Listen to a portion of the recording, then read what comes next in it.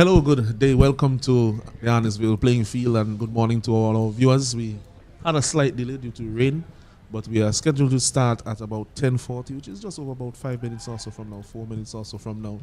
And with me in the commentary box is Stacey Adams. Good morning to you, Stacey. Good morning to you, Alex, and good morning to all the viewers. Yes, and just some information on the teams that are playing today. Guyana, we have the skipper, Mavindra Dindial. We also have Rampatab Ranmat, Sachin Balgobin, Romeo Dionarine. We have Izzat Ton, fast bowler there, Shahid Vera, Jonathan Van Lang, Thaddeus Lovell, Krishna Singh, Riyad Latif, Gulcharan Chulai. Those are the 11 for Guyana today. What about the Barbados team? Yeah, so Barbados, Nathan Seeley, captain, Achilles Brown, Zion Brathwaite, Joshua Dawn, Kyle Jordan, Kyron King, Akeem McCollin, Joshua Morris, Zishan Motara, Jatario Prescott, Ranika Smith to round out the 11. Yes, thank you very much, Stacey. And based on what we have had here so far, we know that Guyana, they have won the toss and they have elected to bowl. What do you think of that decision, Stacey? Well, it's a very predictable decision, I would say. There was a bit of weather around, overcast skies as well, so you expect that the team that won the toss, that they will bowl first to see what the conditions can offer to them early.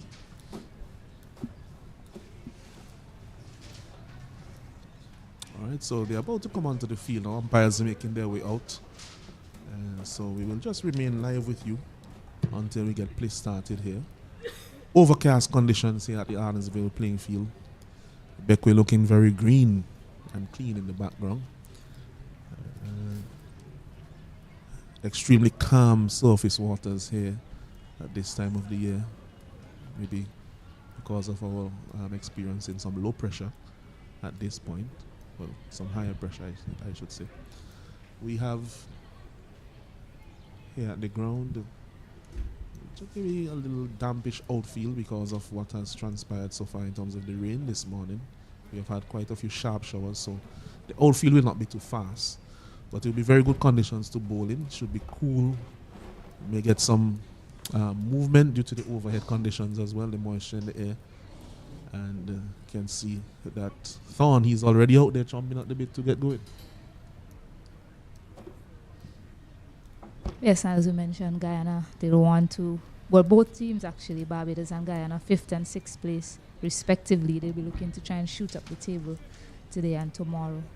A win, an outright win for either team can see them taking that first place. So, rightly so, Isaiah Thorn is out there early. He's the key bowler in this lineup, has the most wickets for them so far, 6 to his name. So he'll be looking to put someone in the back today. Yes, and Thorn has that experience of first-class cricket. He's already in the Guyana senior team. He also bowled quite well for Guyana in the championship, taking quite a few wickets, including a spell against Windward Islands, where he took a fifer. Yeah, and also congratulations to him being named as part of the Barbados Royals team, Isaiah Thorn, along with some of the youngsters here in this competition. It's quite interesting to see about 8 or so of the under-19 players and maybe 1 or 2 of the recent graduates from the under-19 in the squads. Yeah, it's really good to incorporate them in such a setup to gel with some of these experienced members, not just the West Indies experienced players, but the overseas experienced players as well. So it will be a good development process for them being in the CPL tournament. Yeah, what I would want to see as well as we go forward, and you make some good points there, Stacey, and is that we have some of these players also incorporated at the 4-day regional level. Maybe 1 or 2 of the most outstanding ones, even if they don't really play, but get them in and around the setup, maybe just on the camps that the teams have.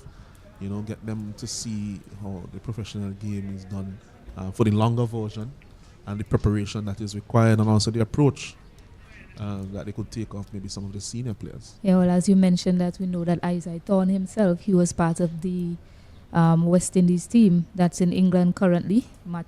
Second match starting tomorrow. He was there on a developmental basis, but he's back here with his under-19 team, looking to try and get them that first win on the board.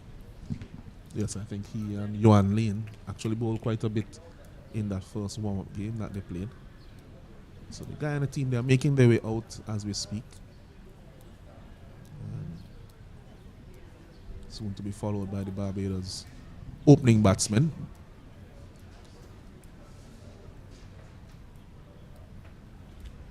So they're ready to go. Just taking the bucket to mark his run-up with some paint. The two openers for Barbados will be Jordan. We expect Jordan and Achilles Brown. Jordan, yes, we are seeing him walk out now. Kyle Jordan had a very belligerent innings a couple of days ago, getting his half century at better than a runner ball. I think that while he was there, Barbados had very high hopes of chasing down that 232 total. Yeah, and it's what was required. Remember last year in the final, Barbados versus Jamaica, they didn't really show any intent, and they went after that score against the Leeward Islands, and Kyle Jordan, he set the pace quite well at the top of the innings. So something different may be required at the beginning here in terms of approach as he faces up to Thorne, who will be a bit of a different prospect than facing up against the Leeward Islands opening bowlers.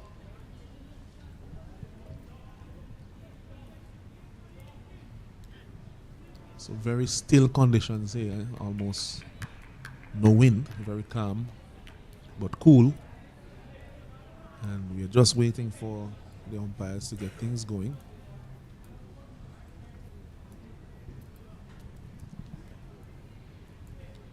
I think the time has already crossed over to 10:43.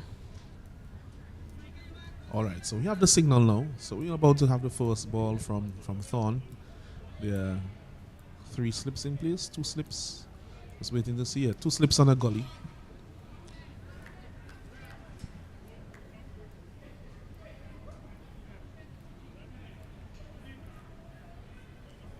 Interesting field here. It's actually a 5-4 field. So by all indications, Thorne will be bowling quite straight, attacking the stumps, which is good with the new ball.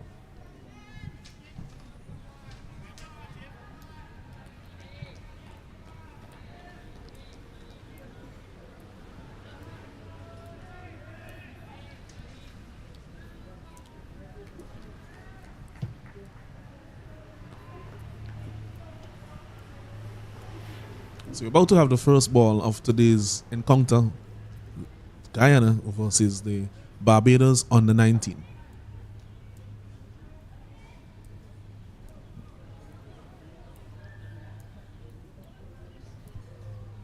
Thorne being very precise in his field setting. Good to see that the bowler is really taking that initiative in setting his field. That's a good delivery. Jags back off the pitch. Had some pace off the inside edge. And the Guyana team, they are very, very boisterous out there, encouraging their bowler. Yeah, they're up for it, Guyana. I have to mention they are 6th place. And they want to have a good start here today. A very good ball to start, and they're backing their bowler, Isaiah Thorne. He has been a part of this Guyana under-19 team. This is his 3rd year.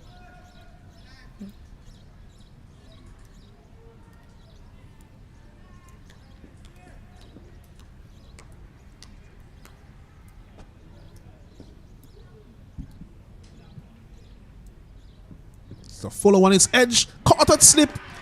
Lovely delivery there from Thorne. Had some away movement, and that's a very good catch by the fielder there at first slip. Just waiting to see his number to confirm who took that catch. Yes, number 6, that's Lovell. Very good catch. Yeah, and that's the line you want to be bowling. The conditions are there for you, overcast conditions. Very nicely bowled there by Isaiah Thorne to get his team up and running. That's a big wicket of Kyle Jordan, the very aggressive Kyle Jordan gone back. Yes, top delivery. If you look at the replay, he wasn't really fully forward to it, but still looking to drive.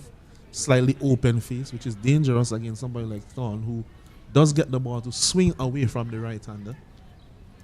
It came in a little bit and then just left him. So a very good delivery, tempting him into the drive. And that's a big wicket to start there for the Guyana team. Joshua Dawn replaces Jordan at the crease.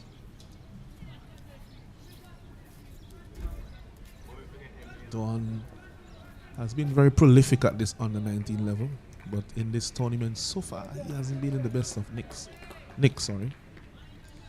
I think his highest score was in that second innings in the previous game, but he hasn't crossed 20 as yet in the tournament, which is not very common for him. Yes, he's a lot better than that, Joshua Dawn, so he'll be hoping to get things up and running in this innings. But Isaiah Thorne is fired up. Right away we see a field change. That man at short square has gone back to the square leg boundary. You might see a short pitch delivery, which I wouldn't really encourage that right now. Isaiah Thorne, he's bowling that, got that wicket with that nice line and length to Kyle Jordan, so I'll encourage him to continue doing the same there. But we see that fielder also. Let's see what sort of delivery he's going to bowl to Joshua Dawn. Maybe it might be the double bluff, or he just has him out there to test him with one or two, keep him on that back foot, so that when he pitches up, then he's half forward.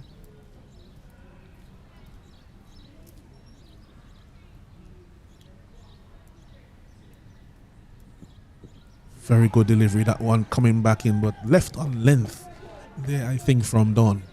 Yeah, very good leave from Joshua Dawn. Getting some bunks there on that occasion, Isaiah Thorne. So well left by Joshua Dawn indeed. Yes, and you could see Lovell there having quite a bit to say to Joshua Dawn.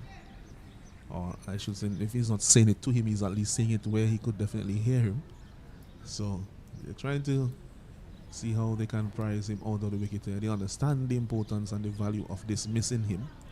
They've already taken a massive wicket in this first over, and they will want to continue doing so. Dawn will have other ideas.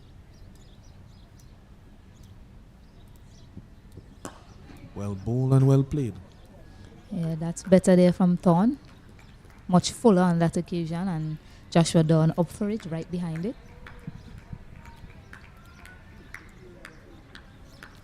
Yes, I think both players, Dawn and Thorne, they have been playing at this level for the last 3 or 4 years. So they have come up from the under 15 level, I think, straight into the under 19 level, both of them. So they've had a few encounters in the past. Both of them were also on that West Indies under 19 team in the under 19 World Cup.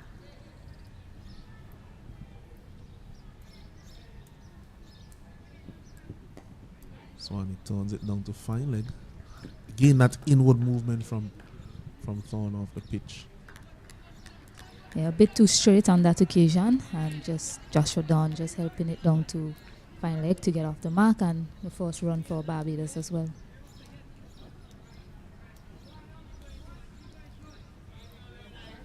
This is going to be one of those overcast and muggy days here at Arnesville. Forecast isn't that bad, but just that it would be overcast. Well, hopefully the rain stays away. We know sometimes that the forecast could be wrong, so we hope that the rain stays away. And we get in a full day's action here. This one is a lovely delivery again. It's left alone by Brown, but it came back after pitching. At the end of the over, it's 1 for 1. Barbados.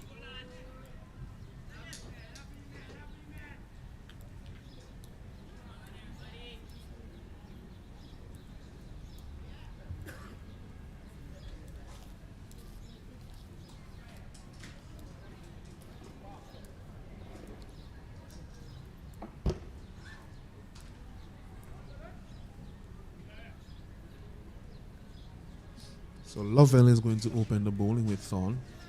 Thaddeus Lovell took that catch at first slip in the first over. It's a nice healthy edge that went to him at a comfortable height, and he was able to complete the catch safely. So if you have a fast bowler who opens the bowling and can feel that first slip, that's a plus for any team.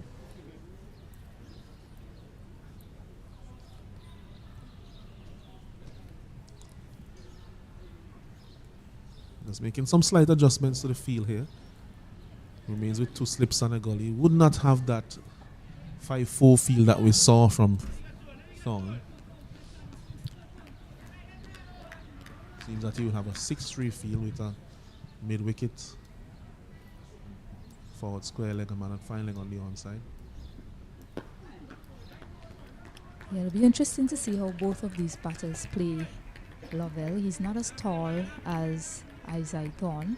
I don't think he'll get as much bounce because you saw in the first over both batters were willing to trust the pitch and trust the bounce and leave on length. So it'll be interesting to see how they go about playing him, Lovell, in this over.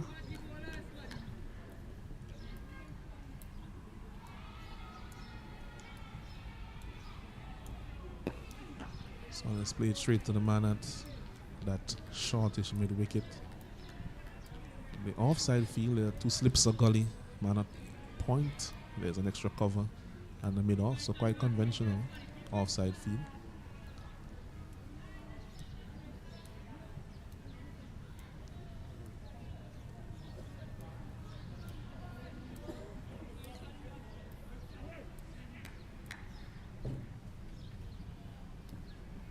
So it's fairly wide outside the off stump. Left alone by Dawn.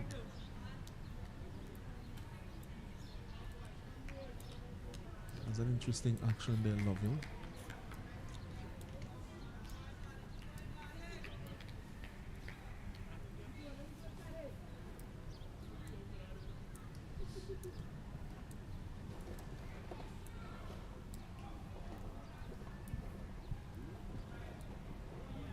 So on another one that's outside the off stump and left alone. So Stacey, I just want to see the replay to see his action there again. We have that opportunity. His first 2 balls, he were a bit straighter. This time he's looking to hang it outside the off stump to the batter, probably looking to tempt him into a drive.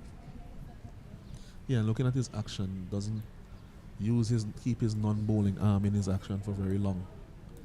It's down at his side quite early. That might be one of the reasons why he's kind of falling to his left.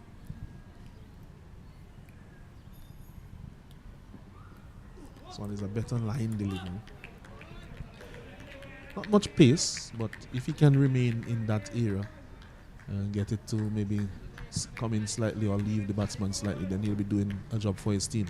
Yeah, and that's what the captain will ask of him, just to hang it outside there, nag away at that line and then just tempt the batters into doing something that they wouldn't want to be doing at this point in time, having lost that early wicket of the aggressive Kyle Jordan.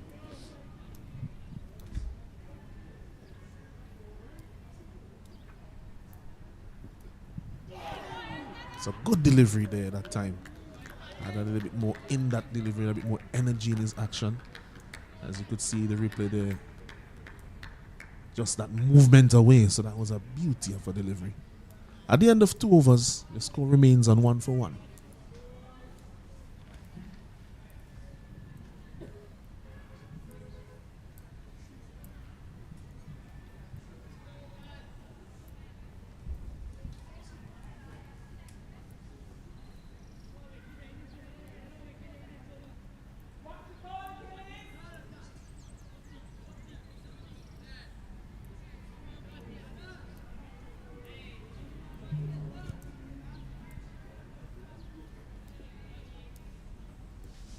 So that's for the benefit of our viewers. We are just confirming that based on what we have received, the information that we have received, that lunch and tea both of them remain as scheduled, even though we started about 45 minutes late this morning.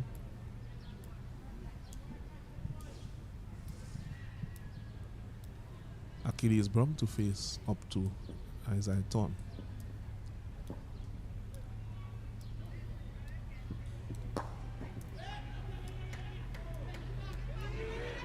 Some confusion here, but gets back home safely in the end. Slight misfield from the man there at mid-wicket. It ricocheted out of the path of the man who was coming around from a wide-ish mid-on. And that was enough to lure Brown into thinking that there was a single, but he was able to get home in the end.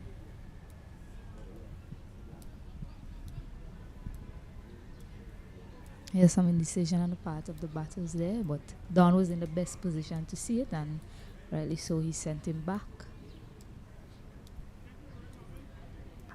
It's a slight change in personnel. As Romeo Dionarine is switched from that position after that slight misfield. Bowled him!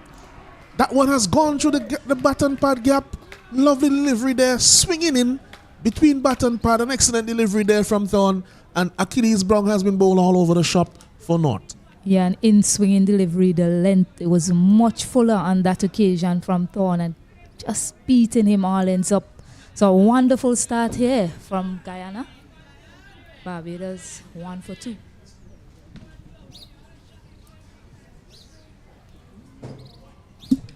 Just looking at the replay there, you could see that one tailing in nicely. A bit of in-swing. Defeating Brown ends up. Was still playing on the walk just a little bit. And found that gap between bat and pad. Yes, right in that gate. Right between that gate. In fact, that gate was quite ajar on that occasion. So it brings Zion Brathwaite to the crease to replace Achilles Brown. But 2 quick wickets here for Thorne, who is really bowling well here at the Annisville playing field. Has his tail up and posing a lot of threat and asking a lot of questions to the Barbados batsmen. Yeah, and just going back to something you mentioned this morning, Alanson, about having these youngsters in the Test cricket setup, and you're seeing Isaiah Thorne having been a part of that. Continue after this delivery. It's a quicker delivery there from Thorne. Overstepping, probably on account of the extra effort. So I was saying, Alanson, what you were mentioning this morning about having these youngsters in the red ball setup. I mean, you're seeing the way Isaiah Thorne is running in this morning and the way he's bowling that fuller Test match length, using the conditions well. I mean, it's really paying off for him being part of that setup in England, and we'll love to see more of that for some of the other youngsters. Absolutely, and you could see that there's a difference in the way he's bowling this year as opposed to his first 2 seasons here. Again, another full delivery. This one defended by Brathwaite, who did put in a bigger stride into the ball than what we saw from Brown. Yeah, and what we're seeing is maturity coming through in Isaiah Thorne. I mean, a few years back we would see him use that short ball a lot, but today he's recognized the conditions and he's bowling to that, bowling that fuller length to these batters. Yes, and I remember when he placed that deep square, like you were saying, that he shouldn't be bowling short, and I agree with you. But if he were to bowl an occasional one, he really should be concentrating on that fuller length, which he has been doing, and getting the ball to nip around just a bit. Yeah, and of course nothing is wrong to bowl in a short one now and again, every over, to shake up the batters, get them on the back foot. But we're seeing him continue on that fuller length. We're seeing a change in field now, as we just spoke about that. We're seeing square leg go back, and an extra man has come out of that slip cordon. It's Riyad Latif on the deep square leg boundary. So on his fuller, driven, nice looking shot there from Brathwaite, but not much intent, so no run.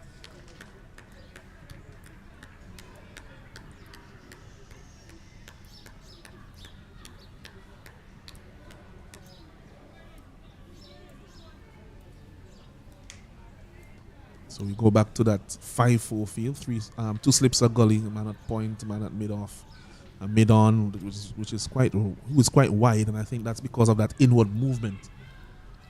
It's likely to go there than to go straighter.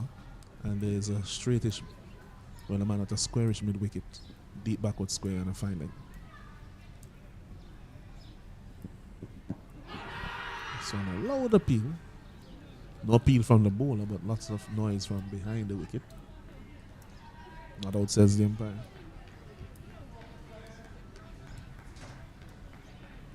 As Thorne is having a really good spell here. It's just started 2 overs. In his second over, Zion Brathwaite, new man on strike. He has 44 runs so far in this tournament.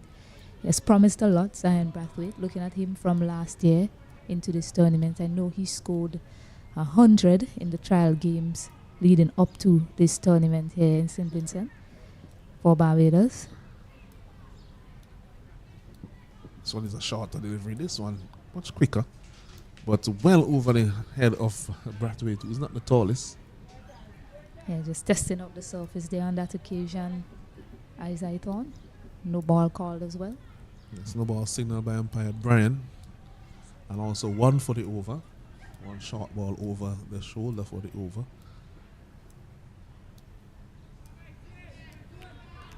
Umpire Brian, Colin Brian, is also joined by umpire Robert Foster, who is at square leg for this game. They are the two officiating umpires.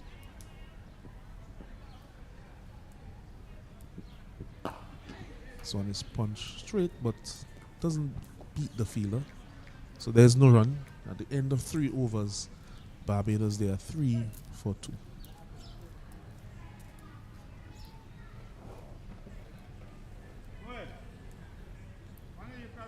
And for those who are just joining us, Guyana won the toss and elected to field first. And they would be very pleased with the start that they have been given by the ace and senior fast bowler Isaiah Thorne, who so far has taken 2 wickets in his 2 overs for 3 runs. Ably supported by Lovell, who bowled a maiden in his first over as well. So the pressure is definitely on the Barbados batsman. They'll be looking to Joshua Dawn to help to claw them out of the situation. Plays this one comfortably back to the bowler. Always seems to have a lot of time when he's batting. Yeah, we've seen him play this sort of innings before. You know, when the team has been under pressure, he's come out and dug them out of that hole. So the same will be required of him here today. Him along with Cyan Brathwaite at the other end.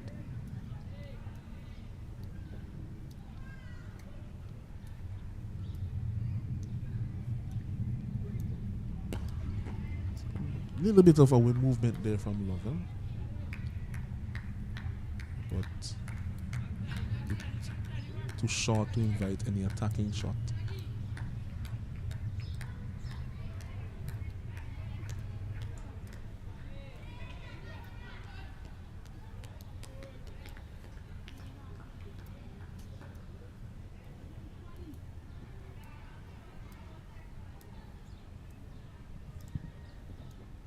This one is a short delivery from Lovell. So he too has tested out the middle of the pitch. Doesn't have the pace of Thorne, but still employing that short delivery.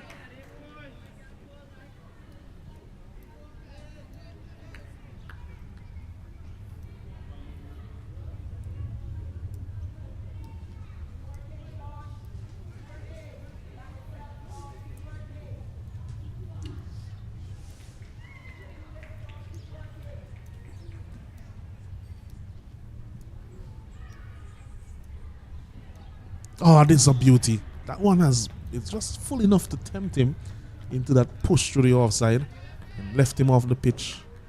Nicely collected there by keeper Vieira. Yeah, it's been a good mixture of delivery so far from Lovell in this over.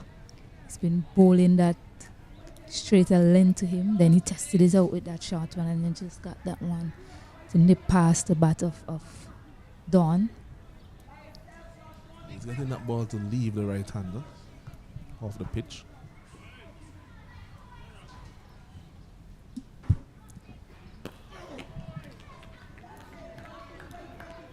And this is impressive bowling here from the Guyanese opening pair. We saw very good opening bowling as well from Leeward Islands and Barbados in the last fixture here at the Arnorsville playing field.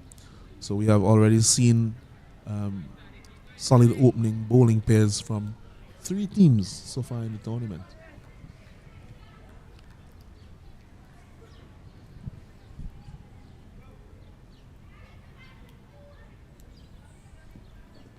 Ooh, and that one has popped. There's a close single here. This should be close. Oh my, I think that with a direct hit, he would have been short. That was good feeling there by Loving off his own bowling. Yeah, had that been a direct hit, I'm afraid Joshua Don would have been heading back to the pavilion. But a good single in the end. 4 for 2 Barbados after 4 overs. Yes, that one, I think he had some hesitation. He was called through by Brathwaite too. Called him quite early. And if he had responded immediately, he may have been quite safe in the end without, even if there was a direct hit. But there was just some slight hesitation there. And that caused his near demise. Yeah, he was a bit on the back foot as well. Having played that shot, unexpected bounce. So Thorne to continue to Dawn this time. Again, jagging back off of a length. I think it might be a wise thing to put in a short leg here because the inside edge is definitely on the threat. Yeah, we've seen it 2 times against Joshua Don in particular.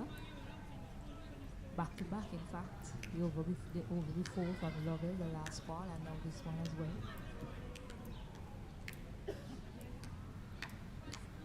Yes, and not the short leg for the short ball per se, but even when he prods forward, that inward movement can get the inner half of the bat or the inside edge and pop off his thigh pad or his batting pad.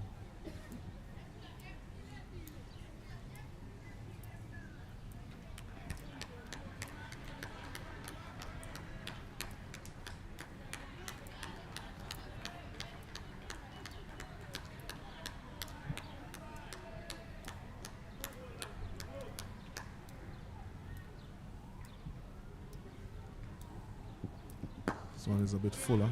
Punch straight by Dawn, but not aggressively. A very good feeling there by the man coming around from the wideish middle on Krishna Singh. Yeah, and I mean, it's a tough period for Barbados and these batters, but what we're seeing from Zion Brathwaite, although he's not on strike, he's looking to get a single still. He's looking for runs. He's showing that intent to score, although he's not on strike. So he's just asking his partner to go along with him. So even the miss hits, he's looking to get a run for his team because runs are valuable, as you know, especially in this 2-day format. This time it's an easy single.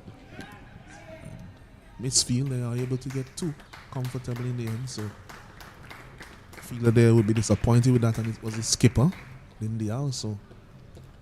Skipper would be very disappointed. Yeah, there you go again. Soft touch and Brathwaite. You saw how quickly he was down, and the misfield allowed them to get 2. So they need to do more of this, the Barbados team. They are under pressure. All of us can see that. But they need to find a way to grind out, to get past this tough period and see what's there to come after this opening pair. So that's mission 1 for Barbados team. These 2 batters to try and see out this opening pair and see what's left to come. Oh, that one is beating him outside the off stump. This one didn't come back in. It went on straight and really defeated Dawn there, who was probably looking for that inward movement that has been characteristic of Thorne so far in his spell. Yeah, Thorne has been thinking his spell really well so far.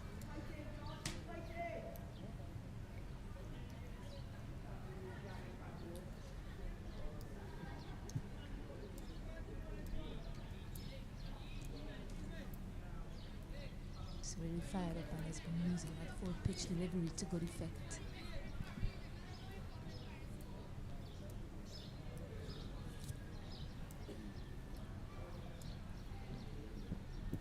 This one is a bit fuller still, but feel well set for what he is doing, which is to get that ball coming in to around midland leg from a line on or just outside the off stump.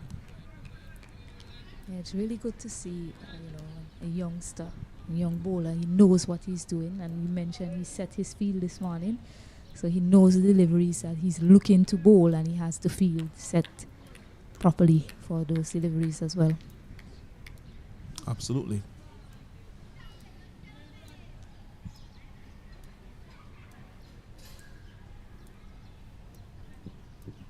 Oh, and this one is off the inside edge. Striking him on the thigh pad, it looks like. And that's the end of over number 5. And the stranglehold continues. 6 for 2. here at the Arnoldville playing field. Stacey, I'm appreciating your comments and your analysis and your feedback. What do you think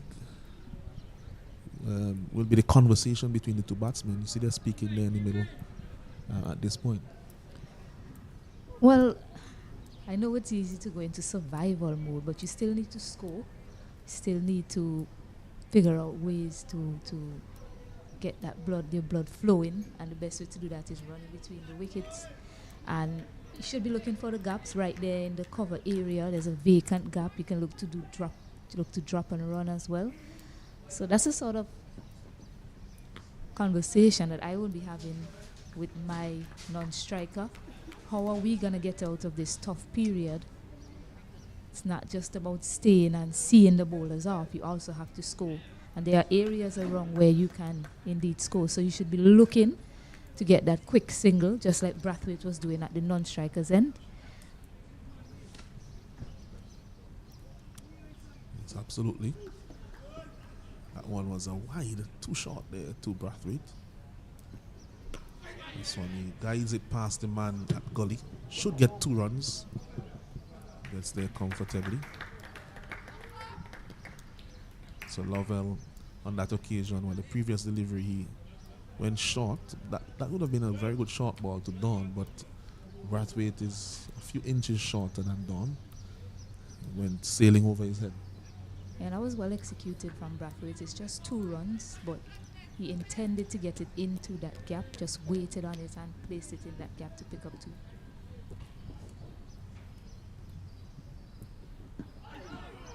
He's getting that ball to nip away off the seam. Even when he pitches it around mid and leg, it is still nipping towards off stump. So he's getting some movement here. And once he gets them in some good areas, he's causing trouble as well, Lovell. Yes, he is indeed. He squared up Zion Brathwaite on that occasion. The ball before that he was able to get into that gap was wider. This time he straightened his line.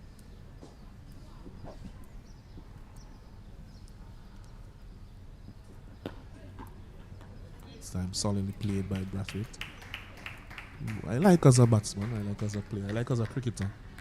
He always seems to have the right intensity for the sport.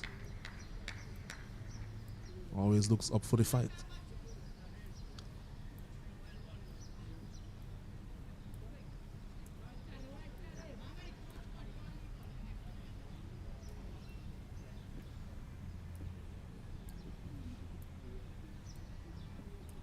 This one is driven, but well fielded by the man at extra cover. Comes around there. Sachin Balgobin.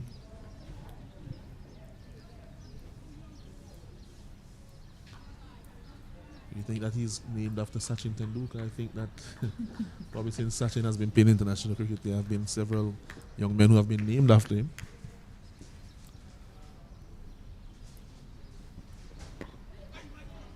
This one is shorter. Getting on top of it in the end and played it safely down. Yeah, well, a lot of Sachins around the world is named after the great man Sachin Tendulkar, surely. Should get the story behind his name at some point in time. Alanson? Yes, we'll do our investigations as per usual over the next day or two, as the clouds have lifted just a bit here at Arnesville. This one pops up again just down the pitch. I've been asking for somebody just under the lid, and not for the short bowling, but for these deliveries that, you know, just there or thereabouts on the middle or mid and leg stump. That one on that occasion seemed to come directly off the pad, but there's also a chance for the inside edge to pop off the pad. Yeah, we've seen uncertainty from both batters with the ball in that region. They're not quite sure whether to go back or go forward. They've been stuck on the crease and they've been getting that kind of bounce that it's been going into the outside. So rightly said, Alanson, a short leg might be in business. Yeah, so 9 for 2 at the end of 6 overs. As we said before, very disciplined start here from the bowlers. 1 or 2 wides. I think I saw 1 or 2 no balls as well. but all within the realm of trying to set the batsman up in terms of the shorter deliveries that were just a bit too high. So Dawn, you'll be facing Thorn. Bit of a tongue twister there. Lovely Yorker delivery, but well played by Dawn. Watch it all the way. But he had some inward movement. Yes, and that's one of his strengths. Joshua Dawn plays the ball quite late. So he has a benefit of watching it all the way onto his bat. Looks up for it. As you mentioned, it hasn't been his tournament so far. But today could be his day. Barbados team will be hoping for that. Yeah, and I think what this pair would be thinking to themselves that we really need to see off these two bowlers. We don't want to expose any more of our batsmen to this bowling.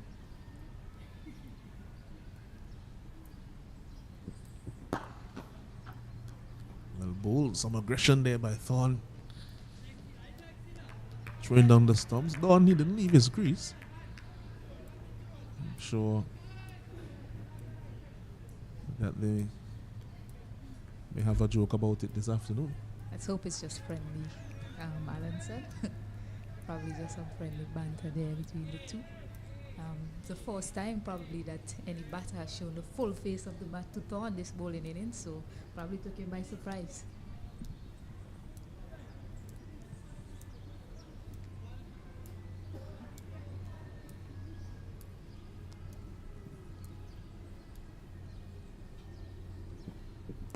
Another good delivery, testing delivery, coming in just off the off stump towards that middle stump.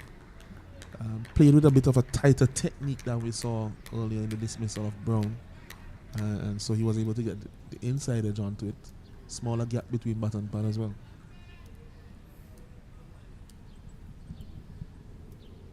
So a searching spell here. So far also an incisive spell from Thorn. He's still looking for a few more wickets for his team. This Barbados pair will be trying to avert his threat.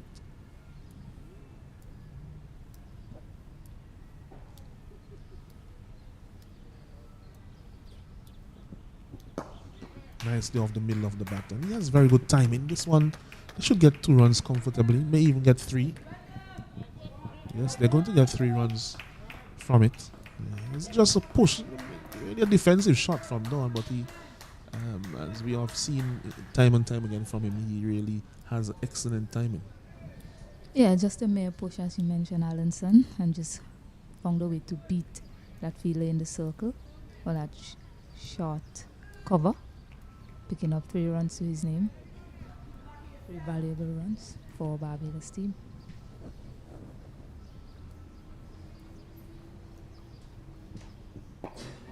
Ooh, and that one again, that threatening delivery. He has to be careful there.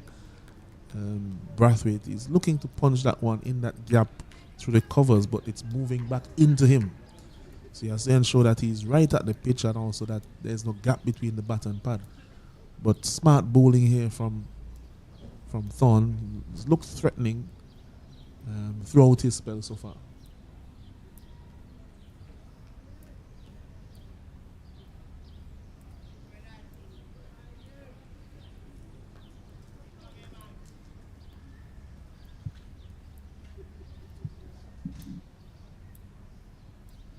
It's a short delivery. Too short for Brathwaite, as we mentioned before. He's not the tallest of batsmen. And called wide firstly by umpire Foster at square leg, and then by the standing umpire at on that occasion, which is umpire Brian. Also called 1 short ball for the over. Yeah, he's been nice and full so far, Thorn, but just reminding the batters that he can still get it up there.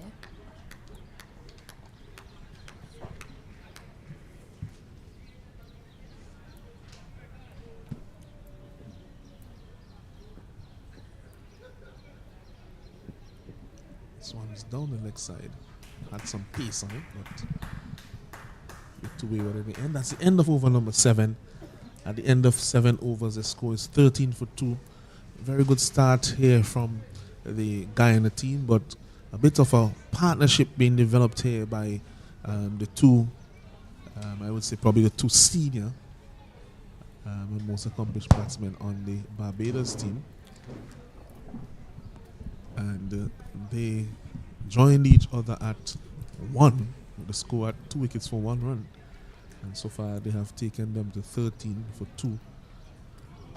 So slight recovery so far. They would want to continue in that vein for quite a bit longer.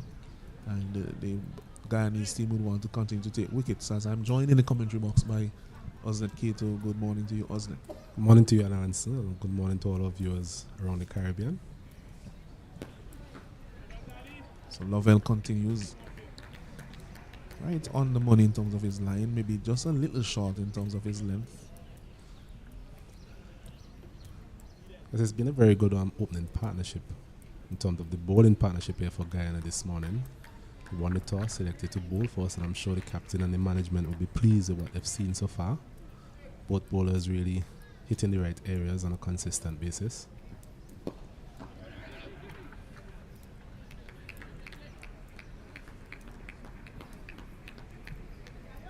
So the field remains as it was from the beginning of the innings for Lovell. So 2 slips, gully.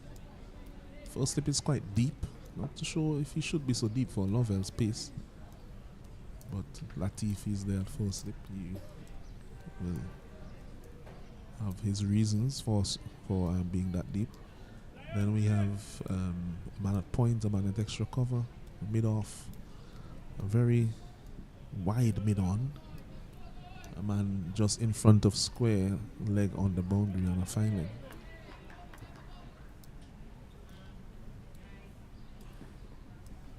So a lifting delivery outside the off stump. Left alone by Don. We mentioned Lovell not having the type of pace that Isaiah Thorne possesses. But what he has had so far is that he's getting the ball to move away from the right-hander. So that has allowed the captain Dindial to keep occupying that slip cordon as well. He's beaten the bat of Dawn on a couple of occasions as well.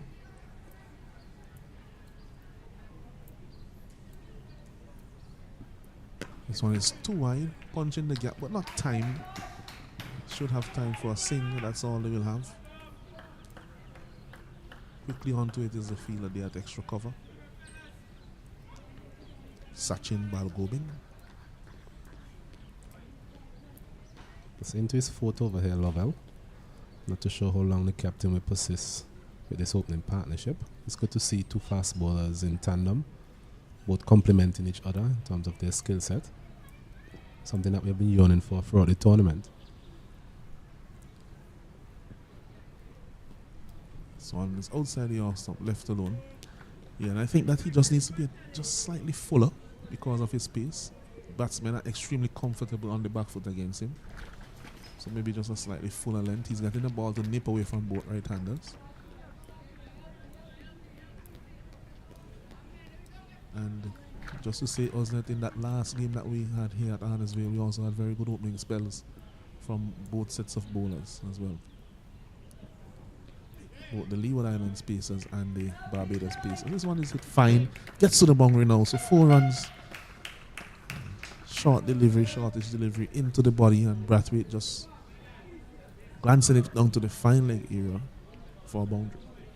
Yes, just hasn't been able to find that consistency we saw in the first 3 overs from him.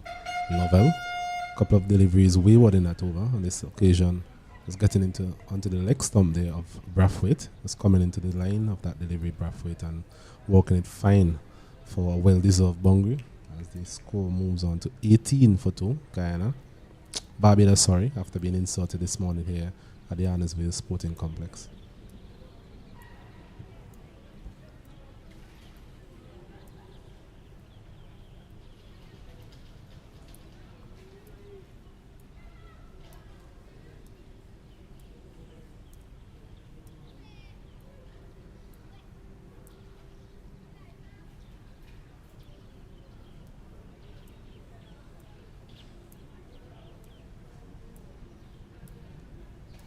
So Thorne, he will be continuing to Dawn.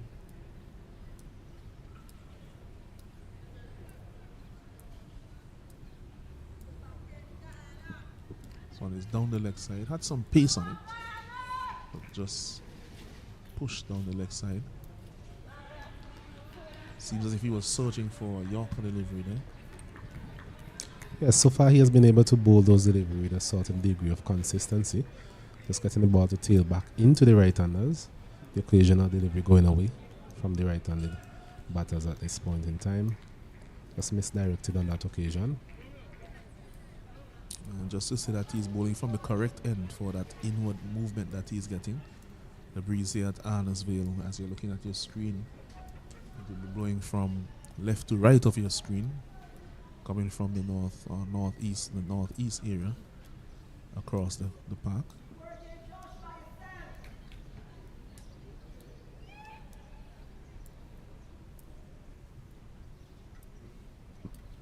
That's a wicked delivery, but well played by Don. And that's very good cricket all round. Very good cricket indeed. Well played there by Joshua Dawn. Was able to drop his hands very quickly, having judged that particular length. The first delivery we've really seen taken off on this wicket. So far, we've seen a bit of a tennis ball bounce. Not really a lot of pace on Isaiah Dawn. He does have pace, and on that occasion was able to extract that extra bit of zip and causing a bit of discomfort there for Joshua Dawn.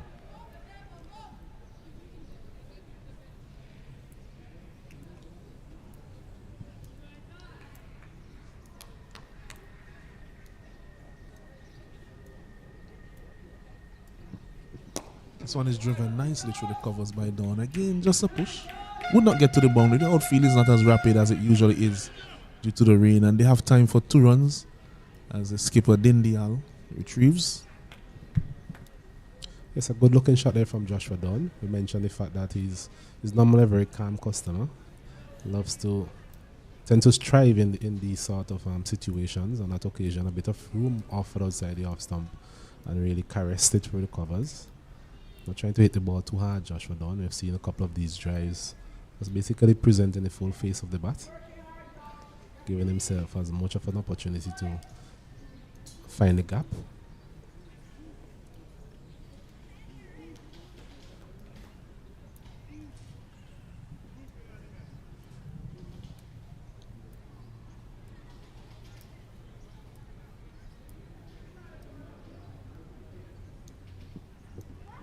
One is a bit wider. Maybe tempted him to see if he will go again. But the length was also pulled back on that delivery.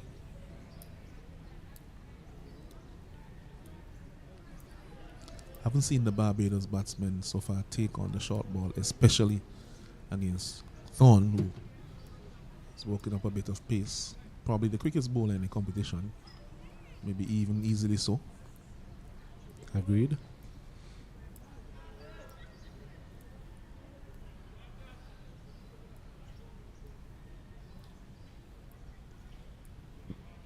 Oh, that's a good Yorker, but well played again by Don.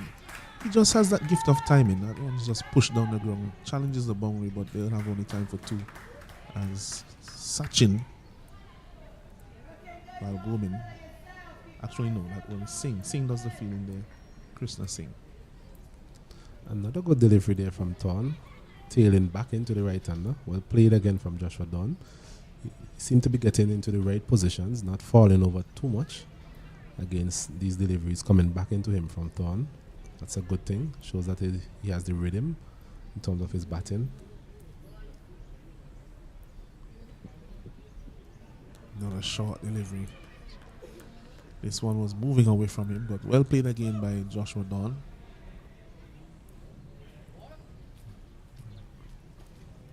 That one also had a bit of pace on it. Well, he has used the short ball sparingly in this spell, Isaiah Dawn. You mentioned earlier when you were on commentary with Stacey and that you've seen some improvement in terms of the lengths that he's bowling. And that is quite visible for all to see, but he tends to use the short ball. We'll get back to that after this delivery. Oh, that's a very good delivery. That's the type of length that we have seen from him all day. Just on and about the off stump, going either way. Well played in the end, we must be said, from Joshua Dawn. As another over comes to an end, at the end of it, Guyana, Barbados after being inserted at 23 for the loss of 2. Yeah, that ball, I think, passed no less than about a millimeter away from the off stump. came back in sharply. At the end, you would say it's a good leave from Don. Once you don't hear that rattle behind, it's always a good leave. Excellent leave. Delivery starting a fair distance outside the off stump, just tailing back in.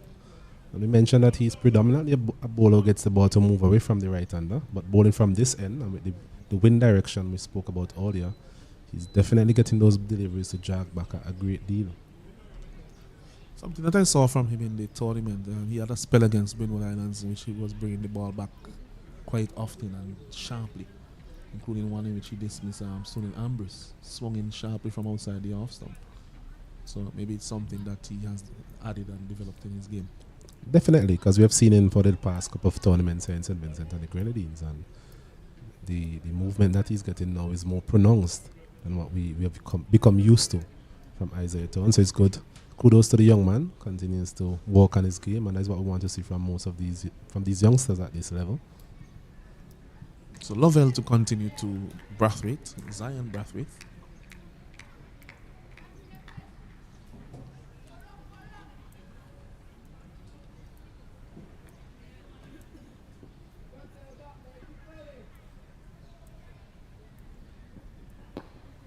Comfortably played. If you are the skipper out there, Osnet, how many more overs do you give to this opening pair of bowlers? Well, they've done a very good job so far in terms of being economical as well as getting those early breakthroughs. Definitely might persist with Isaiah Town from this end, at least give him another over or so. And we've seen in the last couple of overs, Lovell has really struggled to find the consistent line that he started with. So maybe that's the end that you perhaps want to change in terms of another seamer. It's very good conditions for bowling, especially fast bowling, fast medium bowling. Not a lot of sunshine at the moment. Going to be that type of day, overcast. So it's good bowling conditions, and I'm sure that the captain will be hoping that his frontline seamers can make use of these conditions. Oh, he's gone. Looking to drive that one again. I was saying that Lovell should be a bit fuller because he's getting the ball to leave the right-hander. And there was Brathwaite. He was driving that one on the walk. He got a short delivery the ball before, and it may have messed a little bit with his footwork. As you can see there, he really didn't go that far out. He was on the walk, not balanced, edging it to the keeper, who took a neat catch, wicket-keeper Vieira. And so another very important wicket there for the Guyana team. And in response to how long to keep them on, I say, well, basically it's cool. Just bowl them probably until lunch. I'm just joking, but you'll keep them on for a few more overs for sure. Definitely, and that's a very good delivery there. The type of delivery we've seen on a couple of occasions from Lovell. Just hasn't shown the consistency in the last couple of overs. Maybe tiring a bit, but on this occasion managed to get it in the right area, just lowering the batsman there to come forward, not as far forward as he should have, and getting the outside edge. Good catch there from wicket-keeper Vieira. So another important breakthrough for the Guyana team. And as we see Joshua Morris making his way to the wicket at this time to join Joshua Dunn. So two Joshuas at the wicket at this point in time. From a Barbados perspective, they'll be hoping that both of these Joshuas are able to take them to the promised land. Yes, so Morris, who played well in both innings in the previous game, was not out second time around, and made it was top scorer for Barbados in the first innings when they were dismissed for Amiga 81, scoring 26 and 48 in that game, 48 not out. So he will be looking to continue his form, and the team will need him to stay out there with Don. Lovell has his tail up. This one short again.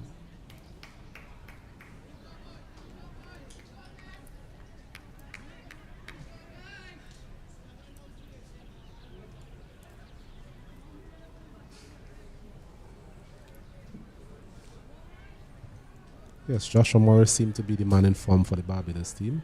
Actually, he has the most runs in the tournament so far, 117 runs. Stats provided by a reliable statistician.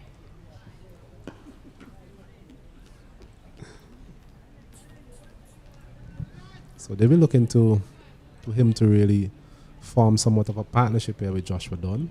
Dunn has been there for a while. He has played well. Morris is naturally an aggressive batsman as well. So he'll be hoping that he can cope that natural. So it's off the mark, tucking it just for a square on the onside. The man was there deep forward square leg. At the end of over number 10, Barbados, they are 24 for 3. 24 for 3. Yes, the Guyana team continued to plug away at the wickets here. Having won the toss this morning, it was always going to be an easy decision for them in terms of sending the opposition in. And it's one thing to send the opposition in, but you need to make all the inroads, and that is exactly what they have done so far. Putting pressure on the Barbados top order, which has generally struggled throughout the tournament. The middle order has really been the forefront of their batting prowess. The likes of Morris and Seeley. So it's good that they're able to get these players in very early, the Guyanese. And they'll be hoping to maintain that type of pressure as we near a lunch break.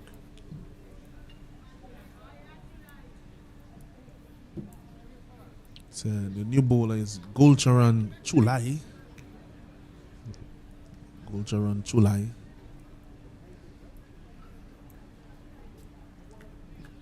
I was hoping for from our perspective that we have made that pronunciation well. Gulcharan Chulai.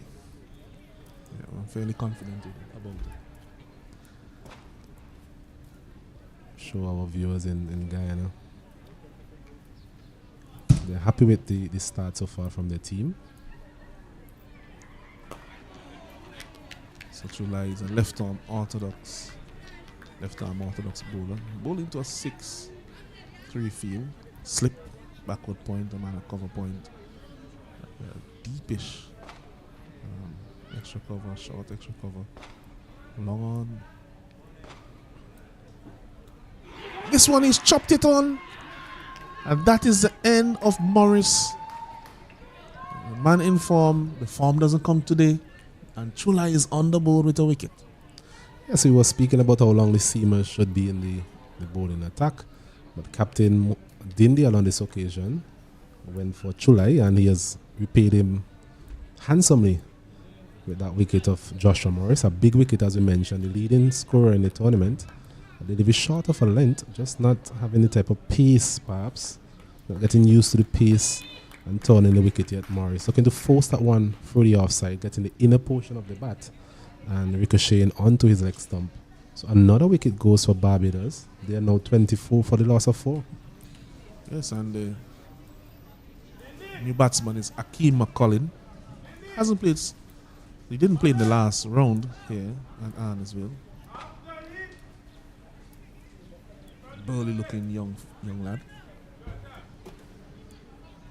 Well, he looks like he can pack a punch, Alanson, but I'm not sure that aspect of his batting is needed at this point in time. What he will need to do is get a start, get used to the condition, and try form somewhat of a partnership with Joshua Dunn, who has been there from the very beginning, 11 from 36 deliveries. So he has managed to occupy the crease and nullify the threat of the seamers to some extent.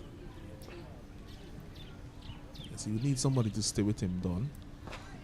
And Chulai, after that early success, will be looking for more.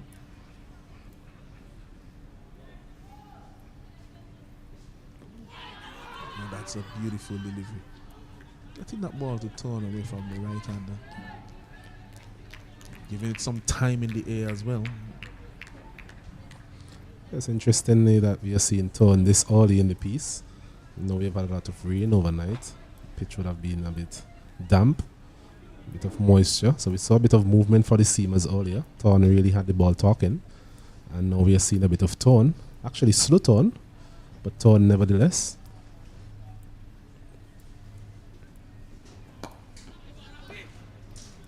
It's driven back down to the man there at mid-off who does the fielding.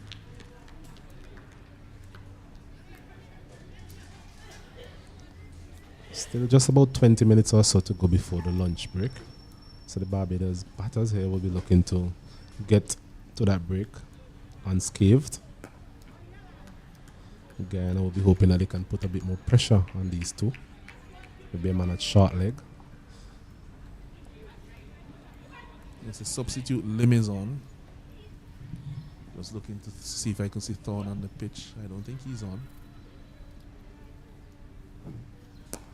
This one is short. It's punching the gap.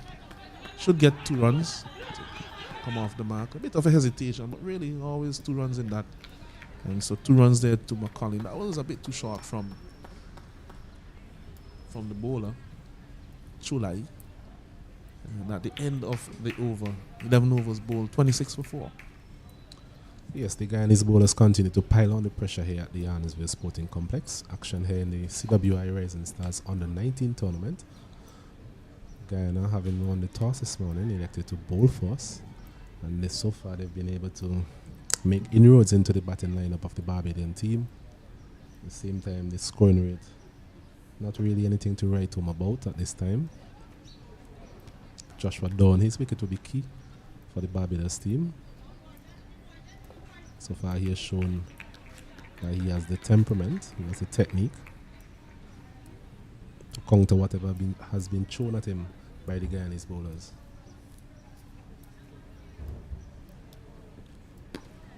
So again, Dawn takes a quick single. McCollin responds. Takes the score up to 27 for 4. Yes, good batting again from Dawn. A delivery short of a length into his body, just working it nicely out to a short mid-wicket region for another single. Don't think the Guyanese team will be too disappointed with that single. At least they bring the new batter McCollin, who's just been there for 4 deliveries, into strike. Lover will be looking to replicate the delivery that he bowled to Zion Brathwaite in the last over.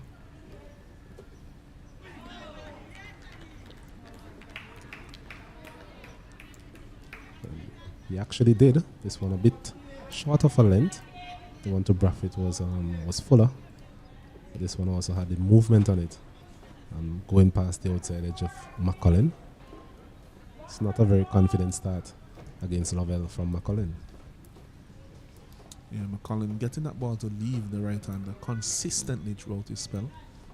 As I mentioned, once he's a bit fuller, he will cause a lot of problems. So he's short again.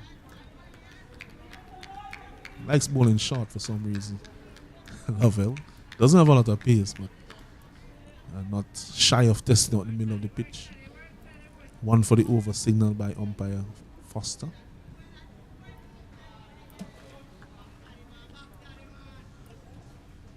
Yes, that delivery a bit too short on that occasion. Would definitely like to see him pitching the ball up a bit more, as he's going to change the angle to come around the wicket. Interesting decision.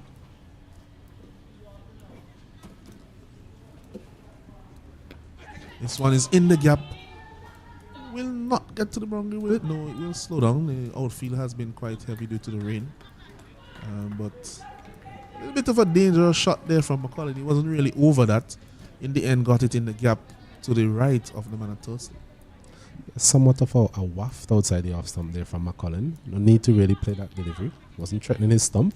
The bowler, right hand bowler coming around the wicket. Pitching that delivery on and about the off stump, moving further away from him.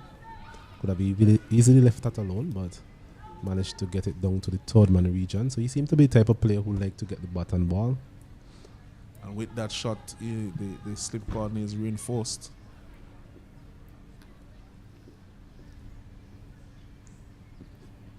This one beats him outside the off stump. So that ball that leaves the right hander will be exaggerated now because of the angle from Lovell. Yes, definitely so, because we mentioned that he has got that ball to move away from the right hander all morning. Tends to just get it to pitch and leave these right handers. So far we haven't seen a left hander from the Barbadian top order. I would have definitely preferred him to stay over the wicket at Lanston, get that ball to angle in, and then move away from the the right-hander. Also brings a lot more dismissal into play. This one is looking to punch it a bit more through the onside. Outer half of the bat goes down to mid-off. And that's the end of the over. After 12 overs, it's 29 for 4. It's a very good over there from Lovell. Challenged the batter on a couple of occasions. 29 for 4. Scoring rate of just over 2 runs per over. So they haven't been able to really get away from the Guyanese, the Barbadian team. But at this point in time, I'm sure they're more concerned about building somewhat of a partnership so that they can give themselves a respectable 4 innings total, having been inserted this morning.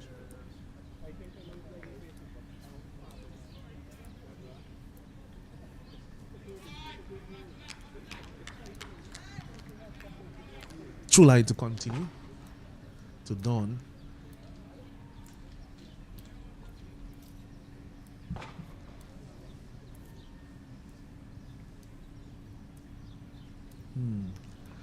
What I've noticed from the bowling of Chulai is that he does get that little bit of drift into the right-hander.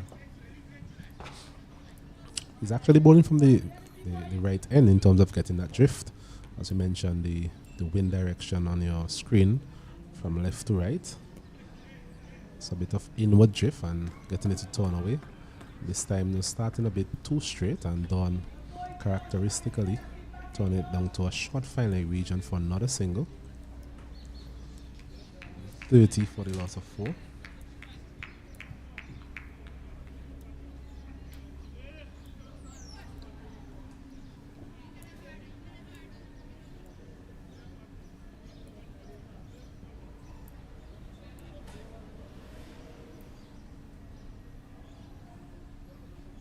So it's quite full, he's edging it, caught that slip. That's wonderful catching there from the Guyanese skipper, it looks like. Yes, Dindial. That one was that was excellent cricket from the Guyanese. Yes, a delivery on outside the off stump. I don't think McCullin really needed to play that delivery. It was always turning away from him. But we mentioned he seemed to be the type of player who likes to feel the ball onto his bat. So he went chasing after that delivery and a very good catch there in the slip cordon. To show who the player is. Actually, Captain Dindial, so a very good catch from him, diving away to his right. And another breakthrough here for the Guyana team. The Barbados, they are 30 for the loss of 5, struggling here. Yeah, looking at that replay, it seems as if he was trying to play against the turn of that delivery. That ball left arm spinner turning away from you. Maybe the drift deceived him a little bit, gave him the impression that it was coming in. And as it hit the pitch, it turned away. And his bat face was closing to the onside. If you just look at that replay one last time, his bat face was closing towards the onside. Have a look there. Turning towards the onside. So a bit of a naughty shot there from McCullin. Better executed if he had tried to play that maybe through the extra cover region. But also not full enough really for the drive, given that the spinner is getting some turn here, Chulai. Yes, I have seen the turn consistently from Chulai since his introduction. You mentioned that delivery just on about the off stump. Wasn't a full length delivery, it was just on a good length, turning away. And you mentioned the close of bat face there from the batter McCullin really led to his downfall. As we see Nathan Seeley, the captain for the Barbadian team, is coming in to face the music. A left arm spinner himself, so he should be pretty comfortable, or at least he should know what he's up against here in the form of Chulai. Should. Don't disagree with you. But it doesn't mean that it would be the case. Nice bounce, nice turn there from Chulai. Left alone by Seeley. We've seen that type of bounce on a couple of occasions now. Chulai, not the shortest man going around, so he will tend to get some bounce as well. This one seemed to be quicker, flatter, well played by Seeley. It's a straighter delivery on that occasion. Has to be careful with that one to play it off the back foot. If it strikes him in front, it'll definitely be a huge appeal for LBW.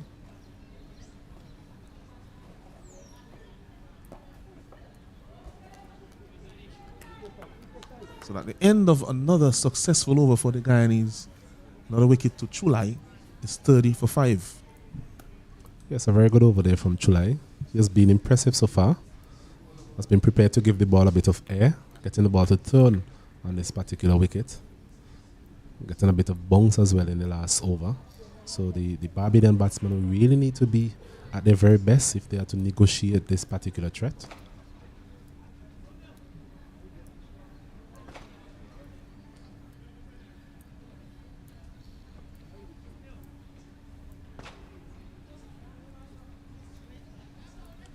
Remember, we have action in for 2 other games. We have Jamaica versus the Leeward Islands. They're playing at the Sinai playing field. And the Windward Islands versus TNT, they're playing at Park Hill. But we have live action for you here at the Arnesville Sporting Complex in the Cricket West Indies Rising Stars Under 19 tournament 2024. We'll get an update on those other games for you in a moment. As we see Lovell will continue into his 7th over. Assisting with that line around the wicket. The last over we mentioned that it was an interesting decision to go around the wicket. Let's see how he goes against Joshua Dunn.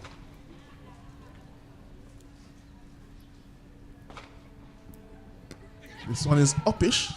A bit of a loose shot there. Time for one, but he really just hung his bat out at that one. What's that? Yes, it wasn't a full-blown cut shot as such. Delivery moving, always moving away from the right-hander. And Don there just hanging his bat out there, similar to what we saw from McCullen in the previous over. I think those type of shots will give the captain a bit of encouragement in terms of strengthening that slip cordon. If both batsmen are prepared to just hang their bats outside the off stump.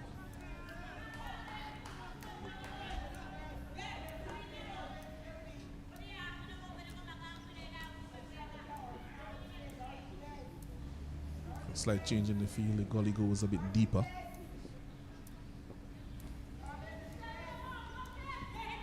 This one, it's a beating him all ends up.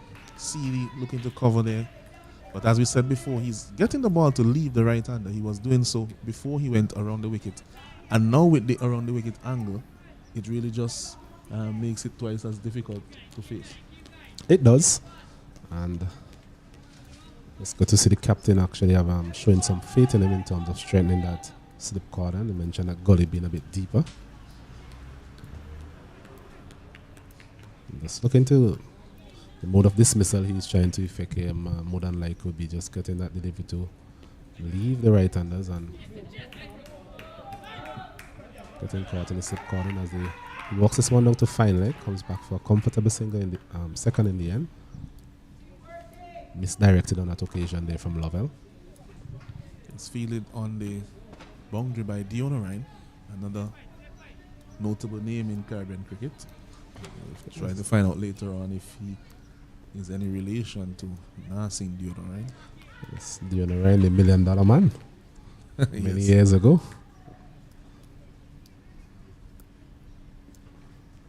This one is very short. It's called wide by the umpire at square leg, and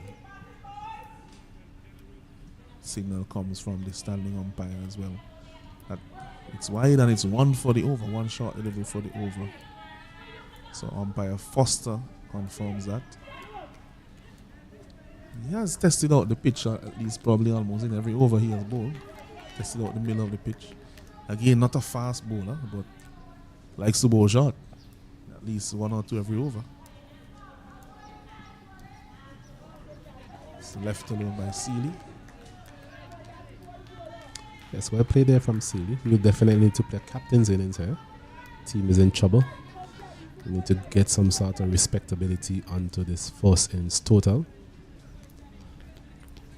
Just about 3 minutes or so before the lunch break. It'll be interesting to see if we can get in another over.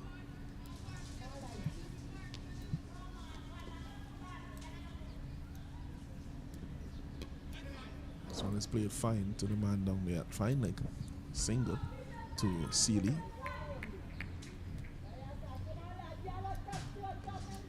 Just another misdirected delivery there from Lovell. Be striving for a bit more pace. And easy pickings really for Nathan Seeley. He's very experienced at this level.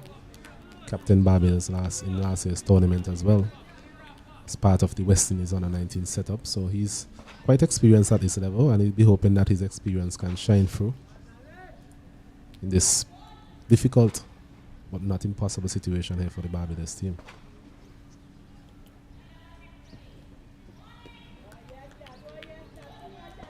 So at the end of the over, it's 35 for 5, a lot depending on this pair. I think that we'll definitely have another over before lunch, wasn't it? Yes, and from a Guyana's perspective, they'll be hoping that they can continue to pile on the pressure here on the Barbadian team. Mentioned this partnership, very important. Both players at the crease are West Indies under 19 internationals. So they'll definitely be looking to let the experience come to the forefront, build somewhat of a partnership, and try and exert the pressure back onto the Guyana team. Chulai will be hoping for the opposite. So far he has bowled beautifully. It's left arm orthodox, getting the ball to turn, getting a bit of drift as well. The only thing for the Guyanese there is the over rate has been quite slow. They have completed 14 overs in about 80 minutes. Well, 70 minutes. 73 minutes actually. That's a beautiful delivery there from Chulai again. Beating Seeley's forward prod.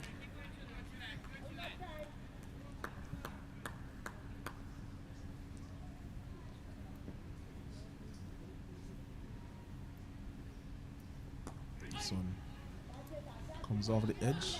Slight misfield, no chance of a run. Yes, I think in terms of the over rate, we have had 12 overs of seam. 7 from Lovell, 5 from Thorne, so that would have slowed down the over rate. Shouldn't have, but modern day cricket is like that. In terms of fast bowlers taking a bit more time to get their overs through.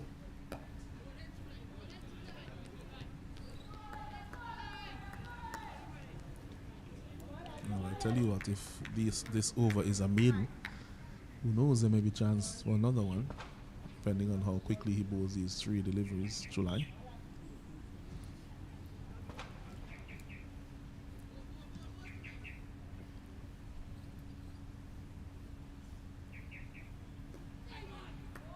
And of course, I think that Seeley is forming his mind that he's trying to survive until lunch. He won't be trying anything extraordinary here as second slip comes in. Just to prime out. This is good captaincy from Dindial.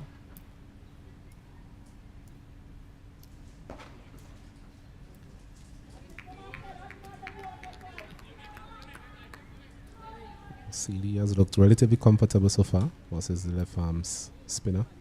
Mention the fact that he himself is a left arm spinner. He should really be comfortable with what is coming down at him. Is this the last ball before lunch? Good delivery, but seems to have gotten the inside edge. But that one came in with the arm ball there. Really testing spell so far from Chulai, who has been very impressive in his short spell. And that is lunch here at the Arnesville playing field. Barbados, after being sent into bat at 35 for 5.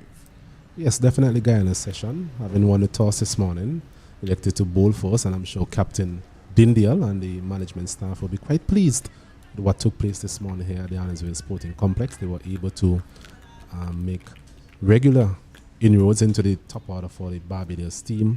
Mentioned coming into this game, the top order batting for the Barbados team hasn't been the best, and the bowling of Thorne and Lovell were able to exploit those relatively lack of form in the top order. And so far, the Guyana team, they'll be pleased with what they have done so far. We're hoping for more of the same when they return after lunch. Yes, there you have it from us at Cato. And with that analysis, Barbados at under 19, 35 for 5. It's lunch time here on day 1. We'll join you. You'll join us back at about 12:40 p.m. for the resumption.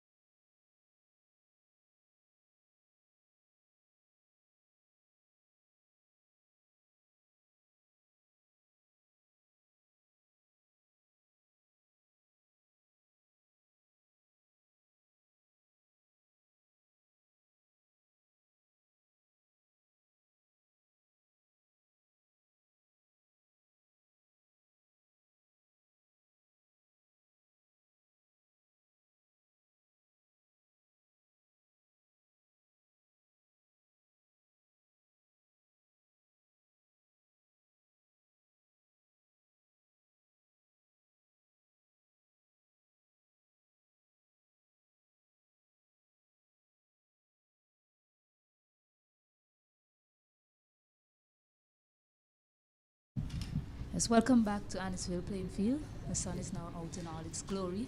Very good sight to see after a murky start this morning.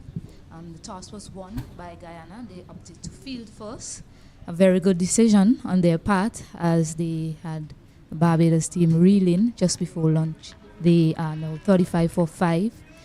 Two experienced batters in the middle though. A lot of work for them still to do. Joshua Dawn is there along with Captain Nathan Seeley. And we see a change of bowling. Jonathan Van Lang has the ball in hand. First delivery, just beating the outside edge of Joshua Dawn. I have with me Kesrick Williams. Welcome to the studio, Kesrick. Yes, good morning to you, Stacey. Should I say good afternoon? I'm a little bit tough now, but it's good to be here, good to be back. Looking at proceedings. Looking at Joshua Dunn in the middle and Nathan Seeley is the captain. They have a lot of work to do. Score is 35 for 5. One was a little bit wide, just outside the line of offside. Just punch. You want to get 4. Joshua Dunn just punched that one just in front of point. Was a little bit late behind of it. Also kept a little low. Yes, also signal a no ball by the umpire. So Jonathan Van Lang, not the start that we've seen from the Guyana team this morning, led by their expeditious pacer Isaac Thorne and backed up by the ever-reliable Gulcharan Chulai. 2 wickets apiece to both of them and supported quite well by Thaddeus Lovell, who has 1 wicket. It's 1 full at that time. Not a lot of pace generated from Jonathan Van Lang so far, so that's a better length and line from him.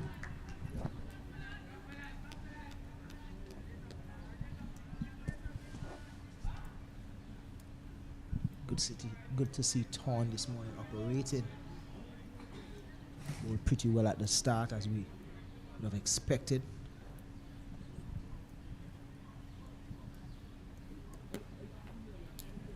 Just off the edge of the bat, stared down to short third man. But I want to say congratulations to Thorne though. Just been selected for Barbados Royals in CPL 2024. Also to Nathan Seeley. A few of these youngsters who are playing in this tournament this year gained himself a selection in the CPL 2024. Nathan Edwards, who was on show the last game here at Arnisville. So it's good to see that the younger players are making their transition into the senior level. Oh, yes, indeed so, Kesrick.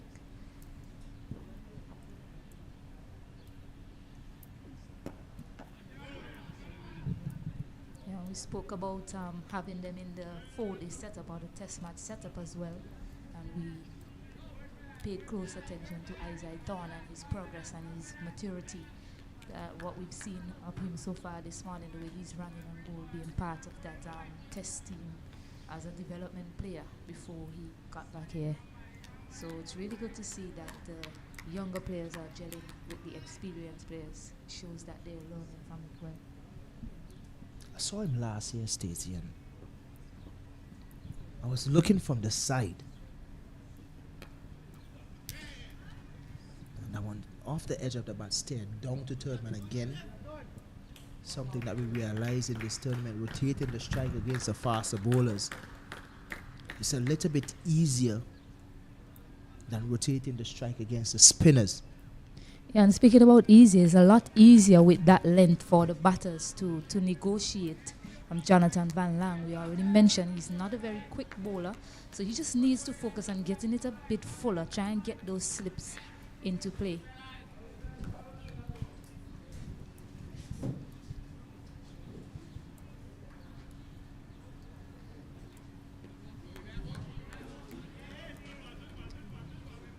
So a dot to finish. The score is 41 for 5 after 16 overs.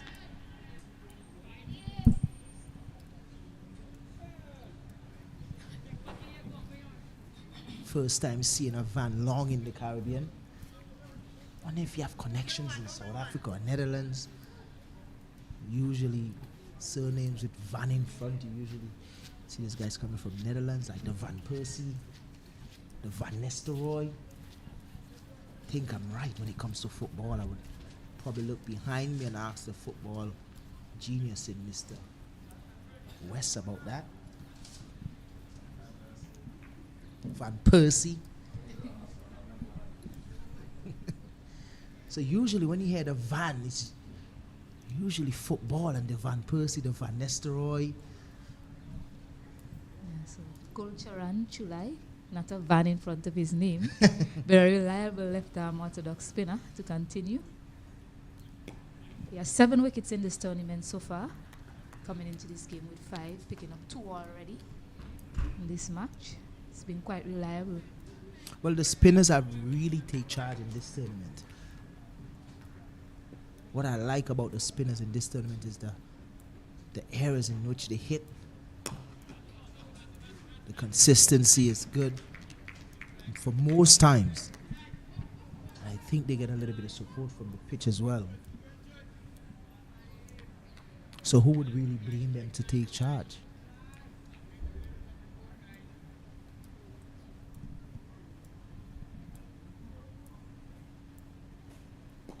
That one badly lined on the line of leg stump. Just flicked the wrong square leg. Should be 2. Joshua Dunn, he's the type of player that likes to take his time. Bats for a long period of time.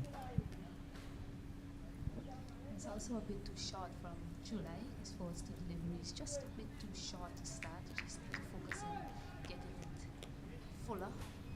It's been the way he's picked up his 2 wickets so far with that fuller length delivery.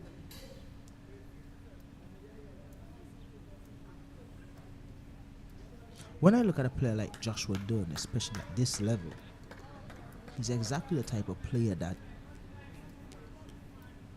Cricket West Indies is looking for, in terms of he's aligned with what CWI is looking for, the temperament, being able to occupy the crease.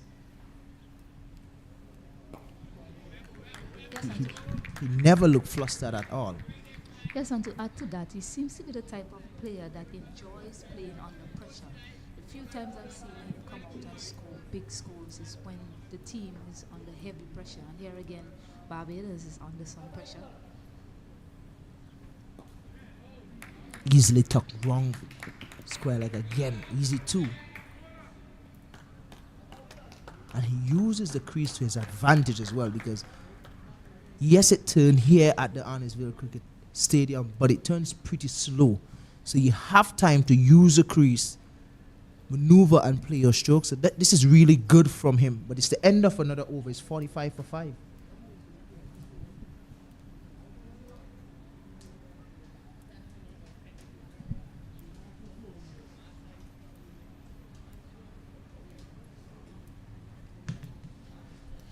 And it's Van Long again. Really have to have a conversation with him after this game to find out. What's his connection like in South Africa or in Netherlands?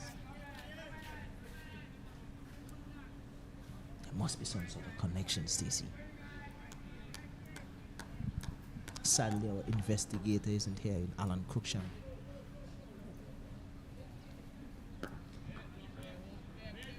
One of the things to note is with colonization. That there was Dutch colonies, English colonies, as well as Spanish. So you will have these sorts of sortings from time to time coming out from various countries, Caribbean countries, that is. Strongly built lad as well.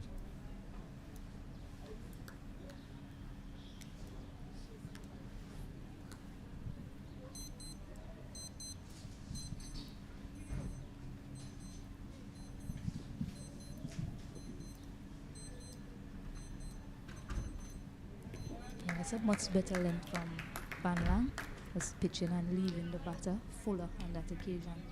So that's where he needs to be. Just stay there. I think that's what his captain is requiring from him today. From what we saw last game, from Nico Smith, the errors he hit against the Leewards team, really was a sight to see. Well, you get to see him in action in the second innings, in the second half, when Barbados ball.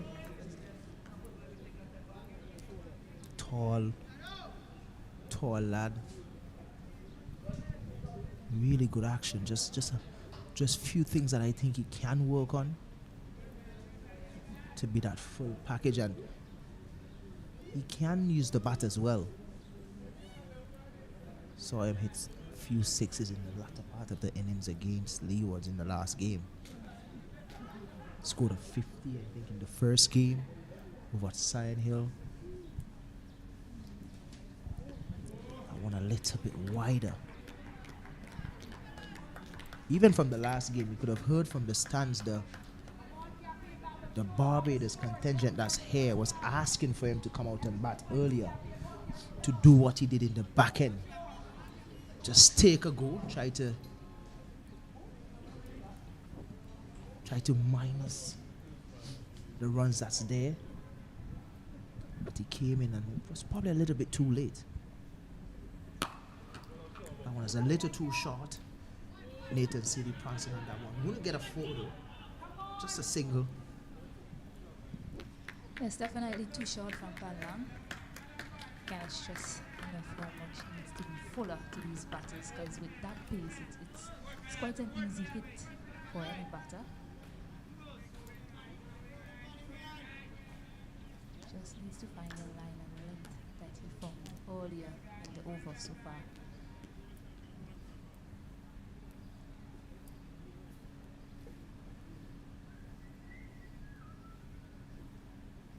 Working along the channels outside the line of the foot stump or so. But it's the end of the over. Dot to end the over. 46 for 5 here at the Honestville Cricket Stadium.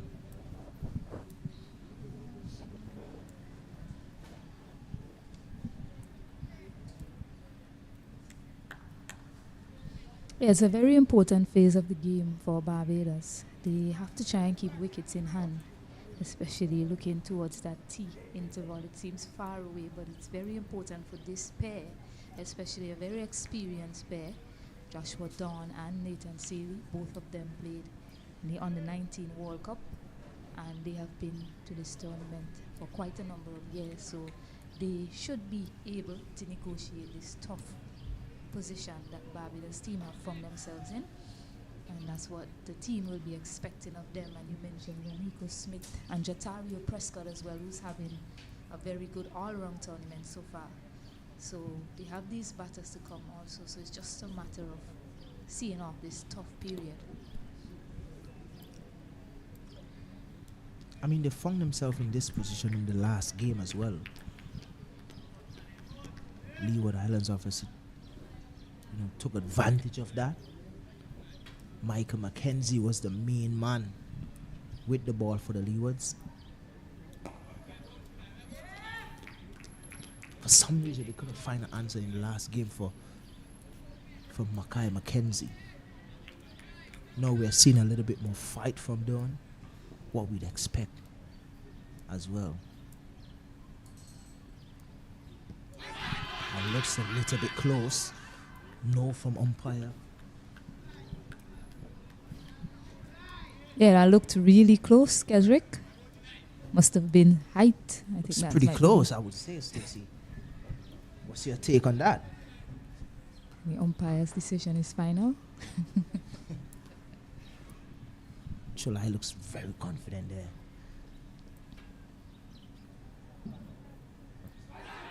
And again, another shot. Just finding the edge this time. Just in front of square leg. Just a single. And so you see that fuller length from Chulai, the way it's causing some problems for the batters. It was a bit too short in his first over, and now he's found his length once more. So causing some problems again, Chulai.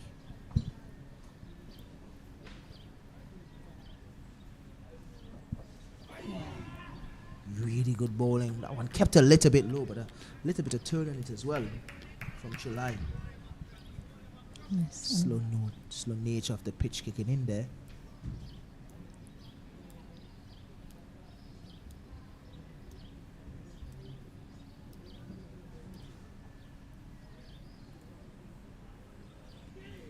Again, this is the sort of area that you would want to consistently be hitting.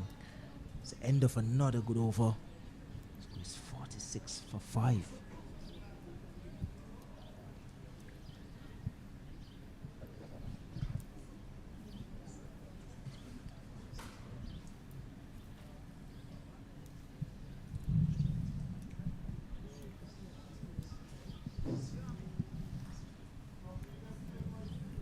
So we'll wait for an update on the score, but it should be 47 for 5. They got a single in that over, in that last over.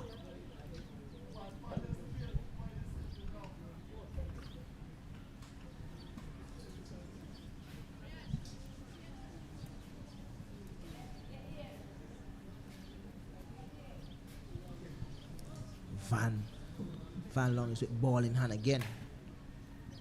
This is his third over.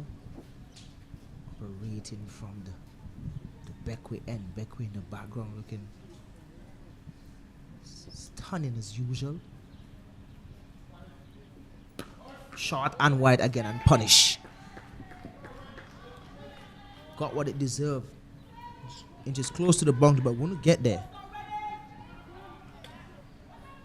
Wouldn't get a 4, but because of the waterlogged outfield here, we had a lot of rain this morning here in St. Vincent. Short and wide, really good shot. Good access to the ball as well. Yeah, wonderful execution from Nathan Seeley. Short, it was slow. Didn't have a lot of pace on it, so all he had to do was wait on it and place it in the gap. Didn't get to the boundary, but 2 important runs still for his team.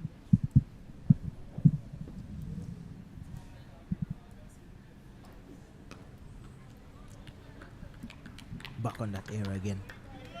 Mr. Long, Van Long. Feel good calling that name, Stacey. I mean, you usually hear that from football. You seem to like that name, Kesrick.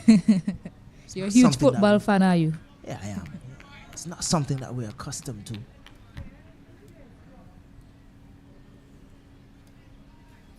When it comes to Trinidad and Guyana, it's usually the Passads, the Sings.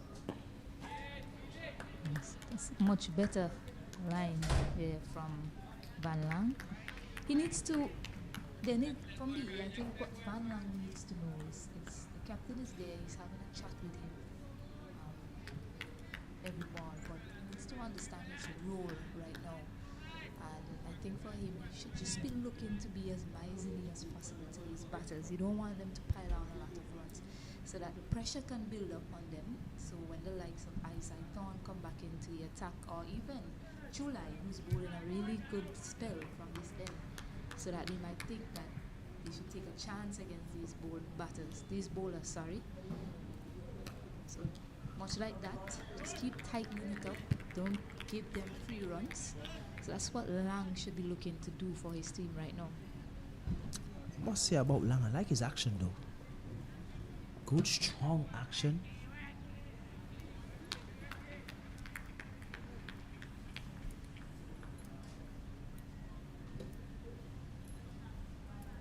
Really liking what I'm seeing from him. I mean, few deliveries. I wouldn't say I'm impressed, but I'm liking it so far in terms of his action. Good, strong action.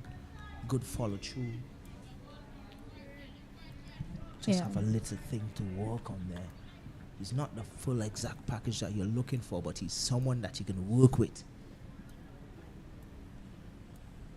Yes, and indeed, and those last 2 deliveries are where he should be looking to be to his batters.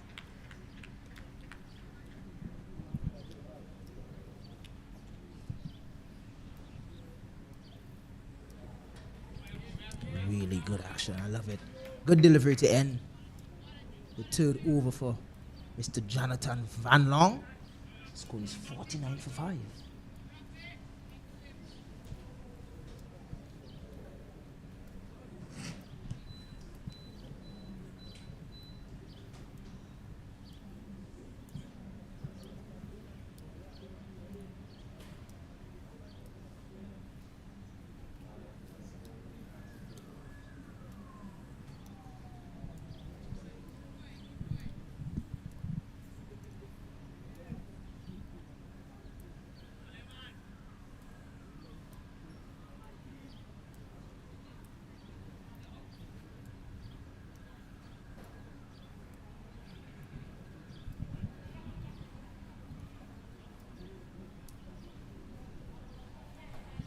been a quiet period so far after the luncheon interval.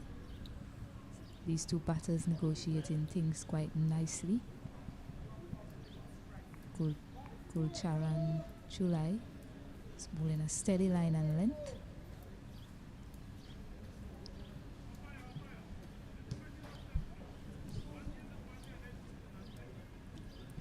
Just looking at July here. So far from what I've seen, a whole 5 overs. 8 for 2. And just after lunch when he has been introduced again, the errors that he has been hitting it's been really good. Created a few problems as well. Still can't see what. Still having a little bit of delay here. I'm not sure what it is about, but umpire Brian is trying to find out as well. Really good flight. Really good flight.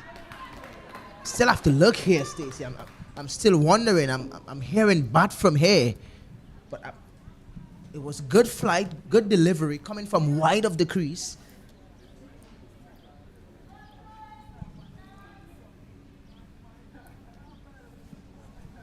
That one looks like it's sliding down just a touch. I mean, I still want to have a look at it again because I want to be as fair as possible.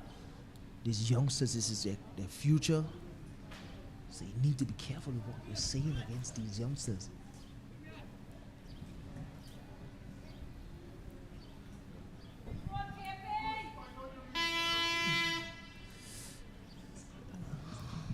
Yeah, he took his time to make his decision, the umpire. I think the thing that tipped it in favor of the bowler would be the length. It was full. Probably a 50-50 call on that one. Definitely, yeah. Stacey. I mean, the fact that he came from so wide of the crease, delivering from wide as well, you may think that it probably going down slightly. But as you said, it's a 50-50 call. Yeah, he took his time. There's nothing we can do about that. He's already on his way back. Yes. Prescott has entered the crease. Yes, Don was looking. I want to see it again, just to please the viewers. Came from pretty wide, and to me, it looks as if it pitched middle and leg. It's kind of a hard decision, but the umpire decision is final, Stacey, and there's nothing we can do about it. Prescott is at the crease. The score is 49 for 6. Yes, and Jatario Prescott is at 86 runs to his name in the tournament. Immediately. Come on, Nathan. So immediately he's looking to get off the mark. Had an opportunity to do it there. Prescott already has a half century to his name in this tournament. Much improved Prescott from last year with bat and ball. So really good to see from a youngster's perspective. It's definitely a single. I mean, Isaiah Torn took a while to get there. Speaking of Isaiah Torn and getting there, he doesn't take a long time to get to you as a batter. That one is driven down the ground again. This time, Sealy accepted. Just a single.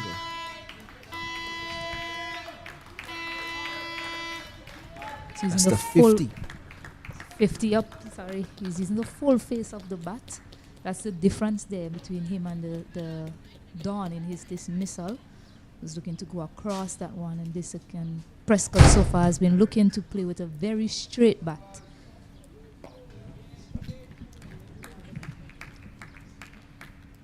Really good nagging length. He's picked up his 3rd wicket.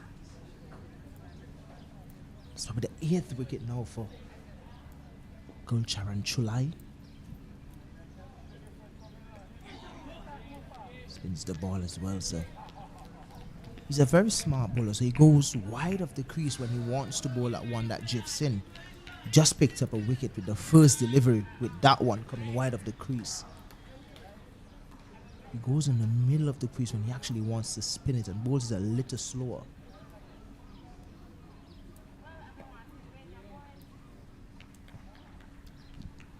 It's the end of the over. End of a successful over. The score is 50 for 6 here as we have a change in the com box. Stacey Adams has left us and we're introducing Mr. Kato. How are you doing?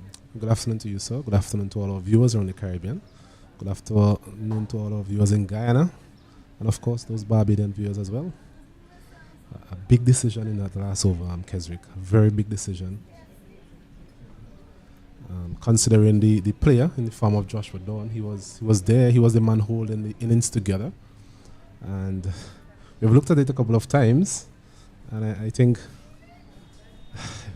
I don't know, it's just a big decision. It wasn't totally convincing to me. It didn't turn back enough, considering the angle from which the bowler was bowling from. So I think Joshua Dawn might consider himself a tad unlucky there, as we see Van Lange to continue, and that's a good delivery there. He's bending his back a bit. Looks to be a strong man, broad shoulders, a strong action as we mentioned before. And the Guyanese here will be looking to take home this advantage, considering the position they're now in. Good short one. I told you I like his action. Good strong action. Have a little bit more work to do. He's a fast bowler, but would like his action is very strong at the crease. With that action, you would definitely get good bounce. The pace is something that you could always work on. But as I'm gonna ask you though, Kato, have you ever heard of Van Long in the Caribbean? It's actually the first time I'm hearing that particular surname. You mentioned earlier it has roots in likes of South Africa and Holland, Dutch, yes. Being a football fan, Holland, sorry, Dutch Holland. Van Persie, we mentioned his name before. Van der Beek recently left Manchester United, thankfully. A big football fan, are you? Yes, indeed, a big Manchester United fan, the biggest club in the world. For those of you who didn't know. Stop it! Stop it! Come on! Stop it, Kato. What as you were saying? Listen. Van Lange here into his 4th over, still getting it through at a reasonable pace. Mentioned he has a very strong action. Captain giving him his support in the form of a slip and a man at gully, quite short.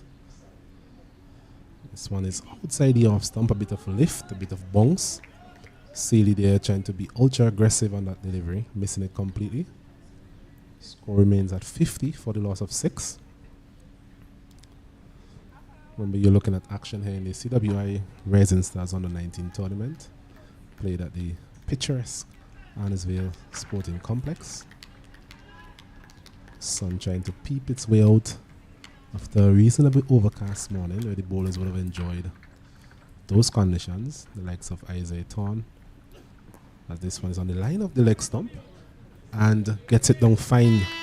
So well played there by CD, a delivery on the line of the leg stump and a beautiful leg glance gets him 4 runs. Yeah, as I mentioned earlier, these batters they get off the strike very easily with the pace. The rotation and strike is a lot easier, but the connection there is really good. It was going down the line of the leg stump. So it was easy pickings. It's already down the leg side. You just need to have a little bit of bat on it, and he did get a little bat on it. Just a correction, it's actually Prescott, man in form as well. This one is outside the off stump again, reaching for it. So he definitely seemed to want to get the ball onto his bat. What I really like about this Barbados team though, but that's the end of the over. It's 54 for 6. Is that when you look at the Prescott and the Smith, 2 fast bowlers here in this Barbados team, they can actually bat. And this is something that you would definitely be happy with. Fast bowlers that can come in and give you that 30, that 35, possibly a 50.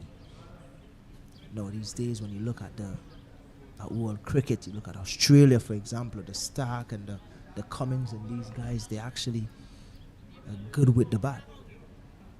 We haven't seen that in the Caribbean for a long time because we mentioned the Shannon Gabriels.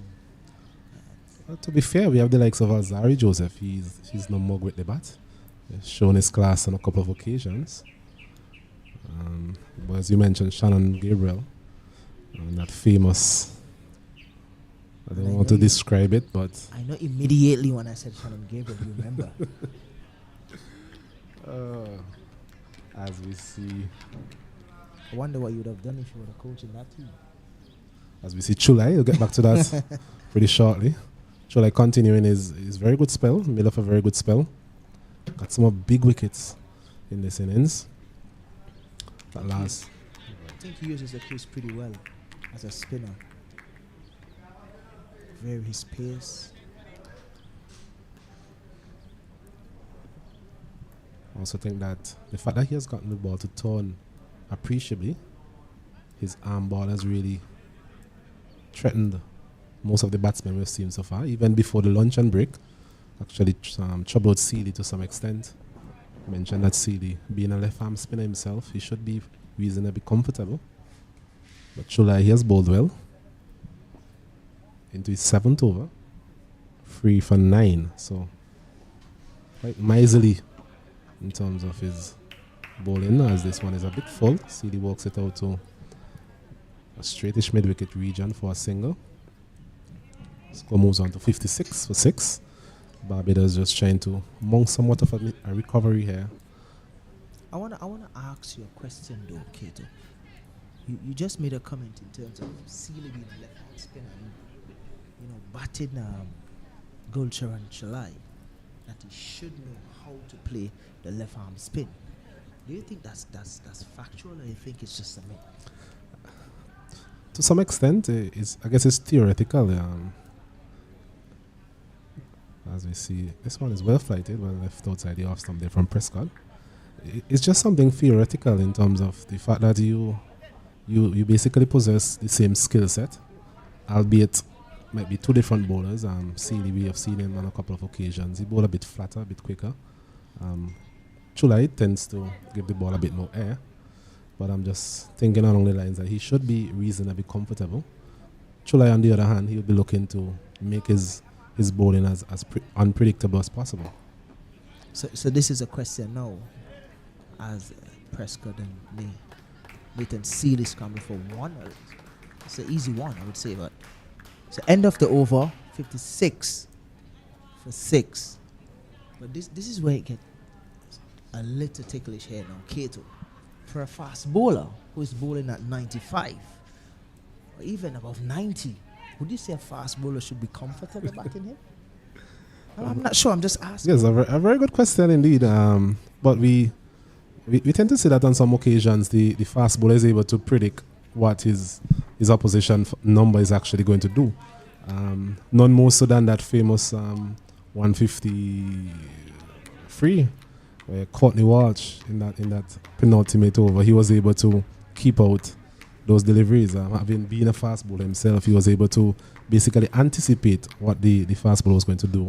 Because I'll tell you what, if I'm bowling at 95, I wouldn't want to face 95. Exactly. It's very scary.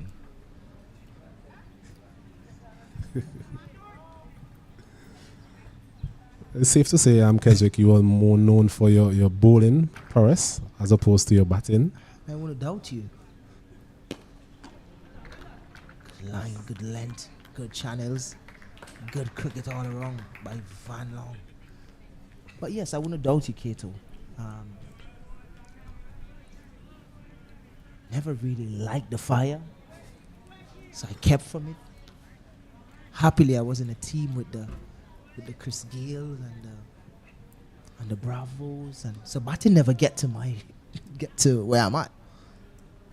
I was just about to mention, as a beautiful delivery there from Van Lange. Whenever he has gotten it right, Keswick, he has looked a very good bowler. Just hasn't been as consistent as we would like. I think looking at him, his run up looks good.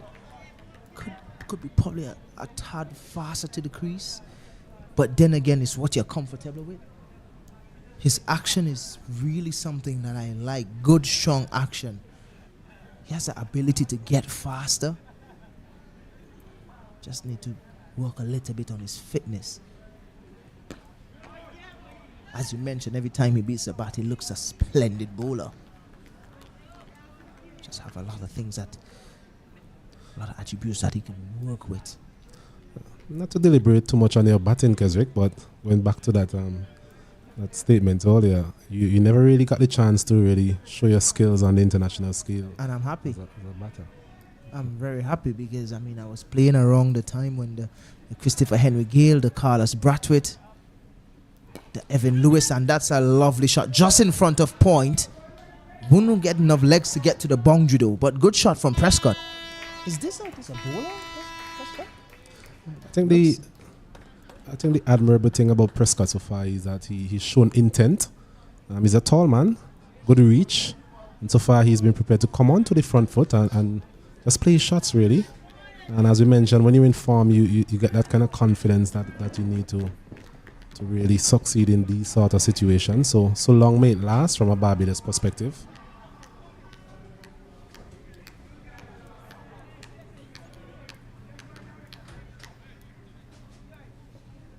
.58 for 6. Barbados struggling here at the Annisville Sporting Complex. This one is short of a length. Again, getting a bit of lift there. Van Launch. Wicketkeeper Vieira failing to collect. I don't want to go back to that statement that he made, but yeah, thanks for the support. You rightly said I never really had the chance to show my batting at the international level. But if I did, it would have been a good sight to see. I like that support, Kato. Thank you very much for that.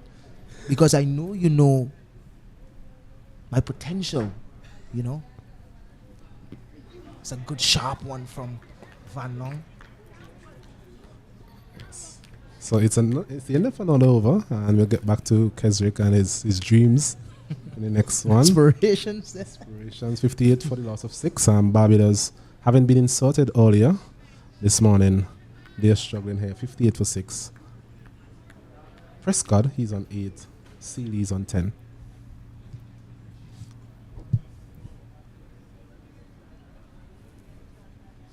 The last game here with Barbados versus the Leewards, they were bowled out for about 81 or so. Now they're 58 for 6. Looking down the barrels of probably being bowled out for under 100 again. Pretty sure that Prescott and the skipper Seeley wouldn't allow that to happen in this game, the first innings. Guyana is looking down the barrel of some bowling points here. Seeley goes big, but a big chunk of the inside.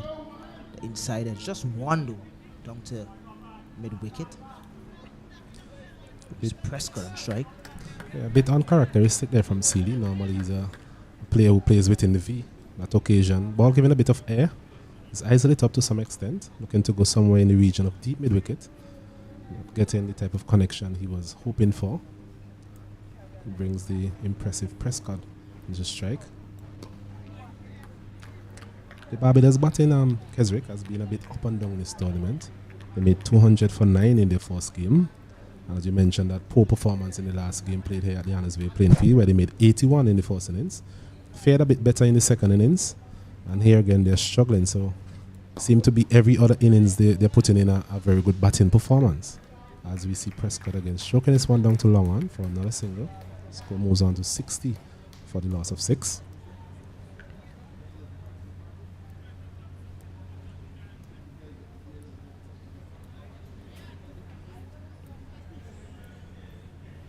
This partnership slowly building. Barbados will be hoping it's a matter of slowly but surely for them as it relates to a reasonable first innings total. This one is flatter.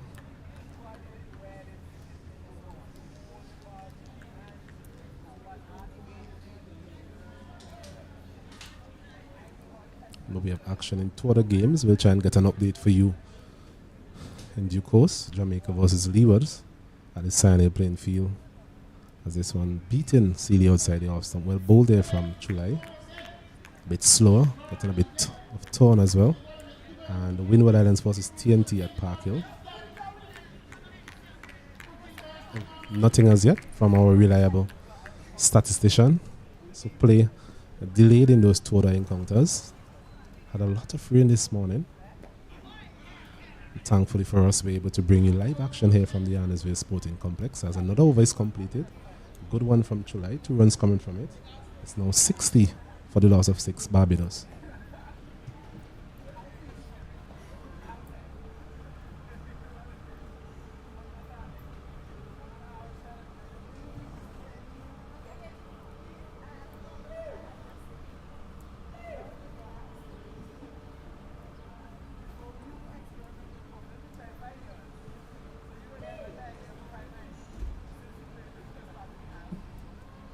So Chulai of have figures of 8 overs, 3 for 8, 3 for 9, sorry.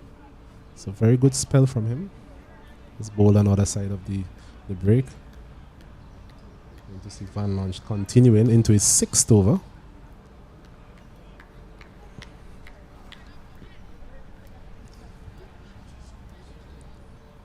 Captain Dindial here would be assessing his options.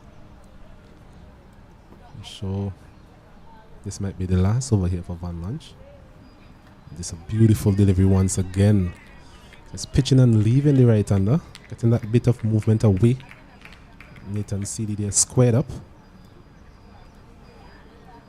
It's a good delivery. Prescott just getting a taste of his own medicine.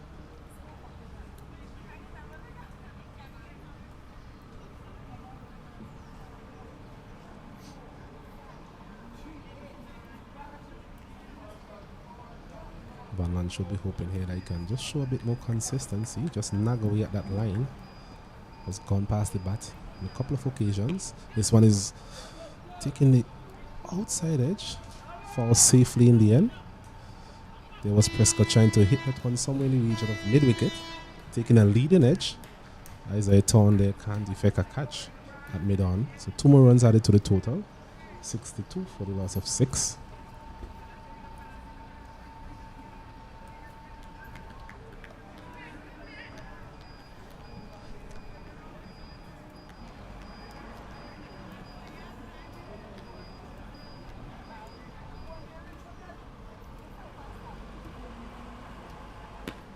Prescott using his feet. Well played. Chance for second. No, I don't think. Well done there by Captain Dindial coming across from mid-off. So Prescott once again showing that positive intent, and that has really paid dividends for him so far in this innings.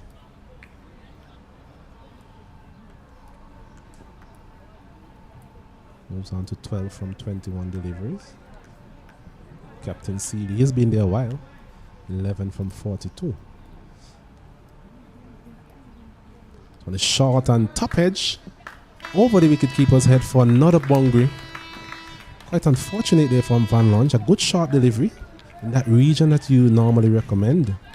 Nathan Seeley went for the pull shot, got a top edge, and in the end, a welcome boundary for himself and Barbados. They move on to 671. Well, that one did get onto him a little quicker than expected. 67, sorry. We did mention how strong an action he has, and he's showing that now. Good quick bumpers. And what I like about him is that his bumpers are not just traveling, they're very steep. It's a good steep bumpers from Van Long.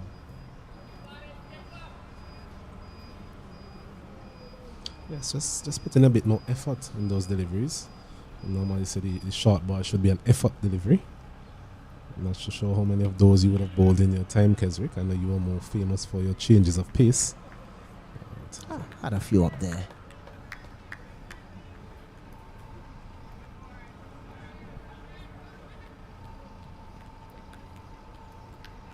.67 for 6. Slow progress, really. Into over number 26. Scoring rate, nothing really to write home about. Still less than 3 runs per over. It's been good cricket. Good contest between bat and ball. Just easily squeezed out to the man at point. No single. But a dot ball to end the over. Score is 67 for 6.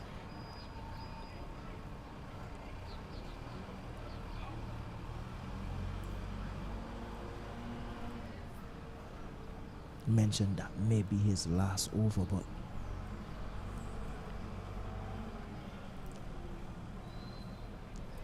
probably bringing back an Isaiah Torn at the top for a few overs. See if he can present the opportunity for a wicket. We actually seen him doing a bit of a warm-up session there on the adjacent pitch. So maybe it won't be too long before we see him being reintroduced into the attack. A bowler like Isaiah Torn, you need to bowl him in short spells, I would say. A nice 4 overs burst, give him a rest, bring him back. Actually bowled 5 overs in his opening spell. The other fast bowler, Lovis, bowled 7. Lovell, sorry, bowled 7.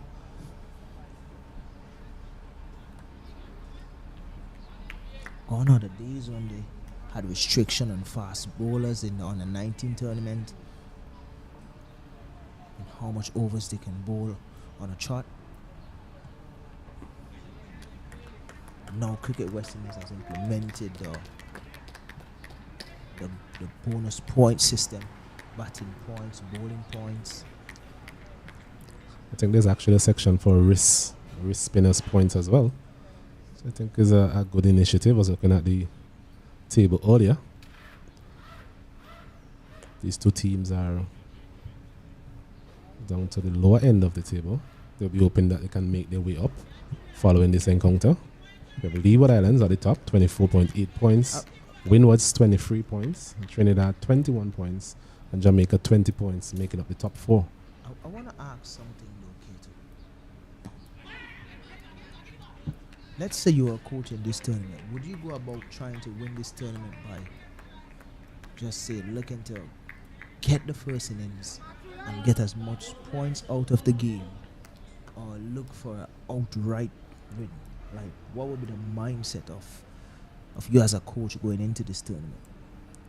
We'll get back to that question, Keswick. It's a very good question as we look at this delivery. Good delivery once again. And it's a conversation that we've had off air in the last game that we played here at the Annesville playing field, in terms of it's very important that if we have to see the development of the cricket in the Caribbean, all of the stakeholders are going in the same direction in terms of what is it that we are looking for from these youngsters. Are we looking to get as much fast bowlers through? Are we looking for wrist spinners? Are we looking for top order players? So all of these are things that we need to get ironed out before the start of the tournament.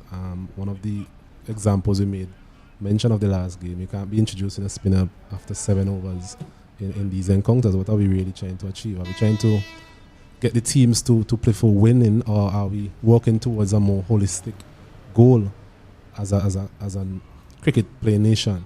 So that's a very good question, and it's something that not only should be answered here on commentary, but it's something that all of the stakeholders in the Caribbean need to ask and get abreast of. But I don't want to cut you because we're having a drinks break, but I want us to have a little chat. But I don't want to cut you. Today's actually the first game that we have had fast bowlers bowling over 10 overs.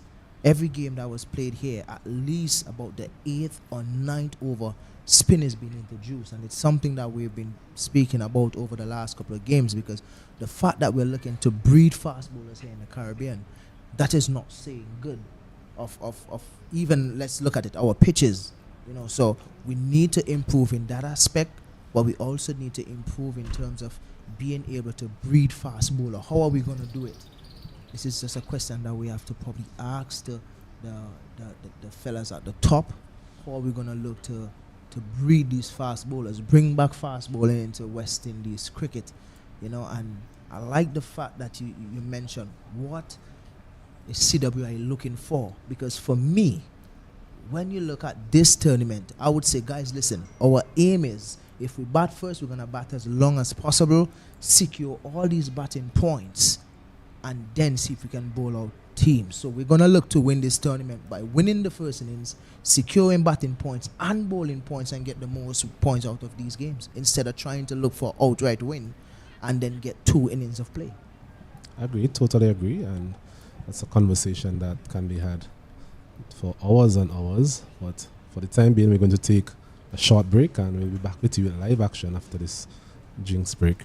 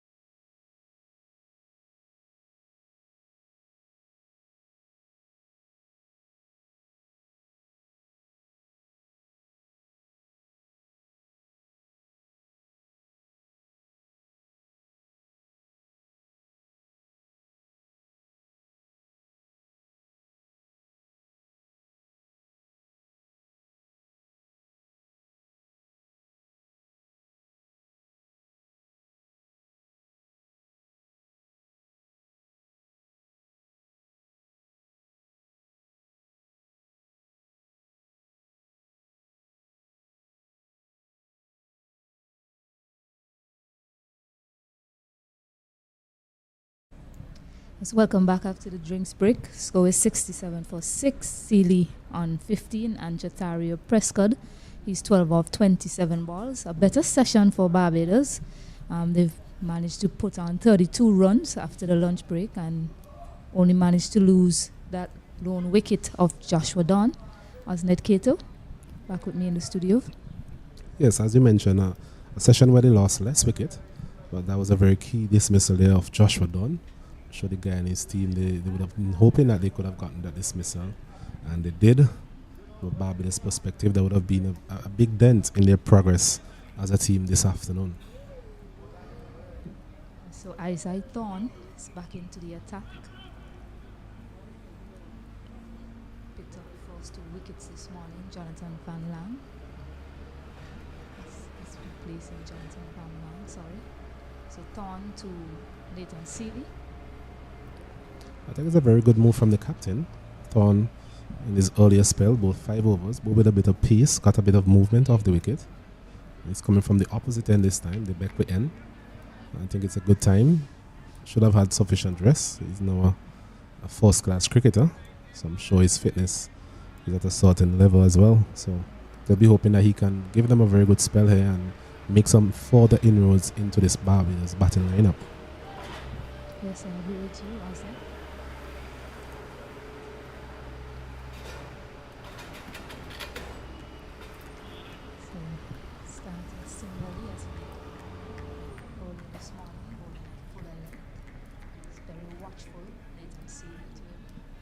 It'll be interesting to see if he gets the same movement that he was getting this morning. This ball is now 27 over zone. He's also bowling from the opposite end. The wind direction is normally from left to right, but it's been rather still all day.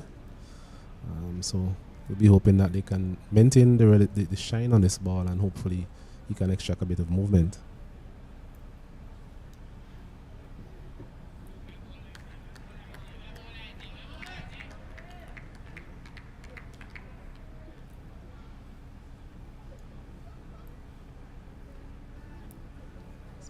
still up as usual.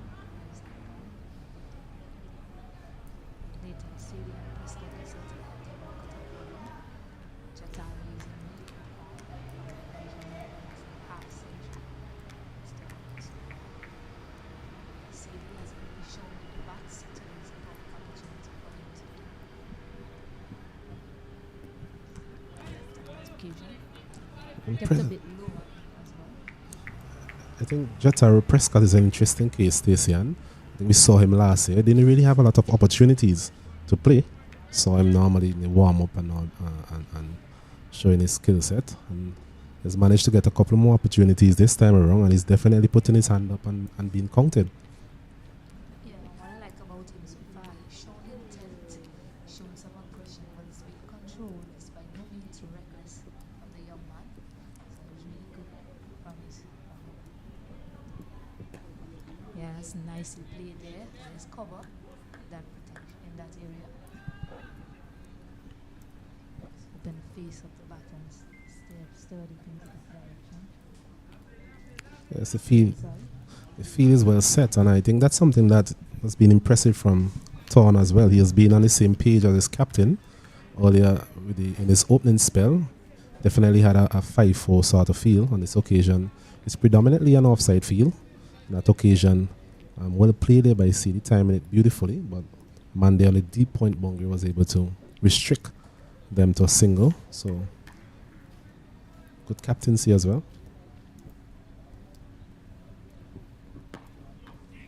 High on his toes, doing well to carry with Prescott. Yeah, and then we've seen Isaac Dawn actually set his field at times, take control, he knows what he's doing, and he sets the field accordingly. For Benja Danger, you mentioned good captaincy. He's been quite busy this morning.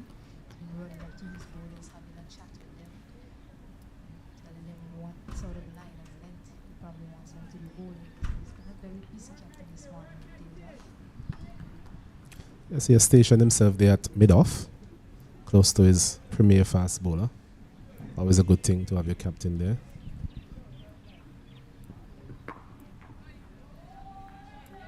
Length again. He's keeping him out. He's a very tall man, Jatari Prescott. His over is completed 68 for 6. It's a steady over there from Thorne, just trying to get back into his groove. It's not easy after bowling a spell a couple hours ago to come back and hit your lengths right away. But he's working his way into this second spell, and he'll be hoping that he'll be able to continue to make inroads into this batting lineup. From a Barbados perspective, they'll be hoping that this partnership can continue on the trajectory that it's currently on, scoring at a reasonable pace. And both players seem to know each other very well. Running between the wickets as well has been relatively good. So they'll be hoping that this partnership continue to build, and they'll be able to post a reasonable first innings total. So Chulai to continue. The captain now has his 2 key wicket takers operating in tandem.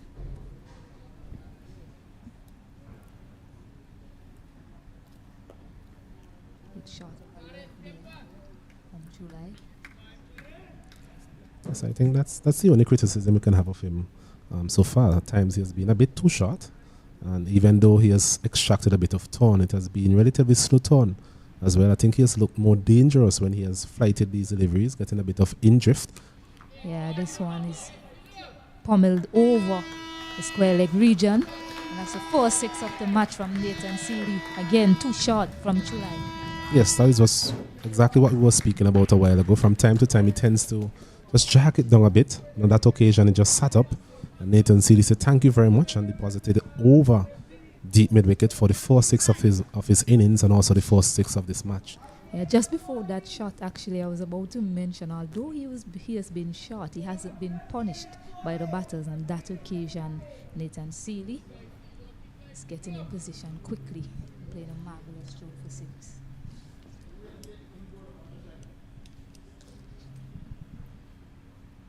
Fuller this time, down the ground. So fielder running around, Jonathan Van Lang, he can't get there. Look for 2, it's just a single. This is some intent being shown now from Captain Nathan Seeley, looking to get on with it. Yes, we've seen that sort of aggression from him, especially versus the left arm spinner. We spoke about that, our former commentator, Mr. Keswick Williams, in terms of whether or not he should be relatively comfortable playing against the left arm spinner. And so far, he has shown a bit more intensity, a bit more intent against him. Hopefully, he'll be a bit more selective from a Barbados perspective. Back to that fuller length.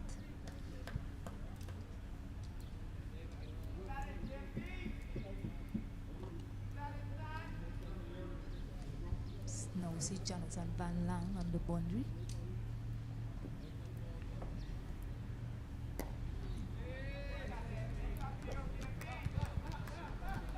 See the difference some intent can have. All of a sudden you have these two fielders down the ground, so you can look to get an easy single there. Agreed, and the second slip has now been removed. He's coming into a shortish cover. Be there for an uppish drive of some sort.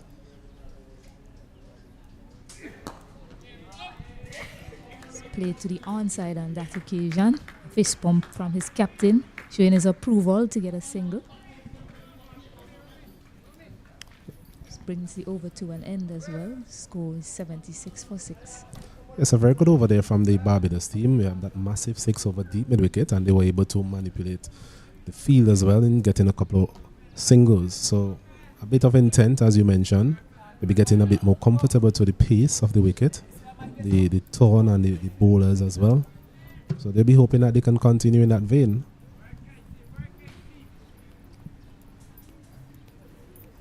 Yeah, and the sun has come out quite nicely here, so any sort of moisture early on may have been dried up as well, so making it a little bit easier for batting. So Thorn to continue to Prescott.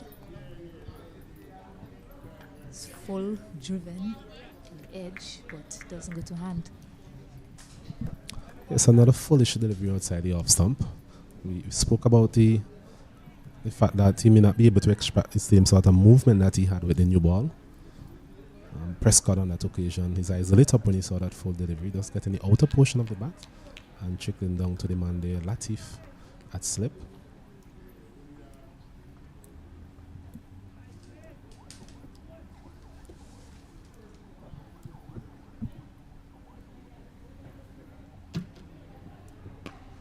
Played into the offside. Good hand there from the fielder.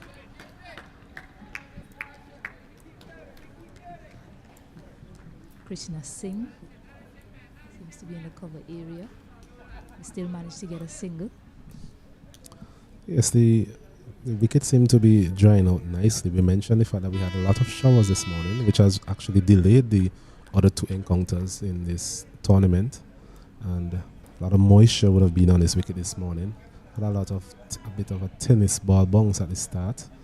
And now that the wicket is dry now, it tends to be a bit better for the batters to play their shots, and we've seen evidence of that in this particular partnership.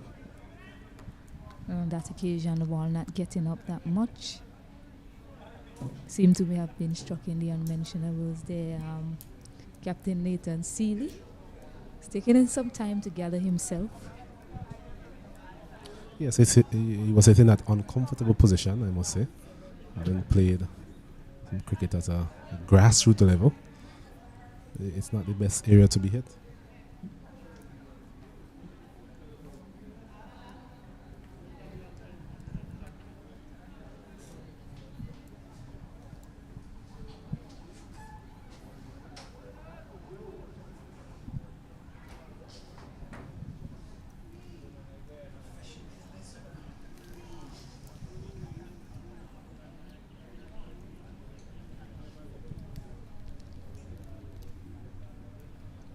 So Seeley still just taking some time to gather himself, rightly so, after being struck. Trying to play a pull shot and note that the ball didn't get up as high as he expected. Swan just hanging his bat out there. Be interesting to see if there was an edge in that one. Isaiah Thorne didn't seem too happy by the effort. Oh, buys. So some movement away after pitching on that occasion from Thorne.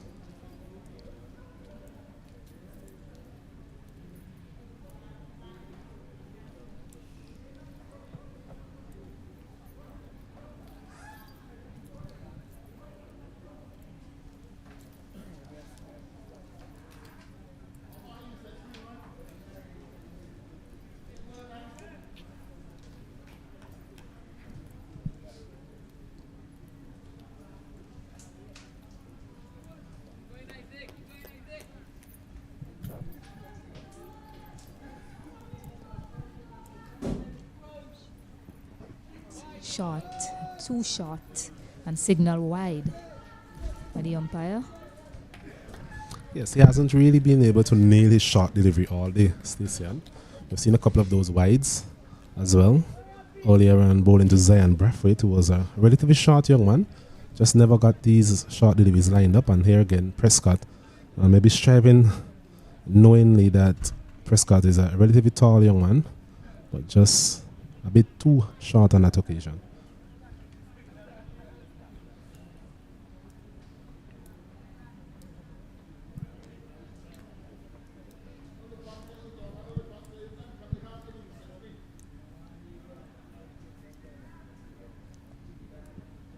Fuller driven beautifully down the ground.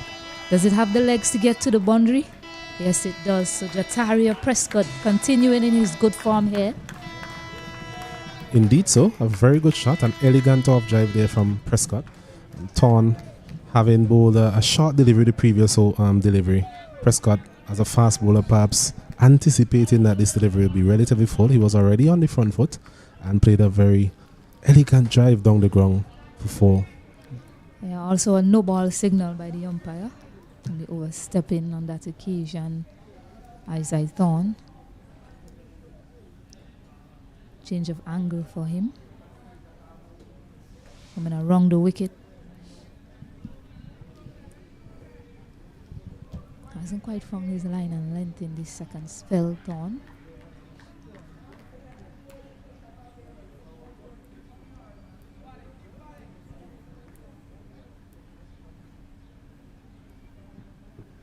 Looking to go across him and well left by Prescott. Well, we saw this line of attack earlier from Lovell, where he managed to come around the wicket, trying to angle these deliveries across the right-handers. Thorne trying a similar fate.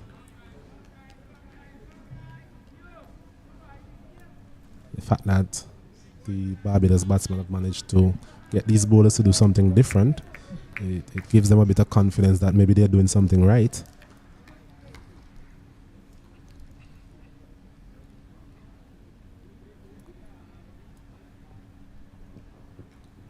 Full, just narrowly missing the stump there. A good take by Shahid Vieira to end the over. It's 84 for 6. Yes, 84 for 6. Barbados continue to just make progress in terms of this partnership. It's becoming a worrying trend for the Guyana team. Both of these players looking relatively comfortable so far, putting away the bad deliveries, and they've also been able to walk the ball into the gaps. So Barbados will be hoping that this partnership can continue to blossom, and the Guyanese, they don't want their heads to drop at any point in time. They're already in a very good position, 84 for 6, having insulted the opposition. They'll be hoping that they can actually take home the advantage and hopefully wrap up this innings, break this partnership and wrap up the innings. Yeah, and the middle to lower order has been really good for Barbados so far in this tournament. The likes of Jataria Prescott, who's batting, Joshua Morris, who missed out today, Nathan Sealy, the captain as well. So they have really been scoring most of the runs for Barbados, as there's a change in the bowling. Krishna Singh has been introduced into the attack.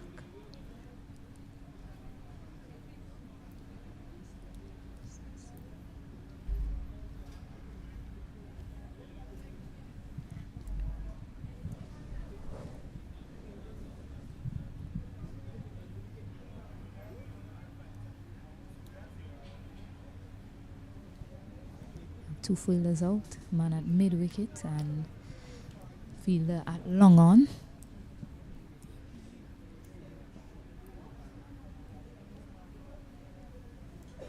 It's driven sweetly through the covers.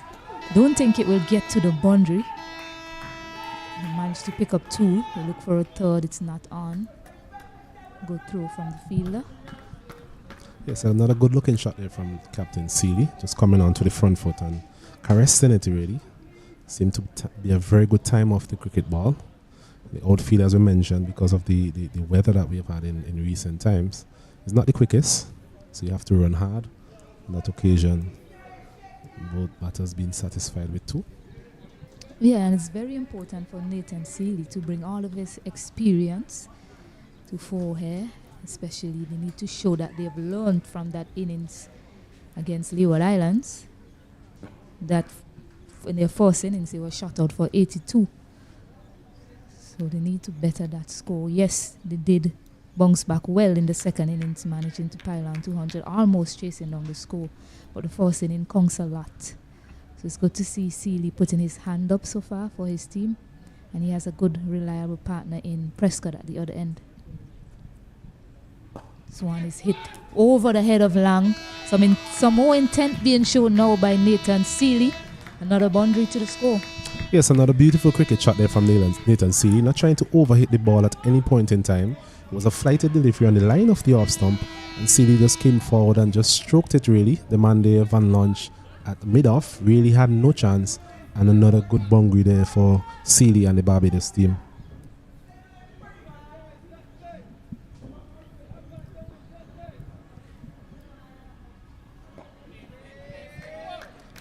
Just add to one of your points earlier, Stacey.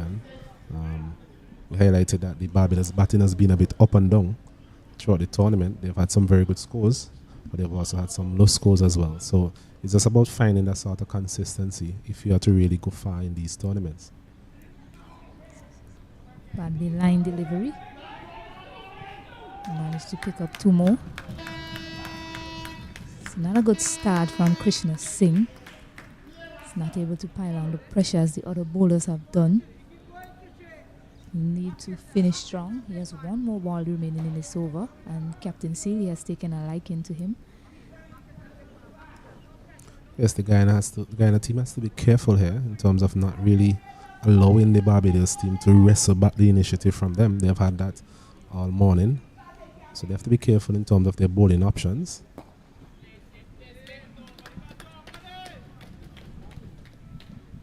So 92 for 6, at the end of that over. Yes, that scoring rate for the Barbados team just creeping towards 3 runs for over. It has been hovering around 2.4, 2.5 all morning. So that in itself tells you that this partnership has really added a bit of impetus into the innings, and welcome impetus as well.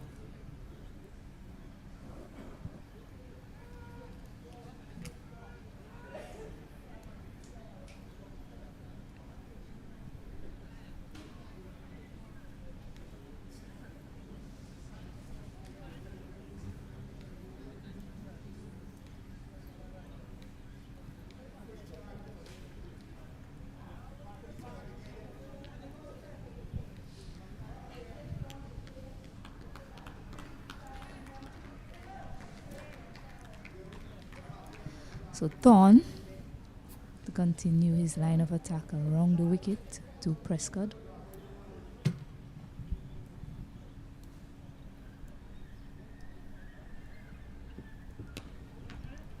Quick single taken, easily done in the end. Thorne persistent with that line around the wicket, right arm around the wicket, trying to push these deliveries across the right handles. Prescott there again, because of his reach, he has a very good reach in terms of his levers, long levers as well. Just walking that through the point region. It's a shot that we have seen him employed on a couple of occasions.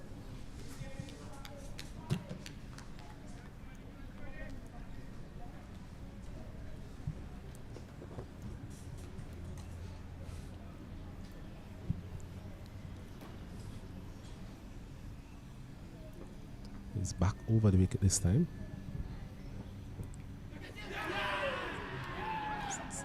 He's gone, is he? There's no movement from the umpire. The Guyana team, they're up in celebration, but no movement from the umpire. The only movement is the hand on his hips. So, seems to be not out there.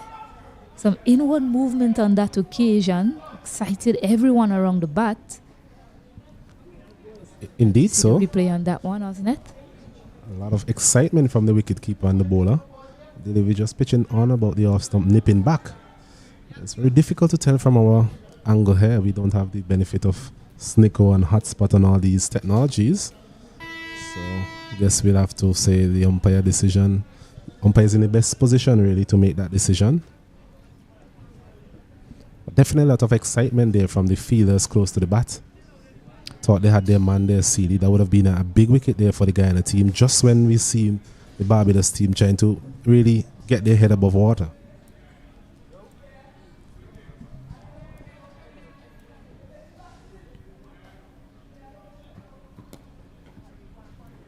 Quicker delivery on the stump on that occasion. In all that, it was a really good take from the keeper, Shahid Vieira. Good movement to his left to gather that low to the ground. So Nathan Sealy lives to fight another battle for his team within this war. I think it's a very good contest as well, Stacey. And you mentioned both of these players are West Indies under 19 players. So there's always going to be that bit of rivalry, friendly rivalry as they would say. They can be teammates at one point in time, but then on this particular stage, they're on opposite ends. A flashing drive outside the off stump on that occasion from Nathan Sealy. Missing it completely.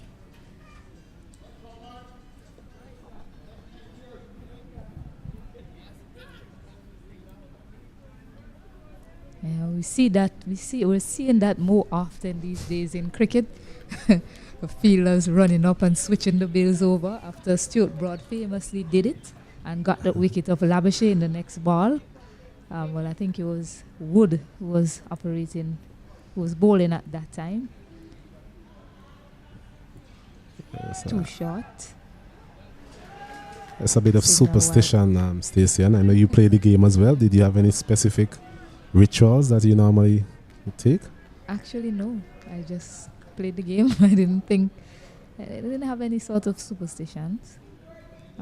Sometimes what would happen is if you have a good day occasionally, you try to mirror everything that happened on that day.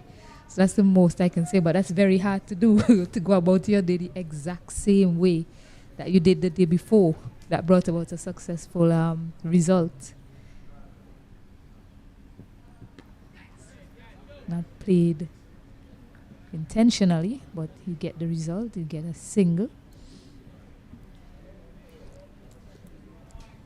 There's another shortish delivery there, lifting delivery on the line of his rib cage there, Sealy. Just getting inside the line a bit. And thankfully for him, he's able to keep it down.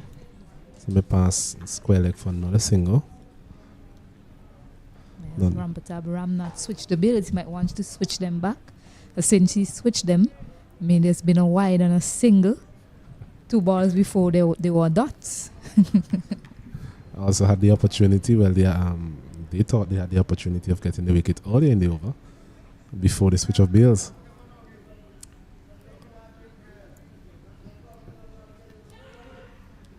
Flashing drive once more outside the off stump to end the over. 95 for 6 after 32. Yes, a mixed bag there from Isaiah Thorne. He definitely hasn't been himself in the second spell. He has been a little bit less consistent with his lines and his lengths. I mentioned that he obviously would not get the type of movement that he would have had with the new ball, but still working his way into the second spell. Yes, and just to update you, still no play in the other 2 games at Sand Hill and Park Hill.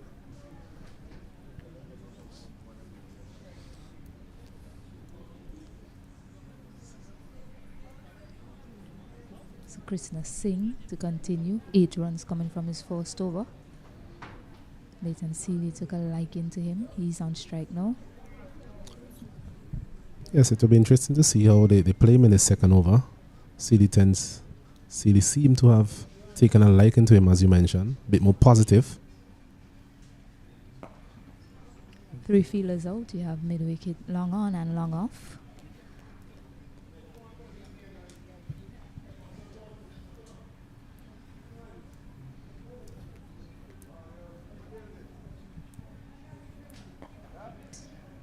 Play nicely to the onside. Get a single. Yes, well played there by Sealy. Just working himself into this innings. He's been there for a while. 66 deliveries for his 33.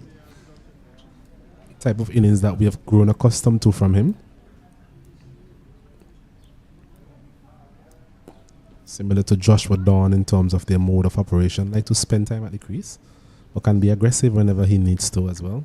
Times the ball beautifully.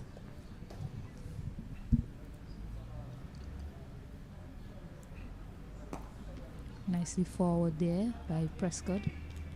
He's been giving good support to his captain, Prescott. Quite watchful in his defense and shown a lot of intent.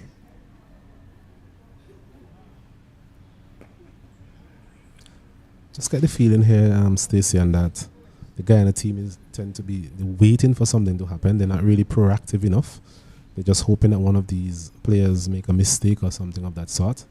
And so far, they've been rather waiting in vain. Using those long levers, driving it nicely down the ground. Just get a single. Yes, because we've seen cricket shots like those. Really, no sort of risk attached to those sort of shots. Prescott was coming forward and stroking it nicely down to long off, an easy single. So the partnership continues to grow. 97 for the loss of 6. Barbados, after being inserted this morning by the Guyana team, lost a lot of early wickets, but this partnership has been very important for them.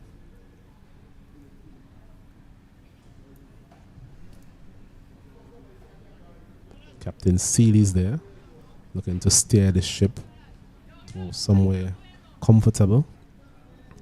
Ably assisted by Jatario Prescott, who's also there on 20 from 43 deliveries. So both players complementing each other, running well between the wickets as well, and they've managed to put away some of the bad deliveries that presented themselves.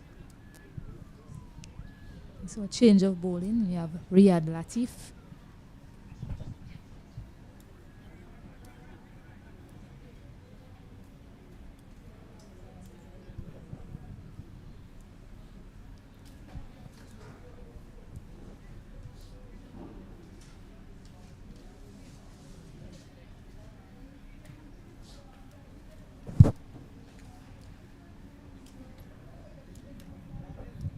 Four fielders out this time for Latif.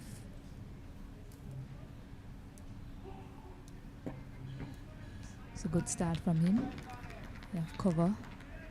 Out, long on, long off, and mid wicket.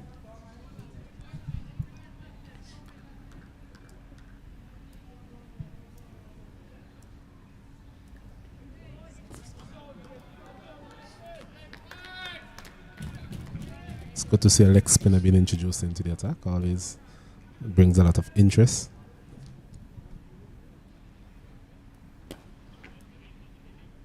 Yeah, a bit of difference now from the Guyana team.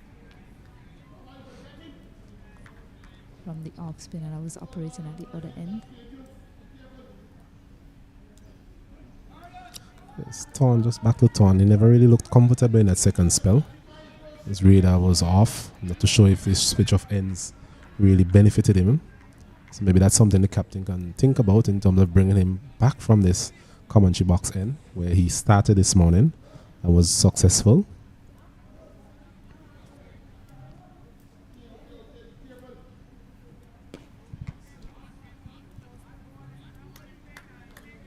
A partnership of 48 between these two.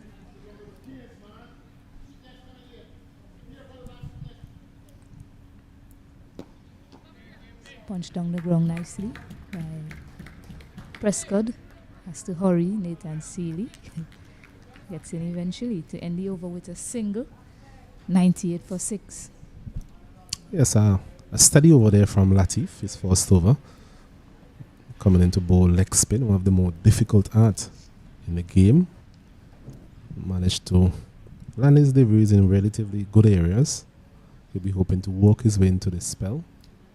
His captain will be depending on him to break this partnership at least, so that they can expose the lower order, and hopefully they'll be able to dismiss this Barbados team. I'm sure both of the players at the crease at the moment, they have other ideas.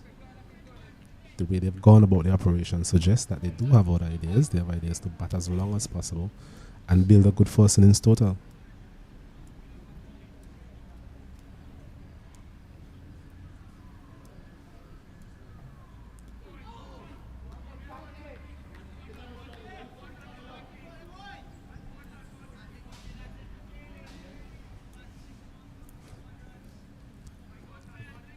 It's Singh to continue from this commentary box end. First delivery just going past the outside edge.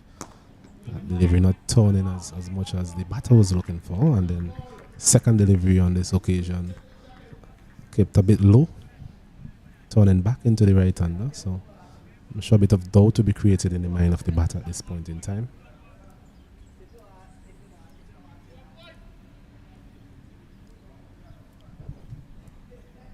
That one again a bit short. Able to go back. Prescott stand tall, punches it through the offside for a single. Score moves on to 99 for 6. Yeah, and a bit quicker as well, and that was the difference. I think the other two deliveries were much slower through the air, which caused a bit of problems for Prescott. On that occasion, it was quicker.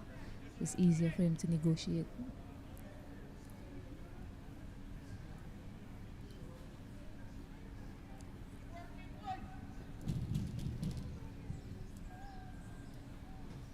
This one again a bit, keeping a bit low. It's getting a bit of inconsistent bounce here, Singh, from this end. As the 50 partnership just brought up after that after that single. Having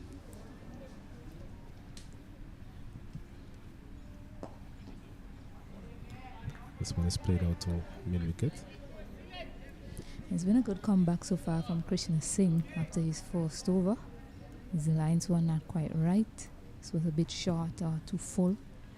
He's pulled things back quite nicely in his last 2 overs and finishes quite well in his third. So 99 for 6 after 35 overs. Yes, another quiet over there from Barbados' perspective. A couple of overs ago, they just started to get a bit more momentum in terms of a 6 being hit, a couple of boundaries as well. But the Guyana team just managing to pull it back in the last couple of overs. But I'm not sure that would be anything worrying for these two batsmen. As long as they're there, they know that they have the ability to score quickly and continue to pile on the runs here at the Annesville Sporting Complex.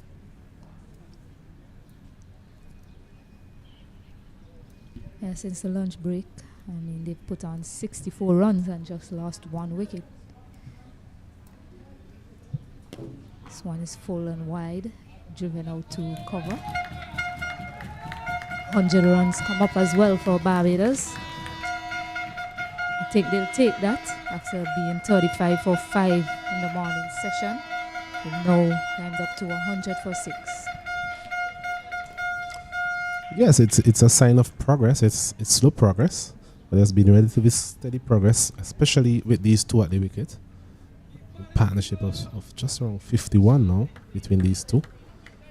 So, having been in a bit of trouble earlier today, I'm sure Barbados will be relatively pleased with the recovery, but I'm not sure they'll be totally satisfied with this total at this point in time.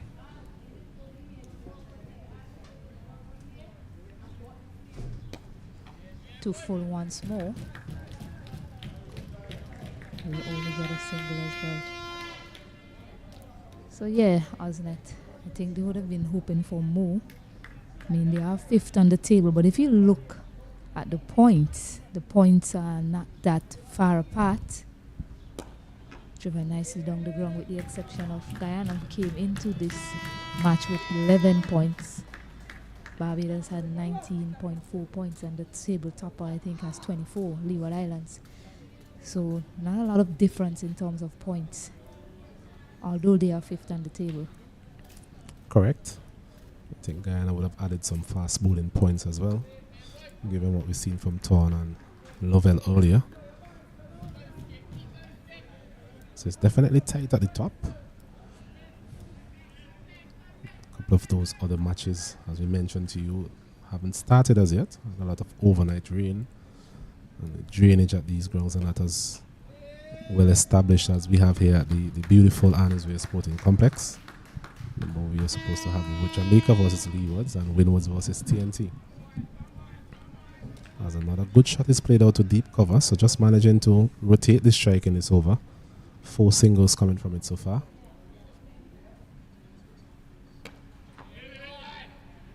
Once again, he's square driving out to the man there, Van Launch. at a deepish point. There's no single. And at the end of 36 overs, Barbados, after being insulted this morning, they're 103 for the loss of 6.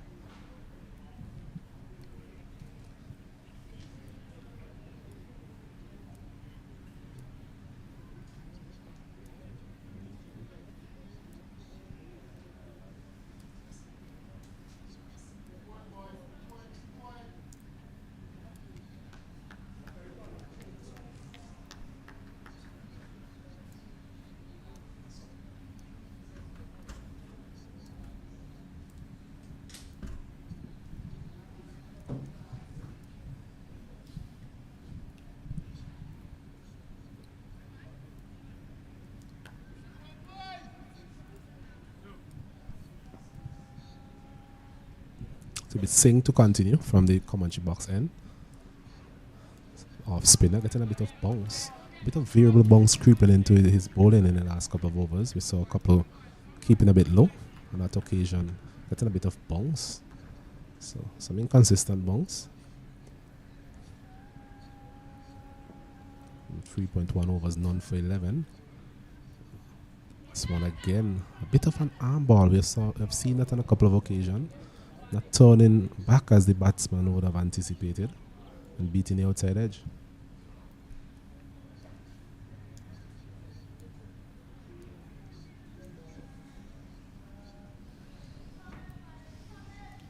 This one is driven down to long off position there by Seeley for another single. Total moves on to 104 for 6.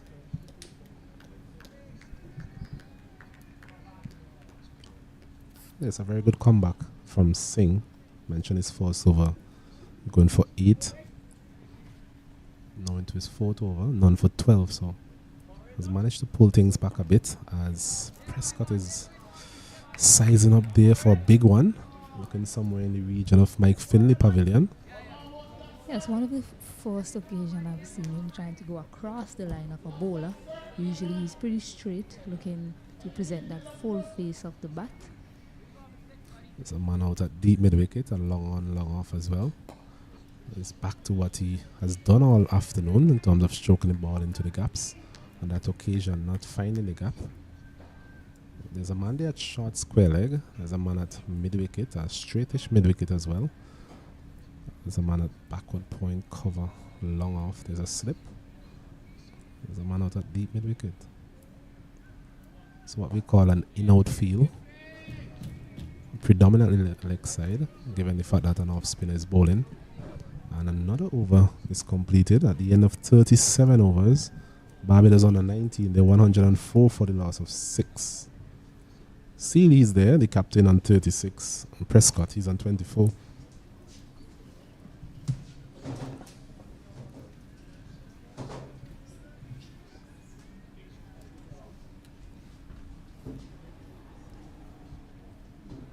We're going to have a short drinks break and we'll take some refreshments here in the commentary box as well.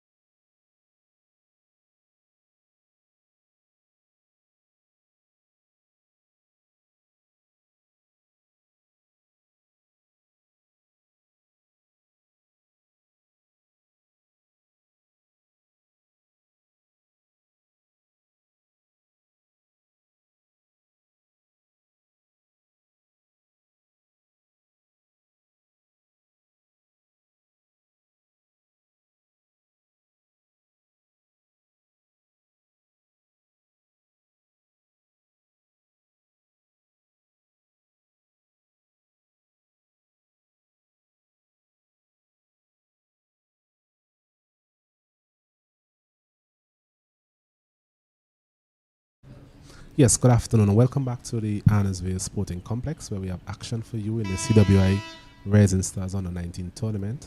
Fixture being played between the Barbados Under 19 team and the Guyana Under 19. Earlier on, Guyana Under 19, they won the toss, selected to field first, and you have the Barbados team reeling, albeit a bit of a recovery effort is being displayed here by these two at the crease, Nathan Seeley, the captain, and Jatario Prescott, as we see Latif continuing from that deckway end. Right leg spinner. Welcome back into the commentary box, Mr. Kesrick Williams. Kesrick, good afternoon to you. Yes, good afternoon again, Mr. Cato. Well, sun is all out in its glory here at Arnesville. Yes, I think that is being welcoming for all. We want to see cricket here. No one wants to be sitting around doing nothing. We're here to see the wonderful game, and we're getting live action for you. Unfortunately, from the other two encounters, haven't had any sort of players yet, which is quite unfortunate really for those teams. Well, here at the Arnesville playing field, there's a proper drainage system. That one being jogged a little bit by Latif. It's always good to see a leg spinner, Kesrick. What are your first impressions of Latif? If I can't pick, I sweep. That's my first impression when I see a leg spinner. I don't know. I always find it strange. It's a really hard art to master, to be honest, the leg spinners and what they do, bowling the googlies and all that. I wasn't. I'm being honest. I couldn't pick it. So, the best advice I ever got from a coach: when you can't read it, sweep it. As another single is punched down to long on by Prescott. 107 for 6, and 3 runs coming from that over. Barbados Under 19, 107 for the loss of 6. Captain Seeley really playing a captain's innings here. He's on 38 from 80 deliveries, and is ably supported by Prescott, the right arm fast bowler. Has been reasonably impressive in the tournament with the bat as well. Really mounting somewhat a resistance here for the Barbados team. I like the fact that you asked that question about the leg spinners, because it's something that Cricket West Indies is looking at, hence the reason why they have the whole wrist spin. And so far, I've seen a few leg spinners that I'm somewhat impressed with, but still they can, learn a few more tricks to add to their bowling. For example, understanding the conditions, being able to vary their pace, putting revs on the ball, bowling the googly. And it's something that I've seen over the last 2 games. Guys being able to bowl the googly, but they don't bowl it as often as possible. As we see Chulai coming back into the attack after the jinx break. Really not sure if it's something to do with confidence or not being able to pitch in the googly, but you saw a few bowlers, like spinners, that is bowl the googly, but not as often as possible. Yes, you made a very good point in terms of it being a very difficult art. If you look around world cricket today, we are not really blessed with a lot of leg spinners. Just thinking about it, we have the likes of Chahal, Hasaranga, Adam Zampa. Most of these bowlers are predominantly in the shorter form of the game as well. And they dominate as well. When you really look around the world and you look into all these top T20 nations, and I would like to say that I would like to add Afghanistan to that. Just about to mention Afghanistan. I can't believe I missed out on their friend Rashid Khan.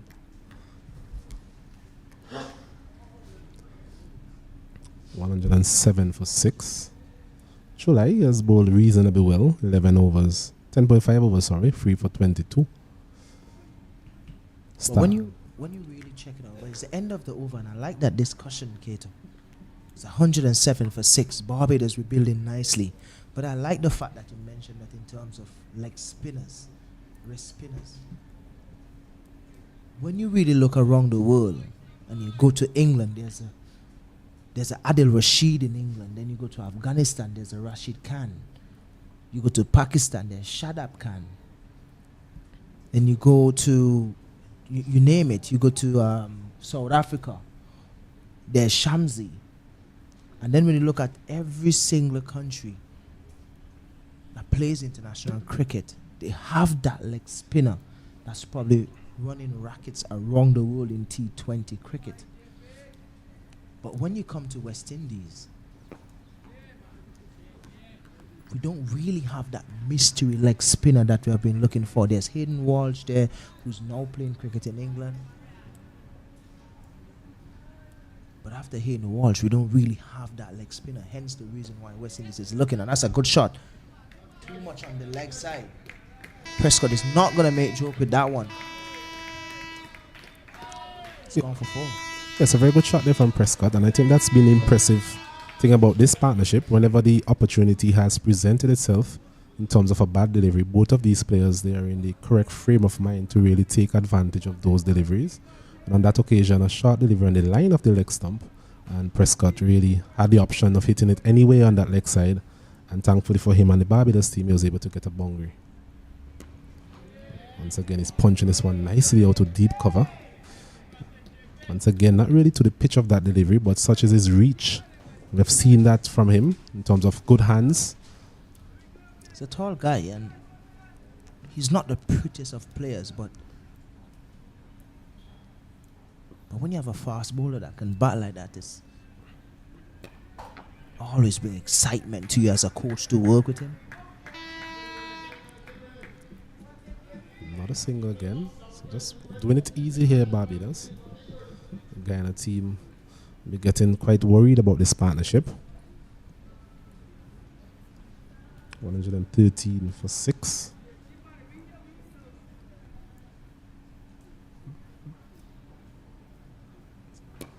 Once again, he's punching this one nicely. A bit more timing on this one. Getting close to the boundary. It comes back for 2 more.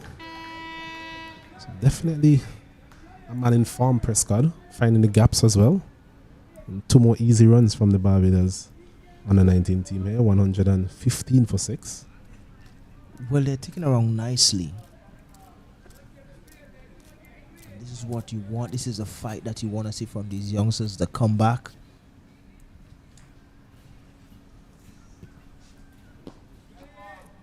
It's well bowled, well played. In the end, at the end of another over, 40 overs completed. Barbados under 19, they're 115 for the loss of 6. And just to pick you up on that same point about the leg spinners, Kesrick, you mentioned, whereas although we have quite a few leg spinners going around, most of these players play limited overs cricket. And you and I both know that bowling in limited overs cricket is different to the longer format of the game, and that is something that some of these youngsters will have to learn and adjust to very quickly, because we have the 50 over tournament after this 2-day tournament, and I'm sure the bowling in both of these tournaments will be different in terms of what is expected from you. Well, the most important thing is sticking to the basic, being able to be consistent. But obviously, as you rightly said, is being able to make that transition from white ball to red ball. Chulai, once again, to continue proceedings here from the Comanche box end into his 12th over. For the batters, it would be a lot different. In terms of the bowlers, it's just adding a bit more skills to your bowling, maybe bowling that Yorker, that wide Yorker, that attacking Yorker, that defensive Yorker, a slow ball bumper. These things you have to add to your white ball game. But really and truly, it's about sticking to the basics. Sounds like you were describing yourself for a minute there, Kesrick. Oh no. This one is edging, just as we were saying that they're getting very comfortable here, both of these players. A good delivery there, a bit of flight, a bit slow as well. As we look at the replay, flighted it nicely there was Sealy. not really getting that left leg across to the line of the delivery, and a very good catch there in the slip, and the breakthrough, the long-awaited breakthrough here for the Guyana team. This partnership was getting dangerous. It's now 115 for the loss of 7. All hands there from Sealy. Good delivery from CWI. It's his 4th wicket now. 22 runs. Really running a rocket here over the Barbados team.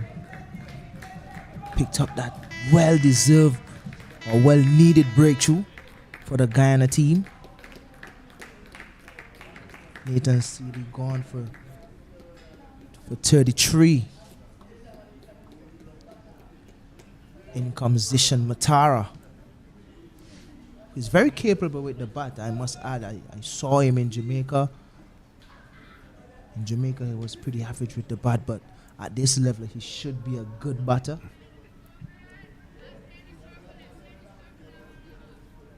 Didn't really get to the pitch that one. Didn't get close enough. Used a lot of hands in that one. And it adds to what we were speaking about in terms of bowling in the longer format of the game. You have to really present a bit more guile on that occasion. A bit slower from CWI, and then he has been getting the ball to spin all day. And Sealy there just losing his concentration for a second and getting the outer portion of the bat. It's a Matara first delivery, and it's a good delivery. Hands on the head. Players rolling around. I think we have seen that somewhere before.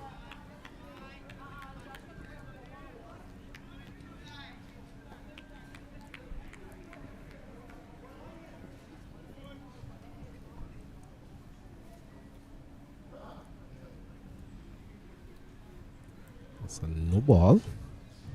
It's not really something that you would see from a spinner. He's a very short guy as well.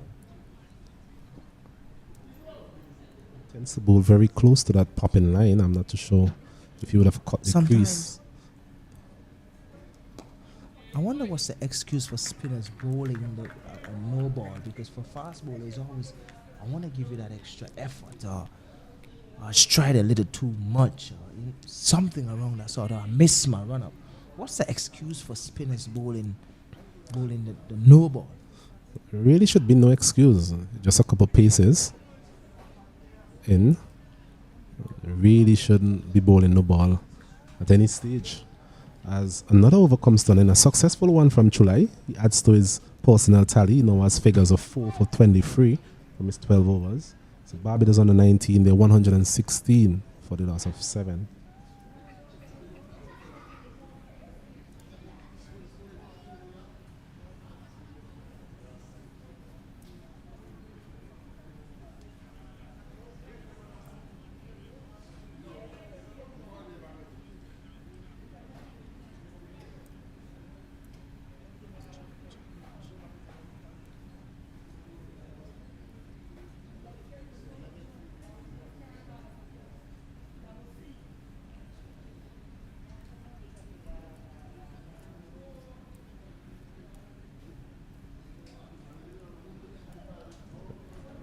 I think we're going to see a change of bowling as well from the Beckwith end. Looks like the captain himself coming into the attack. Doesn't really bowl that often. We saw a bit of his bowling in the last tournament. Off spinner. Doesn't really give the ball a lot of air. He's looking to wrap things up here for the Guyana team. Important breakthrough in the last over, getting the wicket of the captain Sealy. Really broke that partnership that was threatening to really take back the game from the Guyana team. As we look at the field here for Prescott, he has been there for a while. He's on 33 from 68 deliveries. It'll be interesting to see how he plays.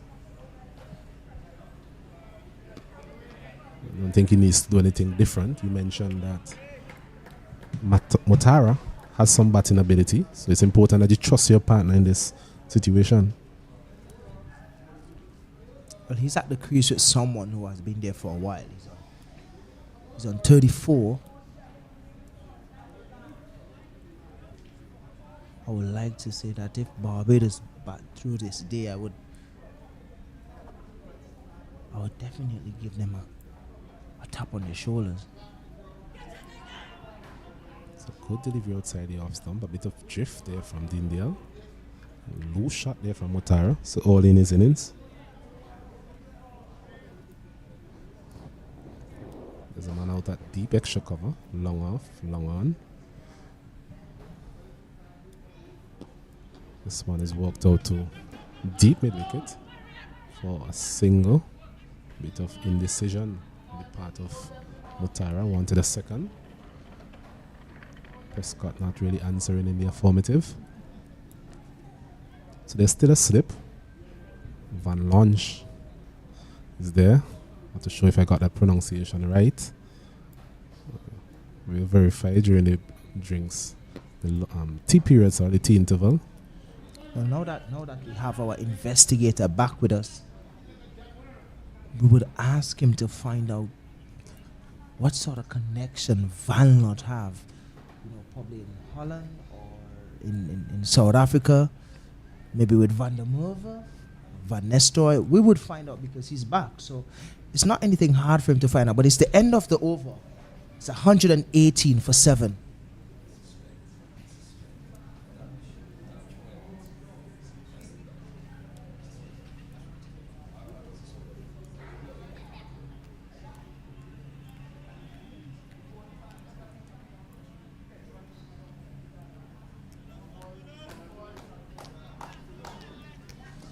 As we see Chulai, we continue proceedings here from the commentary box end. This bowled well so far, being the most successful bowler for the Guyana team. I think he has bowled, he's used the conditions well here at the Annesville playing field. The wicket offering a bit of turn, albeit slow turn. He has used the crease well, and his arm balls have really caused some problems for the right-handers. Interestingly enough, Keswick, we haven't seen a left-hander in this Barbados outfit. Probably the first time I've seen that. You're spot on. Left arm spinners and leg spinners will be licking their chops. You're bowling leg spin and you're just seeing right-handers coming out. You'll be a happy camper. You've played the game at the international level. How important do you think it is to have a mixture of right-handers and left-handers, especially in your top order? It's always important, help in terms of the rotation of strike. There's not a lot of bowlers can contain in terms of the right and left. It can mess with you a bit, so. And then it confuses the skipper in terms of who to bring on when and when they need to bowl. But it's a good shot down the gun. Don't think it will get to the boundary. It did. Don't give up. It's a good shot, all timing. For a moment there, didn't look like it would get much legs to get to the boundary, but I guess he's a little stiff from bowling, but nevertheless, it's 4 to Zishan Motara. Yes, a very good shot there from Motara. He has been yearning for that type of delivery, something to get bat on ball all afternoon. Took on that occasion a full toss and just stroked it nicely through the mid-off region and just had enough in it to make itself over the boundary for a welcome boundary from himself and also the Barbados team. Again down the ground, but no run. But the question you just asked a while ago, being at the international level, well, it's the end of a good over there for Barbados. The score is 123 for 7 in terms of being able to have the right and left combination going. I've witnessed situations where I've been playing for Talawa and Chris Gill was off the field for an extended period of time and he went to bat, I think it's number 4 in that game. But we lost a couple of quick wickets and then Palmer was introduced and we lost a wicket, the first delivery Palmer bowled, and Chris Gill went to bat, and the next couple of deliveries it was 6-4, 6-4. We never saw Palmer again. And that's just because Chris Gayle, he likes to bat those left arm spinners and leg spinners. So when you have the left-right combination, sometimes skippers may have to choose wisely, because if Chris Gayle is at the crease and a right-hand batter is batting at the other end, a single put Chris Gayle on strike. This could spell danger. As we see Dindial continuing his second over. Once again, coming forward is Prescott and stroking it out to Longer for another single. So he doesn't seem to be doing anything differently. We mentioned we would have loved to see how he would progress his innings from now, having lost his captain and partner in the couple of overs ago. But so far he's been willing to still play in the normal vein.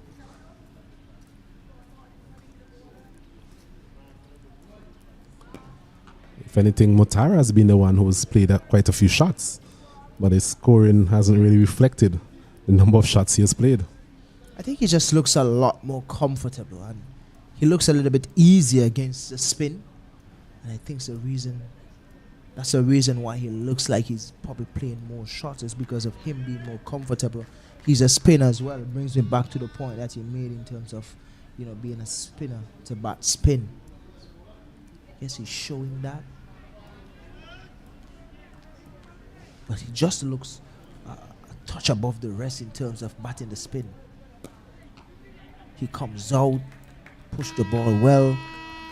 Haven't used his feet as yet, but he do get to the pitch of the ball. And that's something that's really important. And I think that's the difference. Agreed. Another single, 124 for the loss of 7. I think we're very close to the T interval as well. So both of these players will be looking towards T.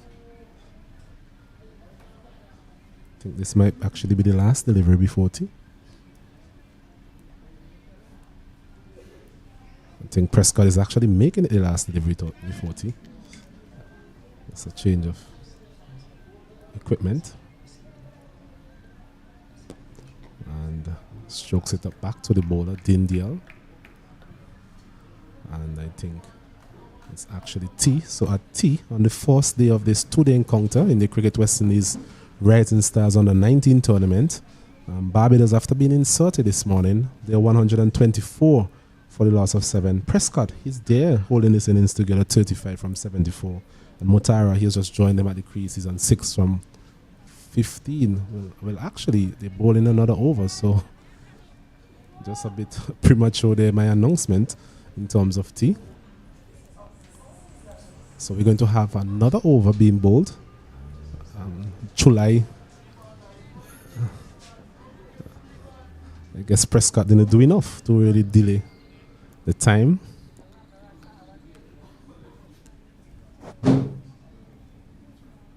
As Chulai again comes in. 2 slips this time to Motara. Man at short, extra cover mid-off, backward point, mid-wicket, mid-on. Man out at deep mid-wicket as well. 124 for the loss of 7. Another good delivery there. That's been the channel that he has used all day. Trying to just lure the batters into playing an expansive shot through the offside. He has 2 men in the slip cordon, so rightfully so.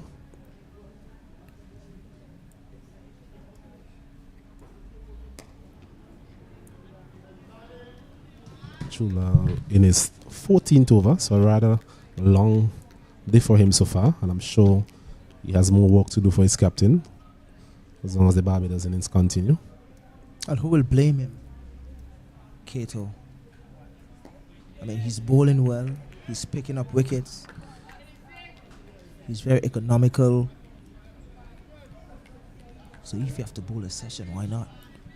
Okay, so information just reaching us that the tea interval will now take place at 10 past 3. So that's a further 25 minutes or so away. Back foot punch through, just in front of point, no run.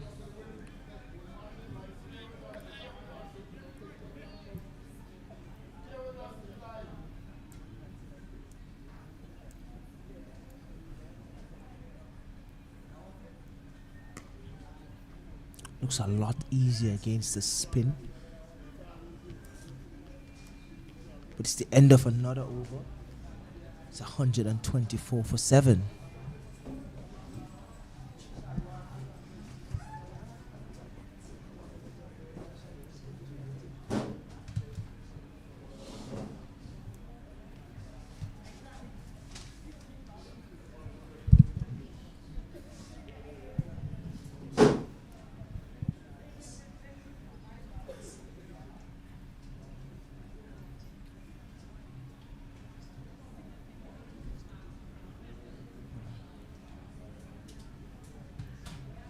Chulai really bowling a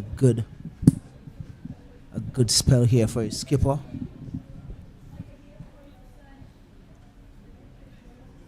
Dindial bowling his third over here now. So far, the off spinner has been hitting his line and his length. Not really causing much problems. Talking about problems, and Alanson Cruikshank has just stepped back into the com box. He's missing for a while. He's one of those problem guys here, but good problems. Fun guy to be around as well. Yes, good afternoon, Keswick. Good afternoon to our viewers. I don't know what kind of problem Keswick is speaking about, but He's a good guy. Don't worry, fans. Don't worry, viewers. He's a good guy. The thing about Alanson, he likes to challenge you. It's a good thing. And this may not challenge the boundary. Van Longe doing chase. But it's a question I'm going to ask Alanson here, because we've been asking the question all morning. It's about the same fielder, Van Longe. is there an E at the end of his name? I think I'm seeing. There's an E at the end. Yes, there Well, it is. might be Van Langer. Van Longe. I think he's probably of Dutch origin based on the name that he has. We were saying that Guyana and Suriname were both under Dutch control at one point, Yes, Yeah. yes. colonial times. Dutch influence very strong there with the engineering in the different rivers and the canals, etc. Both Guyana and Suriname, that is? Suriname, yes, Yes. and Holland itself as well is a country that Netherlands is below sea level, so they had to get good at that if they wanted to stay out of water. Well, I was telling the viewers how much of an investigator you are. And if it's one person I know that will investigate that first, will be you. So I'm pretty sure by tomorrow we'll get some information, more information on Jonathan Van Longe.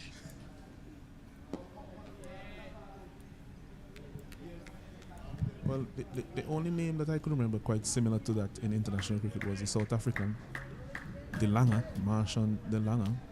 It wasn't Van, but it was DE instead of VAN, and he was from Dutch South African origin as well.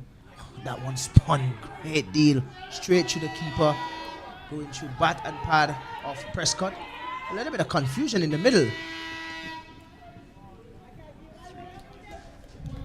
Good chase by Van Longe, but just two.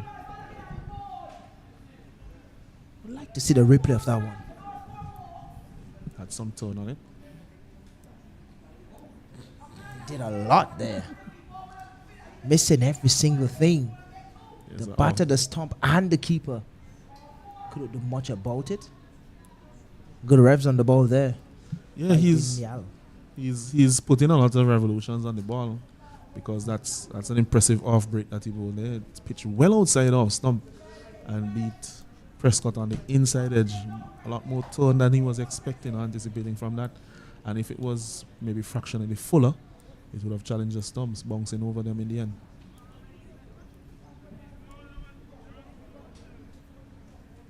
So lots of spin here on offer for the Guyanese spinners early in the match.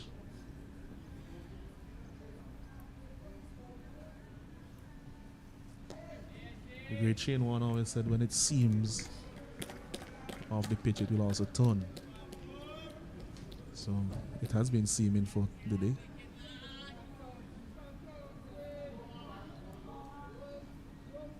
Been some moisture early in the morning, and Some moisture? Really? That's more than moisture, Alanson. Yeah, it's been a It's more like a storm. been a wet time in St. Vincent and Grenadines since the passage of Hurricane Beryl. So saturated conditions on the ground. You would look at Zishan Matara and you'd probably say, 23 balls, 6 runs, but it's the most confident approach I've seen against spinners in this tournament so far. Well, his footwork is precise. He's not very indecisive as we have seen from some of the players against the spin bowling. If he's going back, he's going back. If he's coming forward, he's coming forward. He's also a tall young man using his reach well.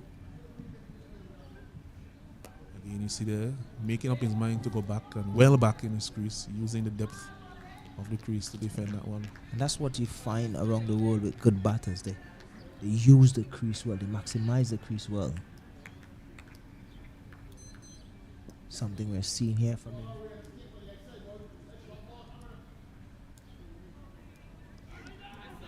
Pulling out the sweep shot. Didn't really get much on it. Yeah, both of them seem to have the potential to develop their batting as well as their bowling. So maybe something that they could think about as they go further along in their cricketing careers. Maybe to develop into either full all-rounders or bowling all-rounders. And this day and age, in terms of cricketing, it's really hard to get selected in these leagues as just a bowler, just a batter. You just have to be really good at what you're doing. If you're a bowler, you have to be exceptional. Seem to bat in. That one using the crease again, coming back and just flicking that one down too long on. Just a single. Looking at how these two batsmen, they are very tall, both of them. I think they're about 6'4", 5". I think Prescott himself might be about 6'6" or 6'7". Very, very tall young man.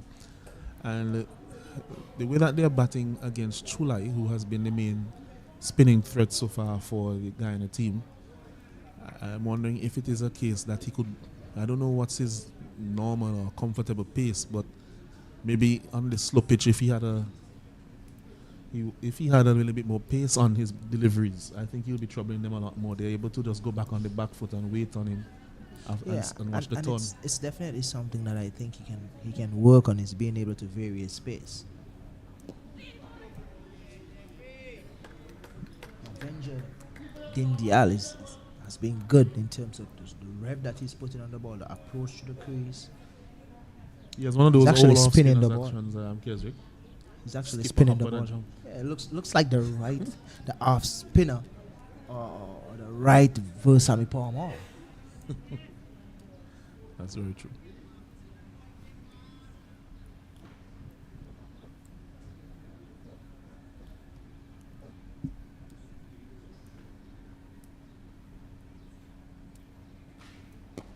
Really good approach. His line is also an attacking line. He's always on the arm just outside the off stump. So he's not getting them a lot of easy deliveries to turn on the onside. Looks similar to the Ashley Nurse type. It looks like an original off spinner's bowling action, I would say. The skipper, he's also a notable batsman. So it's always good to have. Kept it low that time. They didn't really do much. Just kept it low. Yeah, I was saying it's always good to have a few different strings to your bow.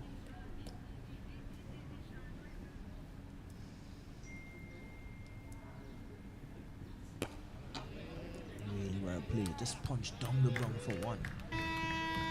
I've seen that a lot from the other batters. From the first game, from the second game, even this one. He uses his reach well, and he's making sure that before he attempts to drive, he's right at the pitch. When he's not at the pitch, he defends. So he's judging the length well.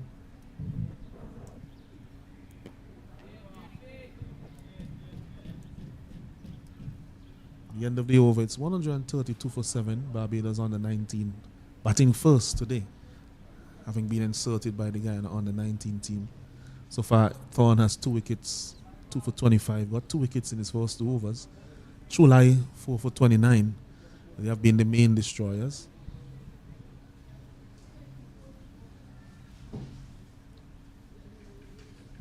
Really good comeback here from Barbados.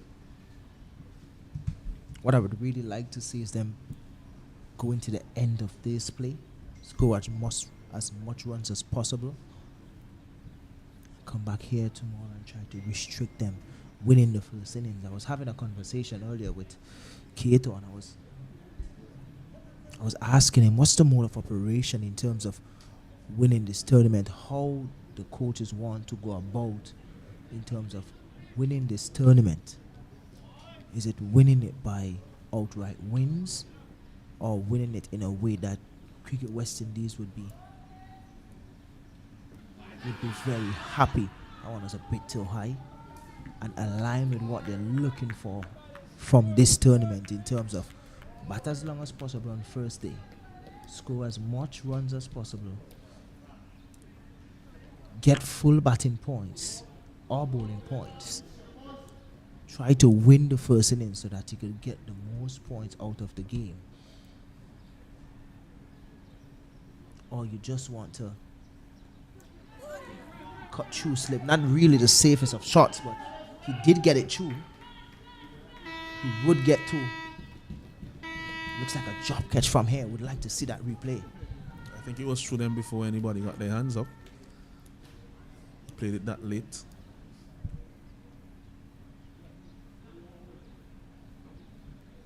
That was the LBW appeal before.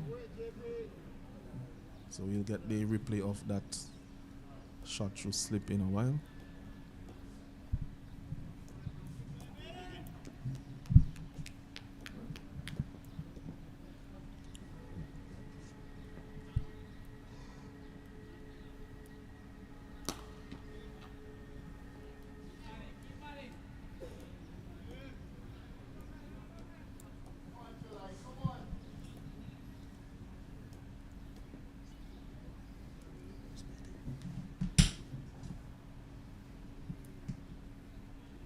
Bowled him all over the place. I don't know what happened there to Mutara. We were saying he's batting so well. That one was a straight one on the line of middle and leg stump. He lifted his head in the air after he was doing so well, batting so patiently. And Chulai was through him. Chulai. Anyway, it's 5 for 31 for Chulai. Barbados, after being 35 for 5 this morning, somewhat of a recovery, but they have lost another key wicket. And they are now 134 for 8. And we must congratulate Chulai on his 5-wicket bag. Really well bowled from the young man. I think he deceived them in flight. That one is a little bit slower than usually bowled. That brings it back to the variation of pace. Uses the crease as well. So that's the 8th wicket, 134, as you mentioned, for 8. 2 balls left in the over. Brings Renico Smith to the crease. We all know that he's not a sloth with the bat.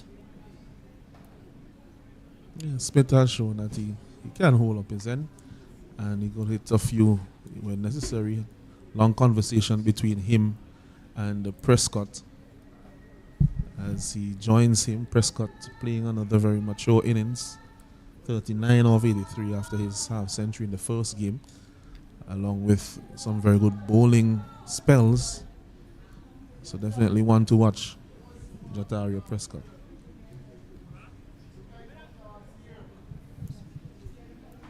Chulai will continue. He has the opportunity here to pick up even more wickets.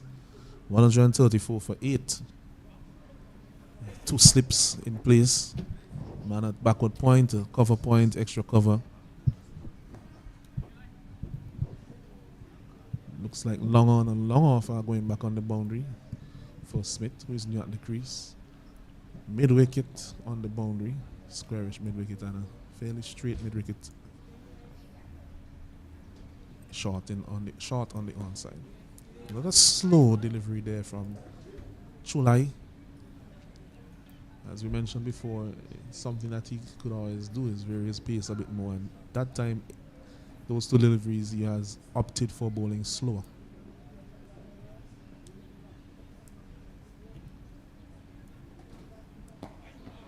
Just got an update that the match at Sandhill is about to begin.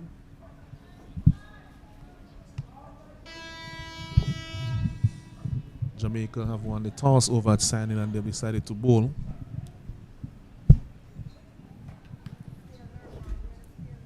Against the Leeward Islands.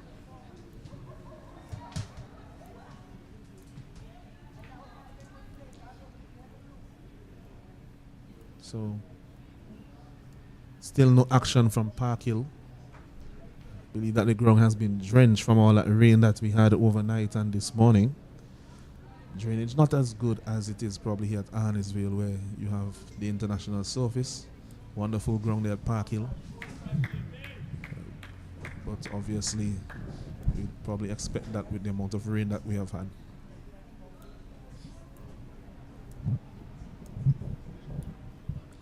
So there will be an inspection after tea at Park Hill for 3:30 to see if they'll have any action today.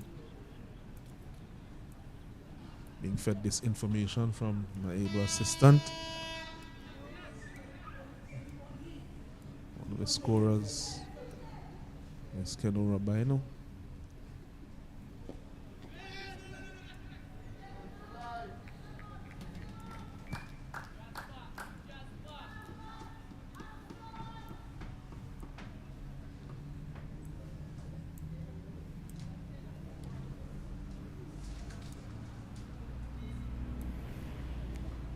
So on his flight, that's beaten outside the off stump. That line is a very good line being bowled by Dindial for an off spinner to a right-handed batsman. It's the line with which you can be attacking as an off spinner. You see that line very often from the likes of Nathan Lyon in Test cricket. This one he goes a little bit straighter now and he's worked on the onside from that straighter line.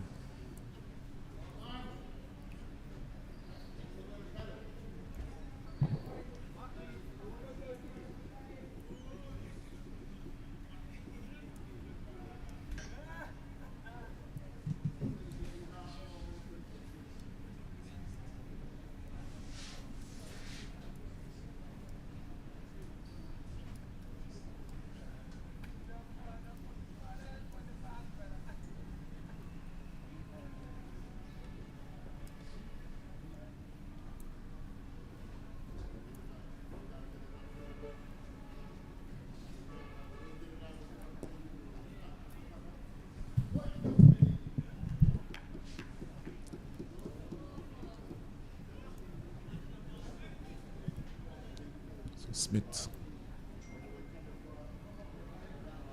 will be challenged by that line from Dindia.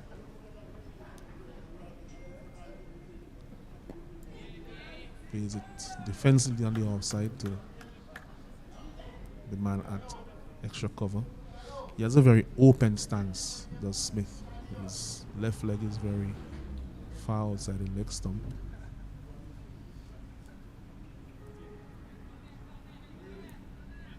Almost close to a two-eyed stance. This one a loud appeal for caught behind. Not out says umpire Foster. That's the end of the over. As we look at that replay. What do you think, Kesrin? Not confident at all. I think it's just an appeal for appeal's sake. Yeah, it seems It's as a if it good beats him decision. outside the off stump.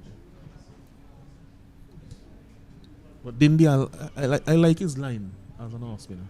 He has odd a few times, of course, he's primarily a batsman, so the consistency isn't there. But he's keeping it by and large outside the off stump. And when I say outside, not just outside off stump, maybe 2 or so feet outside off stump to account for the turn he's getting in. So it wouldn't be easy just to stand and or to come forward and turn him on the onside to get that easy single. Really good approach. I like him.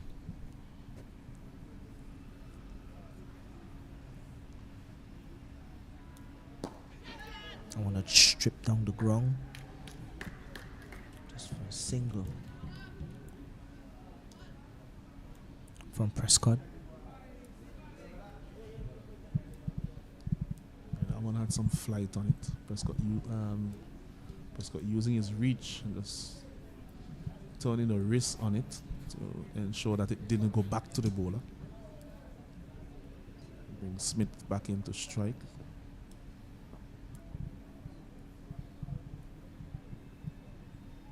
This one he's heaving over wide long on, and that's 4 runs. He's that type of player, Allenson. He's not going to come and block. He's the type of player that likes to get a move on. We saw it in the last game. As long as you get close to him, he opens up, hence the reason for the open stance. Yeah, he's ensuring that he has that free swing, that the front leg doesn't impede his bat swing. And it'll be interesting to see how Chulai responds, whether he will go even slower, on a similar line, or maybe drag him a bit wider. Let's see the response here for the bowler.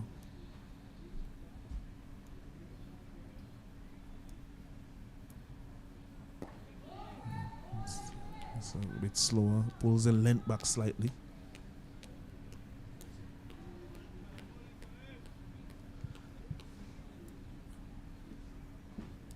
Has a high backlift Smith as well. You can see his intent is to hit the ball when he's batting.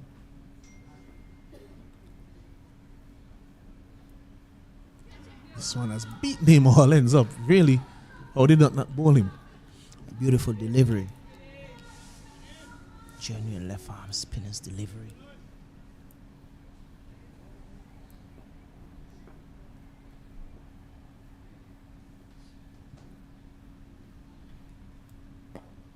No ball, very naughty there from Chulai.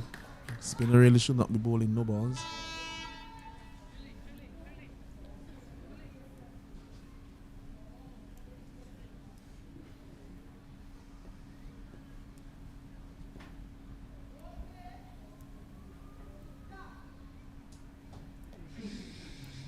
And again down on one knee, looking for that slug sweep.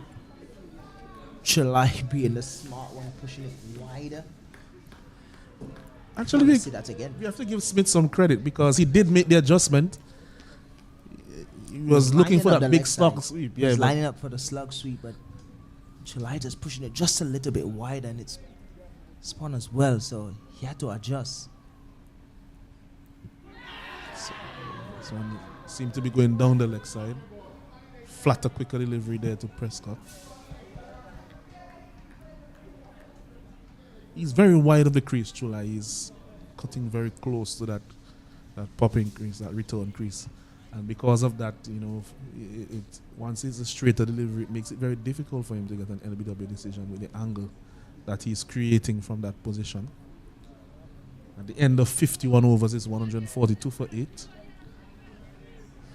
Remember in Cyan Hill, Jamaica, they have won the toss against the Leewards. And we've just been updated that Park Hill, the player has been called off for the day. Too much rain, too much water. We are reminded that we are in the rainy season here in the Caribbean. We had a discussion earlier today, myself and Kato, as to why the games are playing in the summertime, even though it's the rainy season. We had to come up with the conclusion that it may be because some of these young men are still in school. And it might be the only time that they have an extended period without classes. For some of these youngsters, they only have probably 1 month of no school. Because as soon as the exams are finished, it's straight into training. Getting ready for a regional under 19 tournament. This finish at the end of July, and then they go home. For just a few weeks and then school For again. just a few weeks and then school again. So really a month break.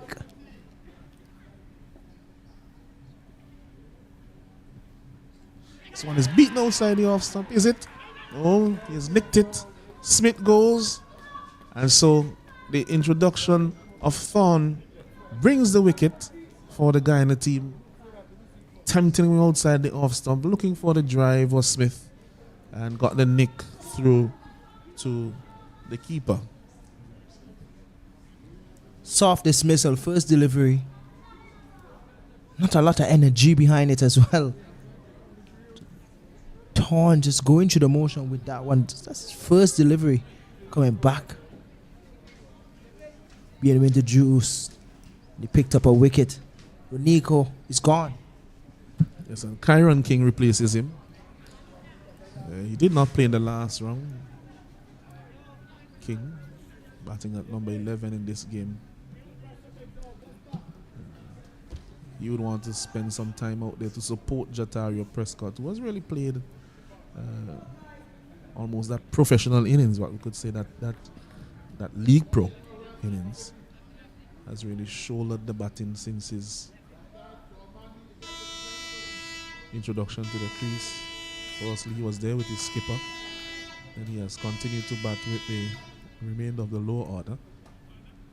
And we'll be hoping that King can stick around for a while and give him that support to push the Barbados score a little bit higher. While the Guyanese will be hoping now that the experienced opening bowler, the premier bowler Thorne, can just wrap up the innings as quickly as possible.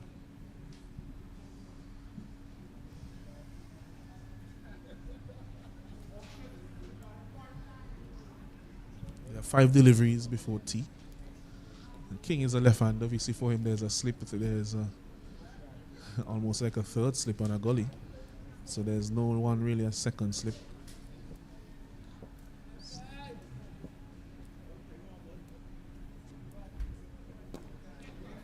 Played nicely. He should get 2 runs easily in the end. Doesn't look like a number 11 batsman based on what he just played.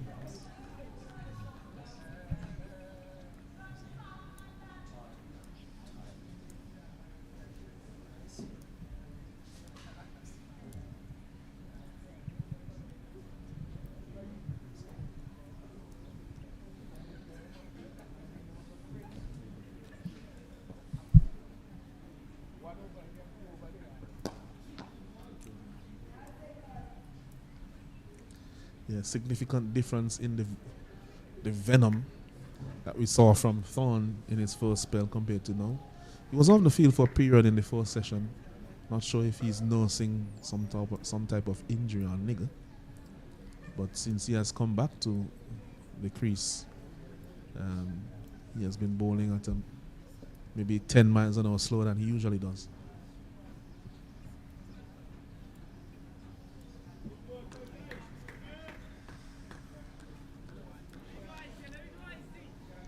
This is just a 2-day tournament, and this is his third spell of the day.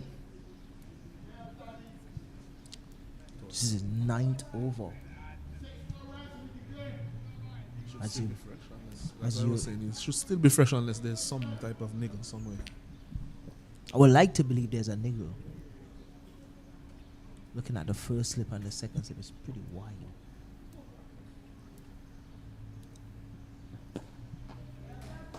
As it is how he's bowling now, King looks quite comfortable at the wicket to him.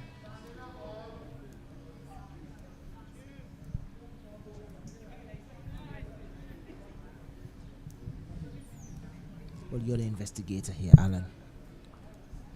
There's some investigating to be done in terms of, Whether he has a nigger? I would like to believe so.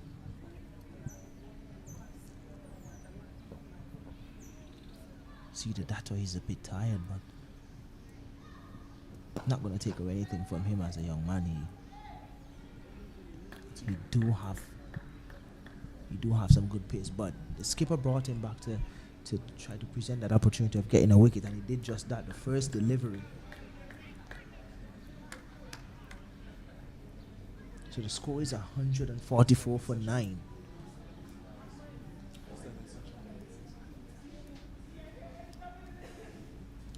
Yes, of course. So those of you who are very familiar with cricket, this is a 10th wicket partnership.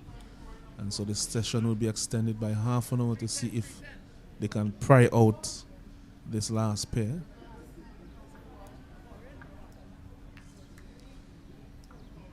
We'll continue with Chulai, no doubt. Do you like that do you like that decision that's been made by ICT to change the rule in terms of pushing it back a half an hour to play? Do you like that, Alan, sir? Well, it has been there since I could remember. I think there are times like in this situation where it probably doesn't really serve the purpose I think behind it. I'll get back to that. But then you may push back a half an hour and those two batters bat a half an hour and then It happens quite often. they bat for the next 2 hours, 3 hours, and that little cup of Lipton tea that you would have been having earlier, to give you a bit of energy, or that little bit of ginger tea or lemongrass tea here in St. Vincent that you would have been having, you lost that energy. I highly doubt that any of them would be drinking tea this afternoon. They'll probably be having something a bit more chilled. But yeah, it's an interesting rule. I think the intention behind it is that if you have the team to mop up, that you don't have to keep coming back. You don't have to come back to do so. I think when the rule was made, and I'll get back to it shortly. This one is not down too long. And I think when the rule was made, I think lower order batting was worse off than it is today, to be honest. When number 11 came in most of those days, you could remember the days of Courtney Walsh. Ghana. and as a West Indian, every time Walsh came to bat, your heart sank. If West Indies needed to do something to win, there were a couple of occasions when he stuck it out. 99 versus Australia in Barbados, with Lara making 153 not out. He also stuck it out with Adams in the next year, 2000 versus Pakistan, to help us to win that test series against Wasim Waka and the Inzi and the others. But other than that, once Walsh came in, it was over. Would he go down as one of those iconic number 11 in cricket? Of course, very entertaining. As we said before, as long as there's nothing riding on the game, we'll be happy to see him because he brought some interest. With those extravagant leaves, putting the bat under his armpit.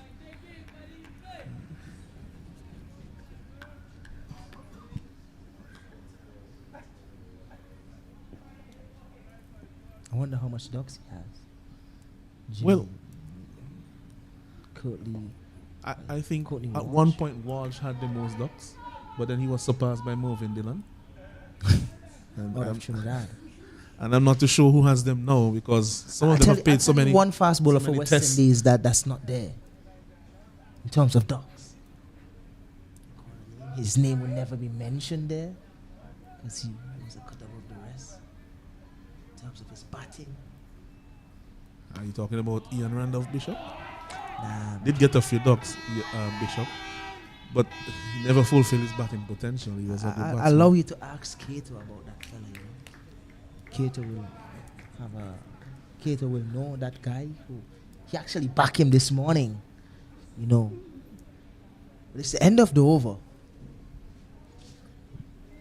It's 147 for 9. As we persist just a little bit longer in this session, and I use the word persist very intentionally because we are extending the session just a little bit longer because of the 10th wicket partnership.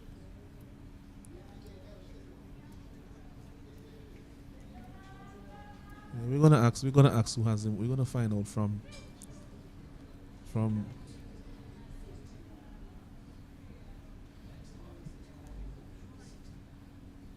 61 not outs for Courtney Walsh. Yeah, he will have a lot of not outs. That's a lot of not outs At number 11. for And number 11. And how much was his average? Jimmy Adams 147, somewhere around there.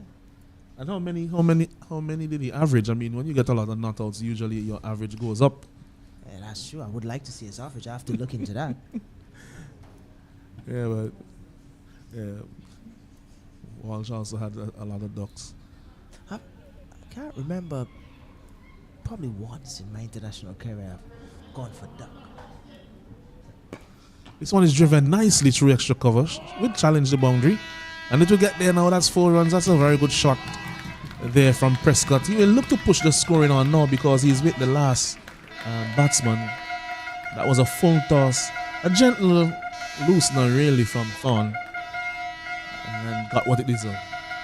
Do you think this will open up doors here for Barbados? Because Thorne is not at his best presently. He looks a bit, you'll see here in St. Vincent Droopy, he looks a bit tired.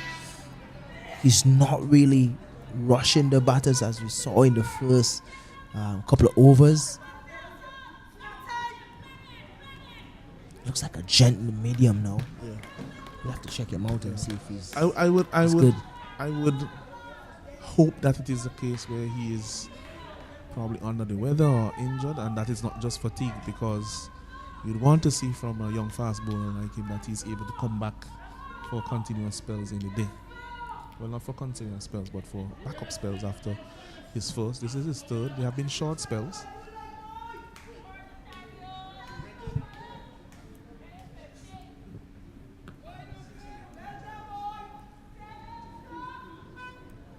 So Walsh was not out 61 times in 185 innings. If you're batting in the top order and you're not out 1 out of every 3 innings, well, you're going to end up like Bradman. But Walsh averaged 7, just over 7 in test matches. Not even in double figures. Come on, Courtney. 936 test runs for, I would like to say, Sir Curtly or Sir Courtney Walsh. I believe his highest score of 30 not out came against Pakistan. I want to see that. He hit a few sixes, including one I think I can remember watching that game because he was batting with Carl Hooper. So at that age, I never missed a Carl Hooper innings. It was quite entertaining anytime Hooper was scoring runs. I actually saw a podcast with Brian Lara, and he did mention something about Carl Hooper, that Carl Hooper was a lot better than him and Sachin Tendulkar. I read it this morning. Actually, this morning, yes, I read it. And he said that Carl Hooper was more talented than he ever knew. And he was more talented than himself and Sachin Tendulkar. Yeah, it wouldn't be a popular statement, but when you watch Hooper bat, when he's having a good day, as we come back to live, that's pulled disdainfully away by King. Doesn't time it well, but again, it's just a testament to the lack of pace we are seeing here from Thorne, that the number 11 is pulling him in front of square along the ground quite effectively.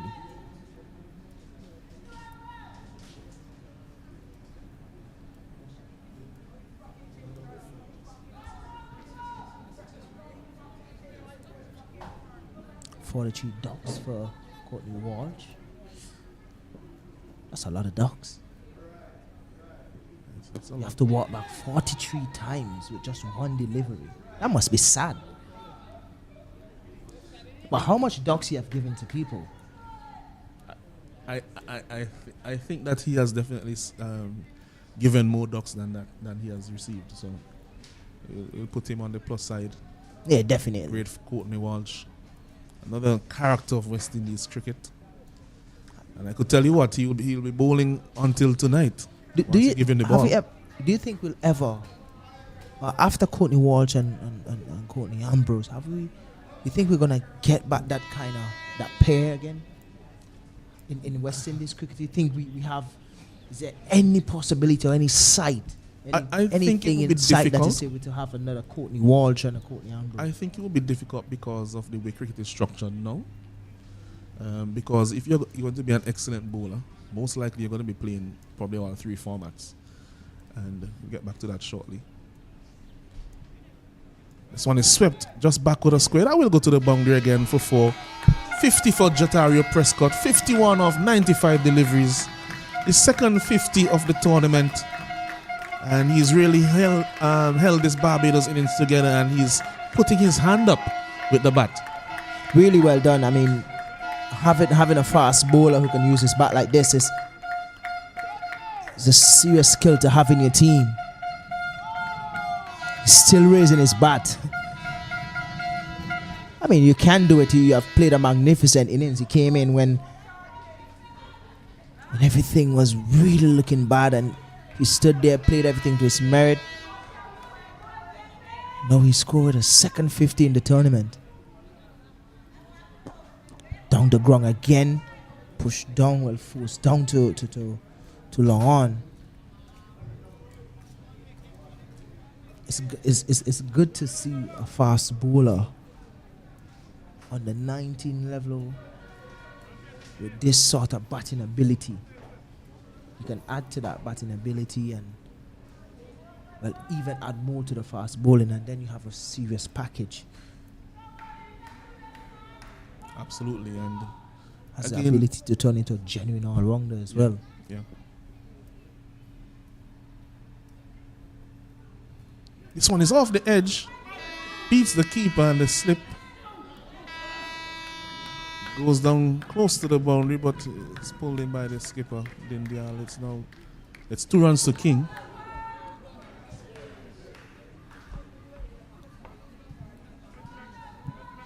So 43 ducks for Walsh, 26 for Mervyn Dillon.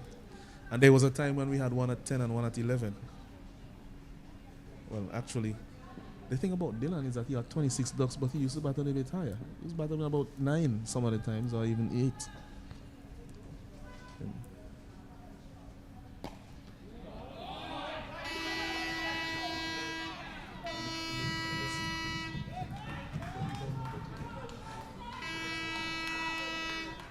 So let's look at the table in terms of ducks for the most ducks in Test cricket. Well, I'm not surprised Courtney Walsh is at the top. Stuart Broad from England, 39. Chris Martin from New Zealand, 36. Yes. Oh yes, Martin was a genuine number 11. Glenn McGrath, 35. Pitch. 34 for Ishan Sharma out of India. And Shane Warne right behind with 34. 34 again for Anderson. Atali Molitaran, 33. What about Danny Morrison? And Zahir Khan, 21.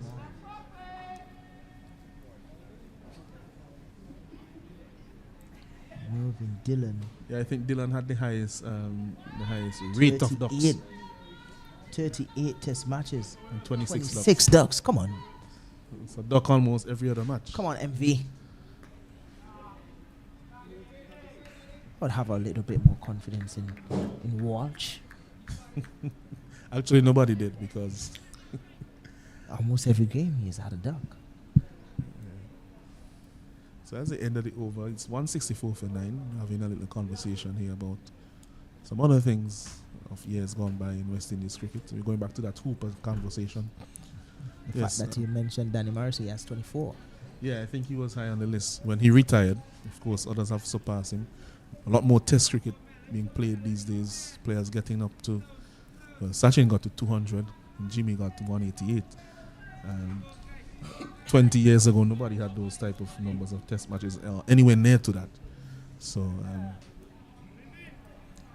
the closest then, I think, 20 years ago was Steve Waugh and Alan Border. These guys played about 150 matches. But since then, people are going up to some higher numbers. I think the most for West Indies is Shiv at about 160, over 160 Test matches. And was looking like he would play a few more as well. He wanted to. Look at Jimmy Anderson. He actually wanted to play more. Yeah. More it was games. a similar situation with Shiv, I think. I think the only difference is that they told Anderson, we're going to retire you after this game. So do what you have to do. We'll give you your send-off. I think Shiv was just dropped before the tour and was told that he wasn't going to play again. Do you think that it's something that cricket board should do, or they should allow a guy like that? I mean, you're not going to give everybody that kind of leeway to retire when they want, but a guy like the Jimmy Anderson, the Shivnam and Chandra Paul, do you think you should give these guys a chance to say, listen, I've done enough. I think it should be performance based. Walk away. I think it should be performance based, and then once they are still performing, then they will definitely have the choice. I think that's what should be done. Jimmy is still taking a lot of wickets, still bowling well.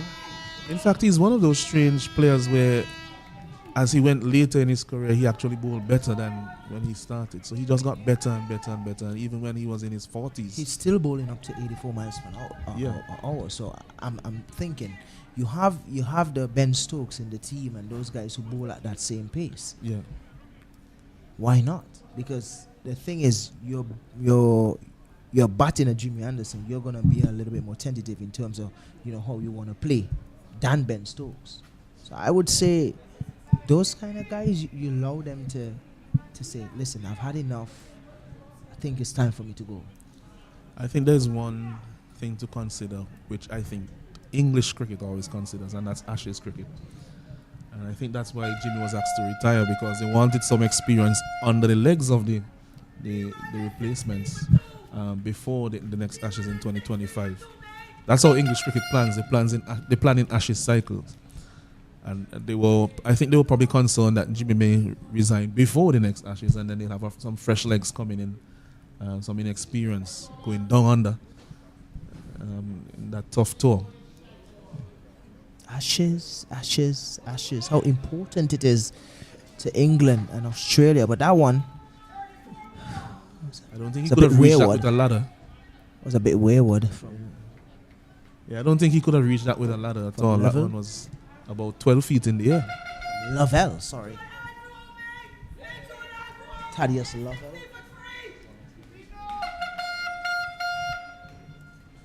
Yes. Yes, and we're getting all the instructions here from mom of wicketkeeper from Barbados, Morris. Giving him all the instructions that he needs. She's effectively on the coaching team, I think, Keswick. Because we have seen her here year after year. And that is what happens every game.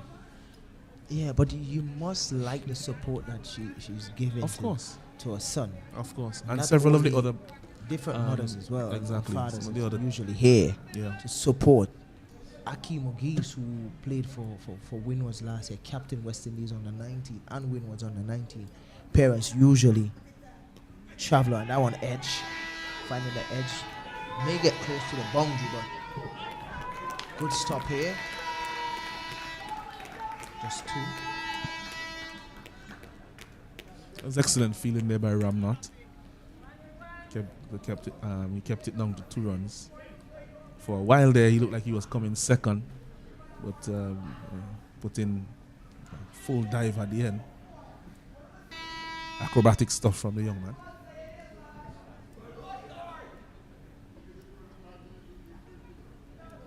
Yeah, the families from Barbados in particular have been very supportive of their players over the years in terms of their presence at the games throughout the tournament. A few years ago, we also had Kalicharan. We also had Kalicharan from Trinidad. His family used to always tour with him as well, Kirsten Kalicharan. And a few others. So we definitely recognize that sacrifice. And for those who may want to do that as well but are unable to do so financially, we also recognize other bits of sacrifice that you have put into your children. Of course, every parent knows the sacrifice that is required in whatever way and in whichever field you speak of.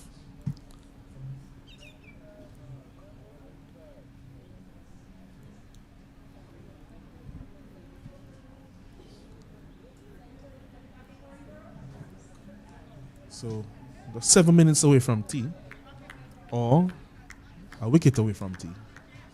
Depends on how you look at it. As Krishna Singh, he replaces. Oh, that one is on a mighty hit for 6. That's on the roof. That one has gone a long way. I think I need to move my car, Keswick. Watch the cars, Prescott, watch the cars. I think your car is parked in that region there. I think Alan Kuchang? I think I need to move it. When we're playing VPL, I don't park anywhere in the ground. No, you But will some never of these do that. young men, they're hitting the ball as hard. You will never do that. Not as long as I'm batting in VPL, Alan. I'll leave that one alone outside the off stump. But it's a good shot. It was generously flighted. Singh. And of course, Prescott batting with the last batsman in his order, taking the opportunity to score as many for his team as possible. 175 for 9. This is looking to be a good score so far. All things considered in what we have seen in the previous games. And when you take into consideration that they were 35 for 5, even more so.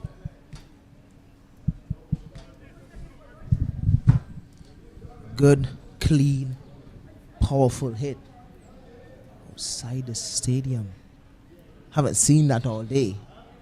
Probably the first time for the tournament as well. I'm seeing that. It's the first time for the tournament that one of the players has reached the roof.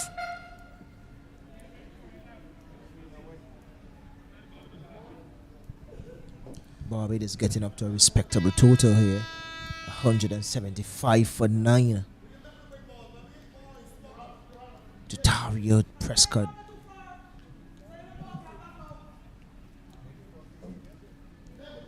Long levers. Good timing. Nice follow through as well. Really good follow through. There's a lot to like about his batting. Prescott. I will tell you, he's not the prettiest of batters, but he gets the job done. He occupies the crease, uses the crease well. This one is transfer, I don't know, they're back. Yeah, he does.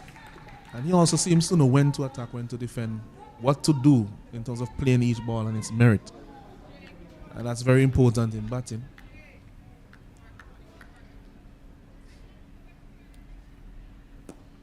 As you said, his technique may not necessarily be according to the MCC manual, but he definitely understands what he needs to do in terms of reacting to the delivery in front of him and also the situation of his team.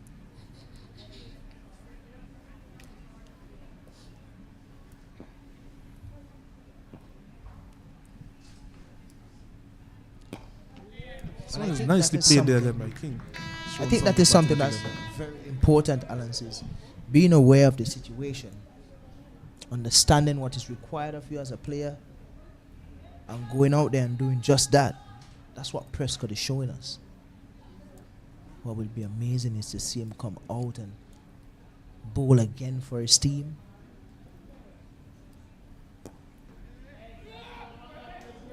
I haven't seen anything close to the length that we saw from Singh. Of that first delivery, everything has been back of a length since then. Doesn't want to go up into the wheelhouse of Prescott.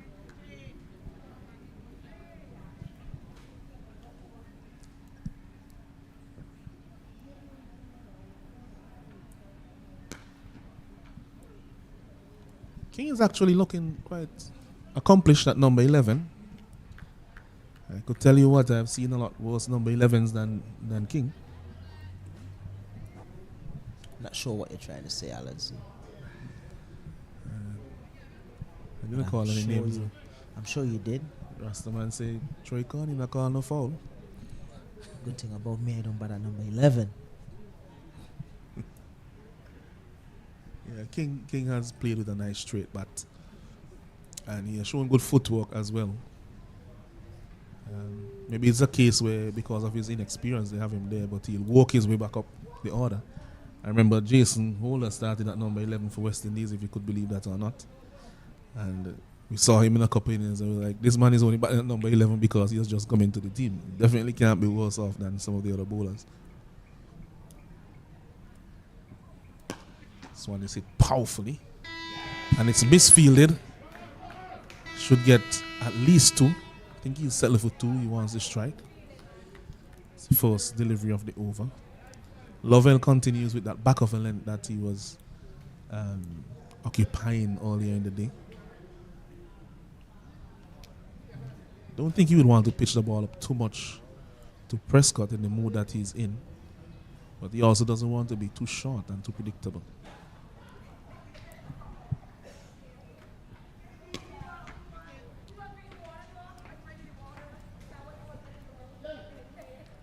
Can they get to 200? They're 180 for 9. Can they get to 200, Keswick? And if they do, how important and significant would that be? This would be very, very important for Barbados. That would definitely be a good score. show that they will be very happy and comfortable as this one was flicked off the pads of Prescott. Not gonna get four. Outfield is pretty heavy here at Arnisville due to the rain this morning. Heard Allenson said, not Allenson, sorry, Cato said a little bit of showers, but it's more like a storm this morning. Yeah, different conditions depending on where you are, but it definitely rained a lot in the countryside where I'm from. It's only a short delivery, wide, well over his head. A lot of people bowl bumpers, but it's not just something that you could just run in and bang the ball in the middle of the pitch. So far, I've seen about 4 deliveries from Thaddeus level trying to bowl a bumper that's literally wayward bumpers are way too short. Yeah, he needs to make that adjustment. Just go slightly fuller if he wants to get it in the right area. The thing is, as a youngster, you don't want to be a predictable bowler. It's either you're bowling two length, it's either you're short or you're full. You want to find that in between, like that length of uncertainty. So a batter will be confused in terms of if he should be back or forward.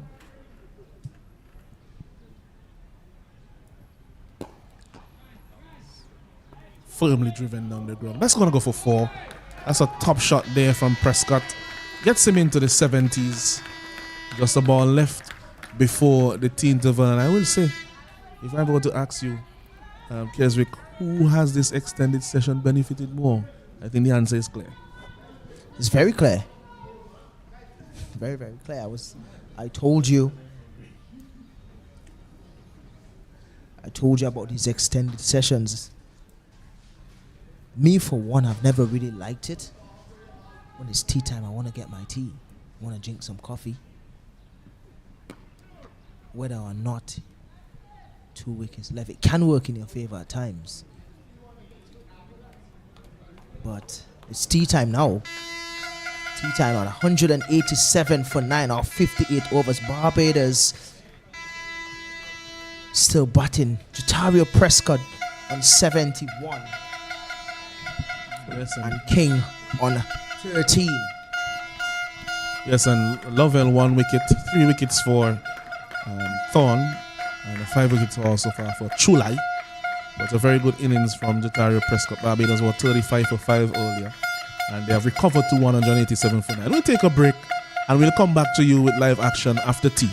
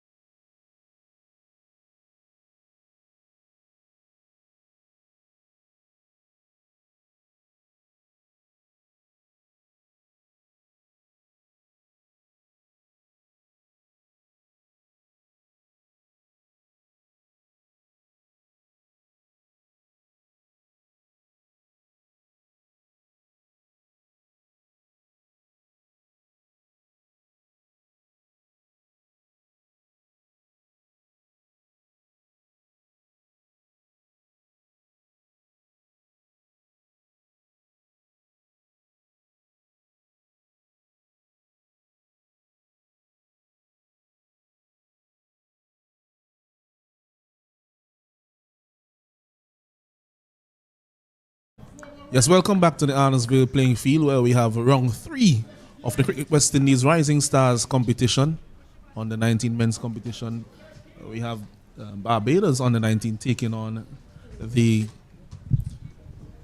Guyana on the 19 team. Barbados inserted this morning by Guyana. They are now 187 for 9. A strong recovery by them after they were 5 for 5. And just a quick update for you. In the game at Sion Hill between Jamaica under 19 and Leewards under 19. Jamaica inserting Leewards, and Leewards are 44 for 3. The not out batsmen are Devon and Singh, he's on 18 of 33. And Michael Palmer. Jewel Andrew going again quite early. Only 12 runs off 11 deliveries. 2 wickets to Ryan Edwards and 1 to Deshaun James. Good afternoon to our viewers. And here in this game we have Prescott on 71. What an innings it has been from him. As I say, good afternoon to Stacey. Yeah, good afternoon to you, Alison. Good afternoon to all of the viewers. Quite a beautiful day it's turned out to be, since that morning period where it was quite overcast. And Jatario Prescott, 71 runs to him, leading the fight back for the Barbados team. He's been quite measured in his approach, the young man. His awareness is something to be applauded, and his concentration as well. On strike now is Kyron King, who has supported him quite well since his introduction to the crease. Yes, and Chulai will be bowling to him.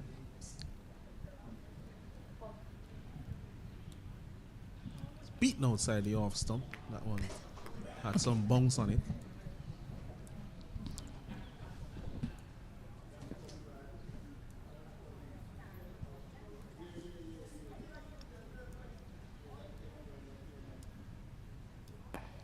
Again, short outside the off stump. Maybe he can go a little bit fuller to King, who has not really been the aggressor. He's there to support Prescott, so maybe they can attack a bit more to King as well in terms of their field setting. They're giving him a single quite easily, I think, here. One keeps a little low outside the off stump. Yes, and that's been key for Chulai today. He's picked up most of his wickets with that fuller pitch delivery.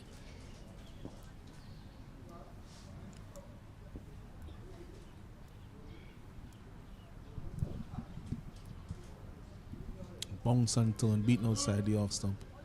I really think they're missing a trick here with the field placement. They really should be more attacking to the number 11 batsman. Although he has shown that he's not a complete rabbit. But you have to attack at that end for sure. May end up saving you quite a few runs in the end.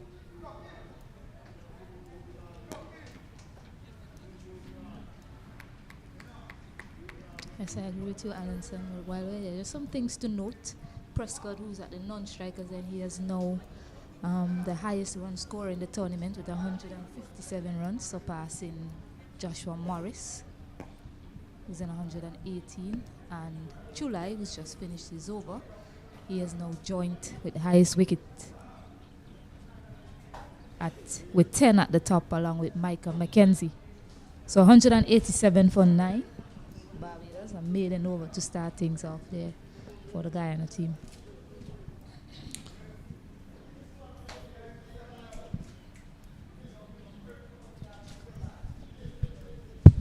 Yes, thank you very much for that analysis. Stacey, at the end of over number 59, it's 187 for 9. Stacey will join us a little bit later in the evening, but for the time being, Osnet Kato joins me in the commentary box. Good afternoon, Osnet. Good afternoon to you, Alonso. Good afternoon to all our viewers around the Caribbean. Good afternoon to our viewers in Barbados. I think they'll feel a lot better now, considering where they've come from in terms of a recovery.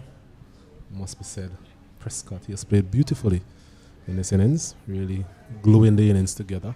It's good to see from the young man. It's a type of innings where, as a batsman, you remember these innings because you come with the team in an adverse position, and your innings has really helped them to be in a more favorable position.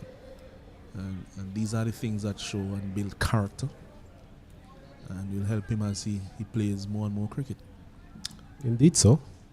And I think from the offset, he showed a positive mindset. He really looked to score, and that really put him in a positive stead throughout this innings.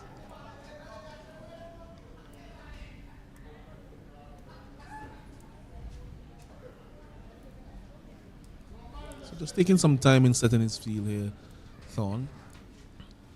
Field spread to wide parts, as you would expect with Prescott in this mood.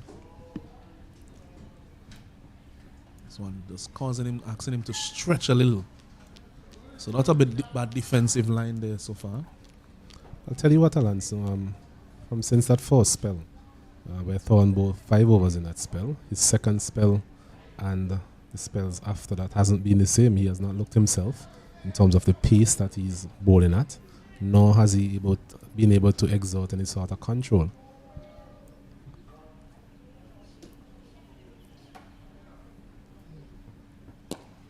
Yes, I do agree with you. Something seems to have happened between his first spell and now.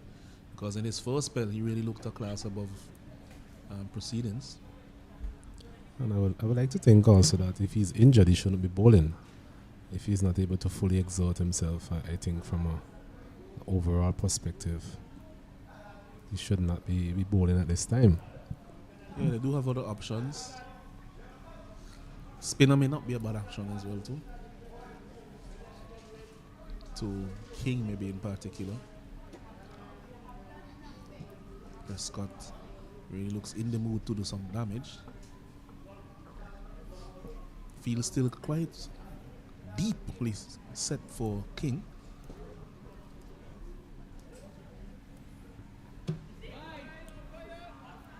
Is he going to try a short ball ploy now? But not bowling at any pace that really should be worrying to King. King has actually looked very comfortable so far in this innings. Nothing has really phased him. He's managed to work the spinners into the gaps. It's on 13 from 25. Has really dented the confidence of the Guyanese fielders. If you look around the field at this point in time, a lot of shoulders seem to be down. No one really taking the initiative to really polish off this innings. Good looking shot there from King out to the man sweeping. So he's playing well.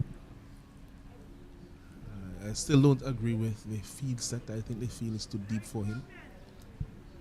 You're really just giving him an opportunity to easily get off strike and get the man who you want off strike, which is Prescott, back on strike to do the damage that he has been doing. Indeed so. And Captain Dindia will definitely have a lot to think about. Not only in terms of his time at the crease, whenever that comes. This one is a top edge, but the man is well down at the boundary. Does he get there? Oh my. He almost made it into a chance. It's Chulai. Maybe a fielder who was a little bit quicker could have gotten there, although he did make a lot of ground. He was in the air for what seemed an eternity, and I think he just got to that as we look at the replay. Yes, just didn't attack that delivery enough, Chulai. Maybe after such a long spell as well. Just didn't have the legs really to get there.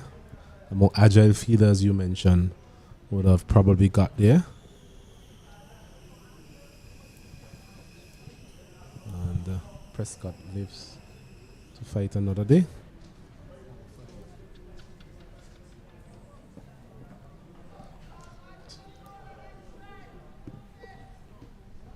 This one, the bouncer. So we are told that the session will end at 5:40, or if we have 32 overs before, I'm going.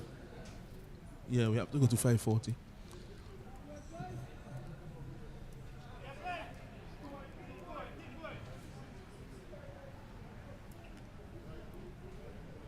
And I think they need to bowl those 32 overs. The over rate hasn't been very good so far today. So that's a worrying sign for those who want to go home early. This one is a no ball by Thorn. As we have said before, it doesn't seem to be in good rhythm at all. Really laboring as he comes to the crease. I'm also thinking as well, Alonso, his best spell was from the commentary box end. So far, the spells that has followed have been from that backward end. So I'm not sure if somewhere along the line the captain or the management can try him from this end.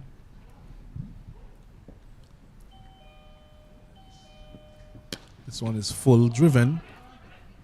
Well fielded there, but it cannot prevent the single. And that's 193 193 is the score now. 193 for 9 after 60 overs. Yes, Thorn 11 overs, 3 for 40. But we mentioned his best spell really came in that first 5 overs that he would have bowled. After that, we really haven't seen the type of rhythm from him as a fast bowler. And I guess we'll only know about any sort of niggles or struggles that he has at the end of the day. So 193 for 9, Barbados mounting somewhat of a recovery here, thanks to the efforts of Prescott and the captain before him, Nathan Seeley. Yeah, we were discussing before the break that if they get over 200, it will be a solid score, given the conditions and also the batting that we have seen so far in the tournament overall, and in particular from Guyana, who have not really troubled the scorers that much in this tournament. Agreed. The Guyana batting has really struggled. Most of the big players, and one of them coming into the bowling attack now, Dindial, hasn't really shown to any great extent. So, and this partnership itself seemed to be draining the confidence of most of these Guyanese players. Yes, and this partnership has swelled to 51 runs. And those runs are going to be vital. Vital indeed. Really pounding a nail into the coffin of the Guyanese here in terms of their confidence. The captain himself really taking up the mantle to try and dismiss this final batter.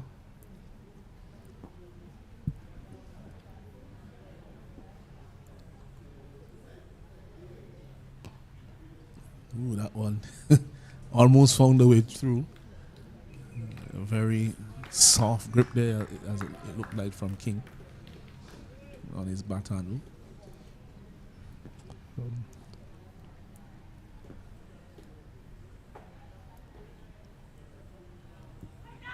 This one loud appeal for LBW, but the umpire is unmoved, umpire Brian.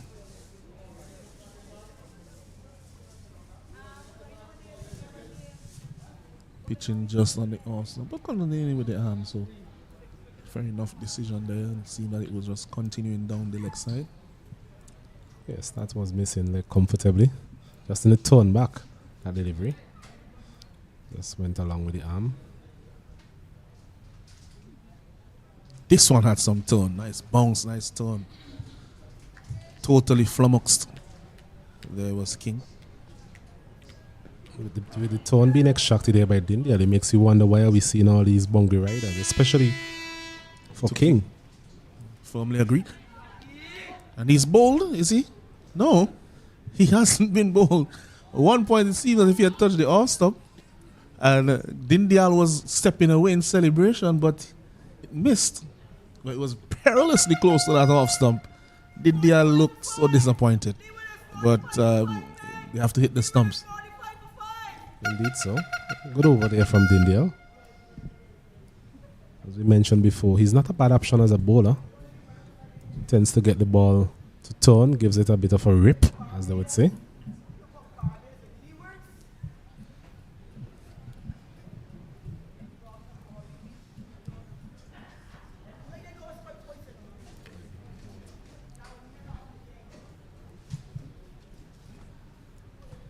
So Prescott now on strike.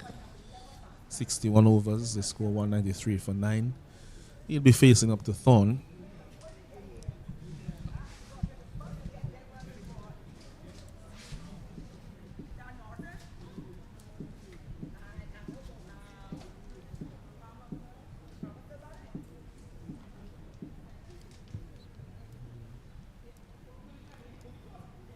This one driven. It was a foolish delivery. Driven to the man at mid-off. Easy single in the end for Prescott. Brings King back into strike. And the field remains quite deep, which is something we have been speaking about for the last few overs. King, the lesser of the two players at the moment, for sure. And they're just giving him a single. I think it might be the easiest 15 runs he has ever made in his life.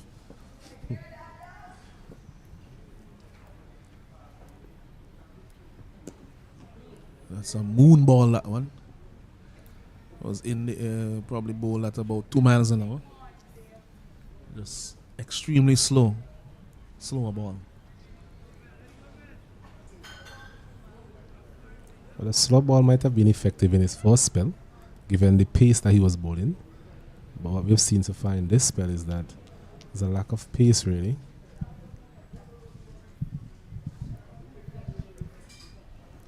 This one is a little bit more energy on that one. Still not the type of pace that we usually expect from Thorn. One signal for the over, one bouncer for the over. For those who are not aware, you can bowl 2 bouncers every over. Once you bowl a third one, it will be called a no ball.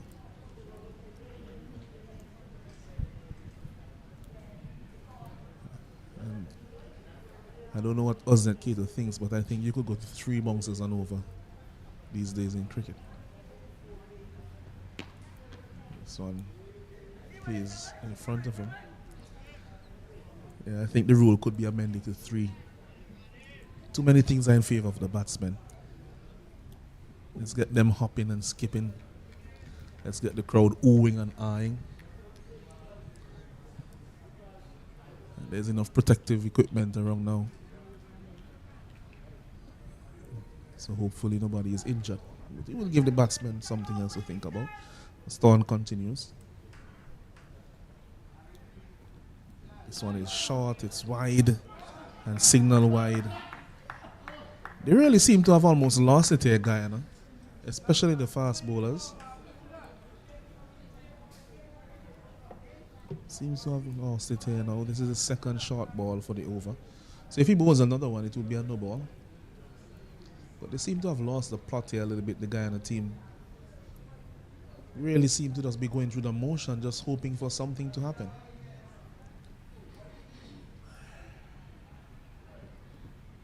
Again, short down the leg side. No real pace or venom in that one. 196 for 9 in the 62nd over.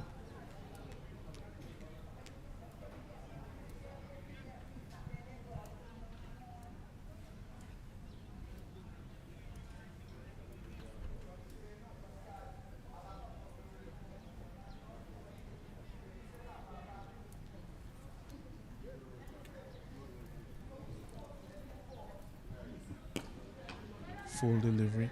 Can he be run out here? No, he gets back. So an opportunity there for the innings to come to an end, but they missed that throw to the non-strikers end. 196 for 9 after 62 overs. Jatario Prescott, one of the innings it has been so far from the young man. Once he's on 74 of 118 deliveries. 5 wickets for Chulai, Gulcharan Chulai. 3 wickets for Thorn, and 1 wicket for Thaddeus Lovell. Those are the 9 wickets that have fallen today and how they've been distributed among the bowlers for Guyana.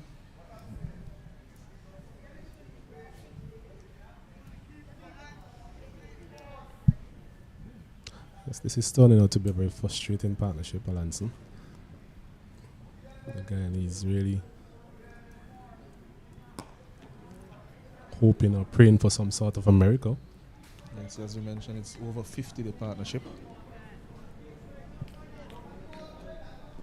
So the tail is well and truly wagging.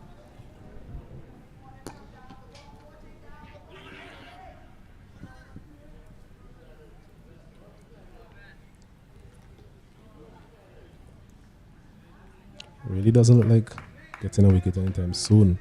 The Guyana's team, maybe they need to buy a wicket, as they would say. Maybe some sort of a part-time or something along the line. This one is off the leading edge. The part-timer is operating now in Diddley. Although he's bowling quite well for a part-timer. Maybe they need a part-timer. Maybe we could use the leg spinner as well. The leg spinner, we haven't seen a lot of Latif. The leg spinner normally gets the job done in some way or form. Seeing Dindial, he's pulled up there, just gripping his left ankle. Hope that nothing is wrong, nothing has gone awry.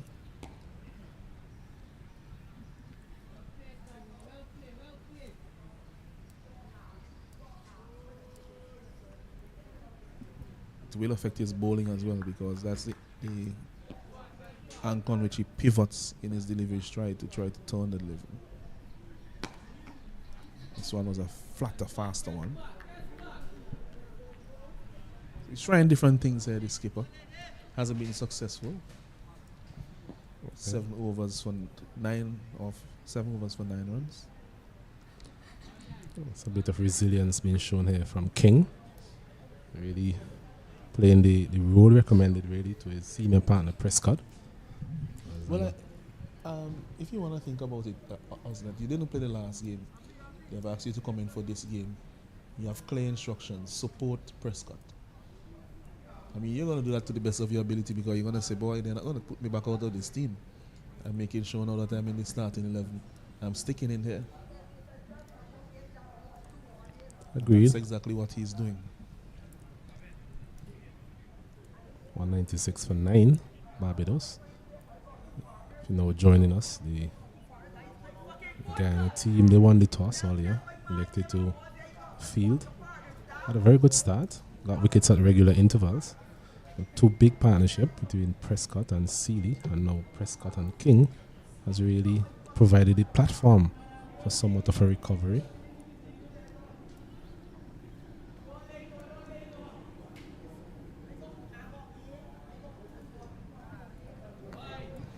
This one again, 1 for the over, so it's not wide. But 1 for the over, so he can only bowl one more bouncer legally in this over. Torn continues, change of an angle in terms of coming around the wicket this time. This is a ploy we have seen the Guyanese fast bowlers use all day, likes of Lovell. And now we're seeing Torn. Let's it down to the man at third man. Van Langer. That's another single to Prescott. Showing a bit more effort here in terms of those short deliveries thrown, but just not getting the same response from the wicket. Ball is now 63 overs old. He's into his 3rd spell as well. Just not getting the type of purchase that he was looking for in terms of making life uncomfortable there for the batter.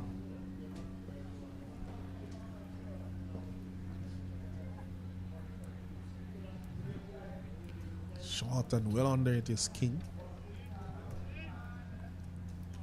Is that the type of batting that would really frustrate the fast bowler? Where you have a number 11 just comfortably getting out of the way. Yeah, he seemed to do so with ample time. And even more time to spare.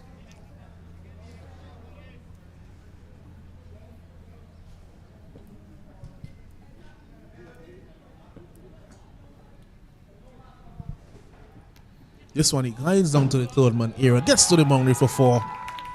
So it's 200 up for the Barbados team. King moves on to 20.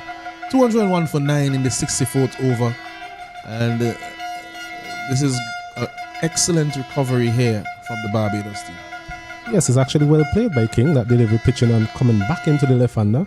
Short of a length and rising. Played it fine in the end. Man, their third man had really no chance of preventing that boundary. Piece there from Thorn really going against him on that occasion. And 200 coming up for Barbados. It must be said that a couple of hours ago that would have been somewhat of a dream, Alanson. Yeah, when you look at the way that King is batting, I could say if you have King at number 11, then your batting is very strong. I'm sure he intentionally ran that down to third man.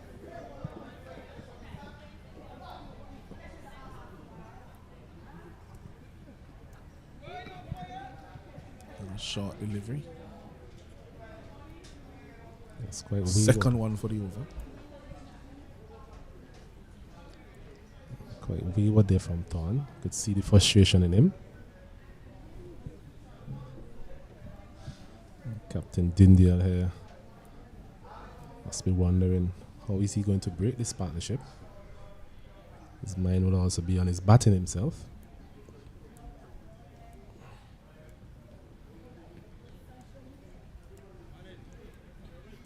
Another wayward delivery down the leg side. That ends the over. At the end of the 64th over, it's 201 for the loss of 9. 201 for 9. Prescott on 75 and King not out on 20. And it seems as if they have made the decision to declare the Barbados team. They just wanted to get to that 200 mark. They have declared at 201 for 9. And just some news coming from the other game that Leewards are 56 for 6. 55 for 6. It's another poor batting performance again. The first we've seen in this tournament, and certainly not the last. Similar start to what we had over here this morning. Yeah, and Leewards would have thought that after their last game, in which their batsmen showed some fight, they have an 80 from Tierney Connery and also from a half century from Palmer. That would have signaled that their batting now is up and running, but they have continued to struggle, as have most of the teams in this competition. So far, Barbados, they have been the strongest batting team so far, and none of the teams, I think, have reached their batting potential in this tournament as yet. And they need to do so quite quickly because after today, it's only one round left in the two-day championship. Agreed. The batting has really left a lot to be desired in this tournament. We haven't seen the type of batsmanship that we are expecting at this level. Having said that, we have seen some very good bowling as well. But we just expected more of the senior campaigners, as we highlighted in the first game, to really put their hand up and be counted. Absolutely. So at this point, Barbados have declared for 201, and they were 201 for 9 at that point of declaration. So we'll come back to you very shortly with the response from the Guyana under-19 team.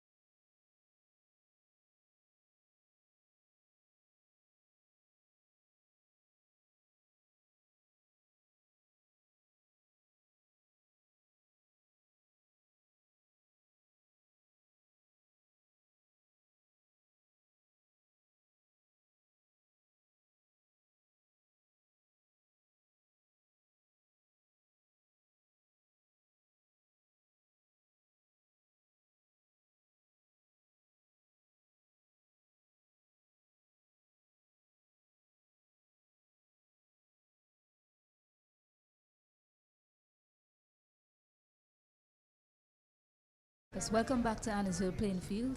First innings completed by Barbados, scoring 201 runs after being in some early trouble. They were 35 for 5 just before the lunch break. They piled on 166 runs after the lunch break and thereafter. Off the back of Jatario Prescott scoring 75 runs, supported by Nathan Seeley with 38. The bowlers for Guyana, 5-wicket haul by Gulcharan Chulai and Isaac on picking up 3. The other wicket taker in that innings was Thaddeus Lovell. So we're back here live and we see Raniko Smith, has the ball in hand and Rampatab Ramnath on strike. So I'm joined by Osnet Cato. Good afternoon, Osnet. Yes, good afternoon to you, Stacey, and good afternoon to all our viewers. It was really an innings of two halves, really, in terms of the Barbados innings. It started off shakily. Guyana had the initiative, and then through some very good partnership, something that we have called for throughout this tournament in terms of batsmen coming together and really putting their heads down and showing a bit of fight, a bit of grit, a bit of determination. And we definitely saw that the likes of Seeley and Prescott in the Barbados innings. Yeah, so Smith to Ramnath to start things off here in the second innings. It's a bit wayward to start, not on target, wasn't called a wide, but he'll want to get that line closer to the batters, have them playing as early as possible. Yes, definitely, especially with this new ball. We mentioned this morning the pitch was a bit damp, a bit of moisture in the wicket, having had all those overnight showers and even showers this morning. But by now the sun would have really baked this wicket.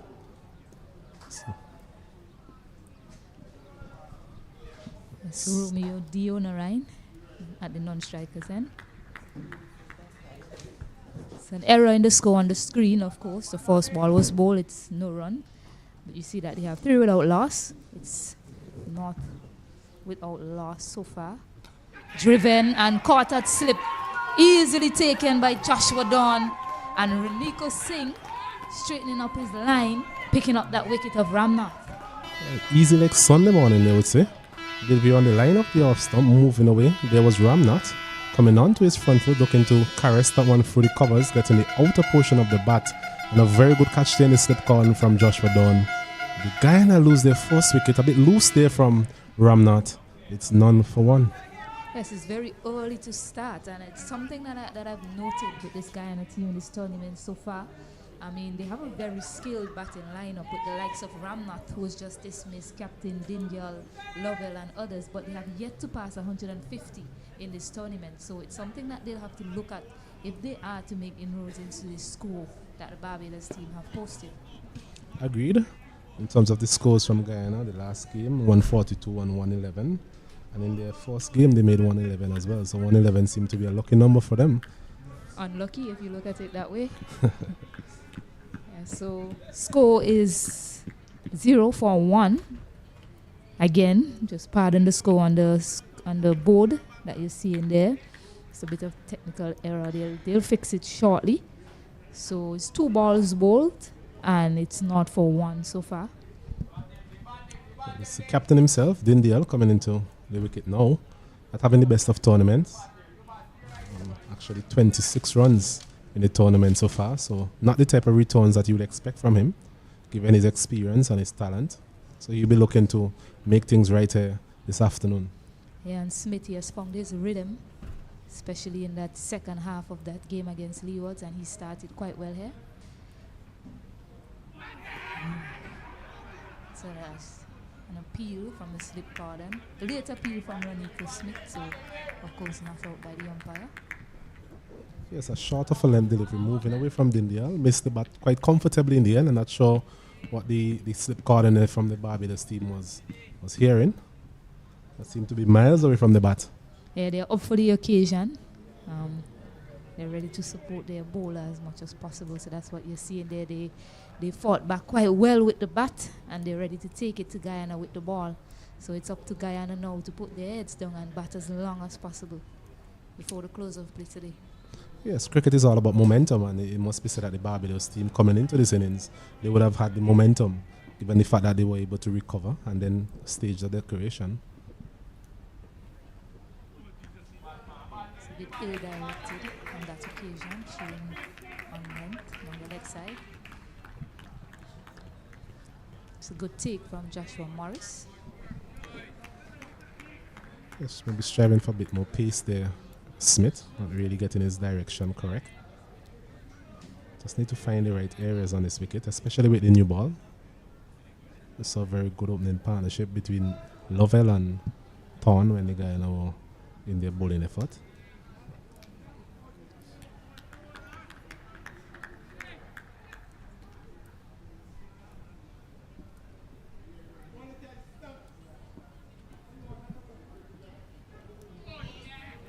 Nicely bowled, pitches and leave the batter. Well left as well from Dindial. It's actually a better length outside the off stump, getting a bit of lift as well. Smith is a tall man. He does get that ball to jog back into the right hander, but also has the ability to take it away. He's always going to pose a challenge for these top order players.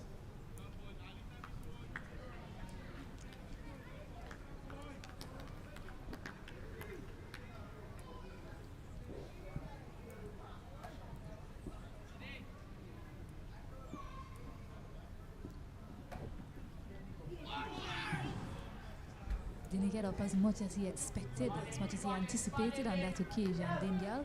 So at the end of the first over, Guyana, they're 0 for 1. This delivery, I was speaking about that delivery coming back into the right hander. Dindial well played in the end. Left that one based on the length. Really trusting the wicket there on that occasion. So none for one, a successful over from Smith. Good start from the Barbados team. You could see that they have a bit of a spring in their step, given what has transpired before. Yeah, certainly. After the way they fought back in that first innings, I mean, they should be coming out here with all the energy and all the vigor in this bowling attack. And the man who led them in the first innings with the bat, Jataria Prescott, has the ball in hand now, has a job to do now with the ball in hand. No, I beg your pardon. That's not Jataria Prescott. Similar hairstyles. It's Kyron King. It's Kyron King. He also had a good day out with the bat, supported Prescott in that last wicket partnership.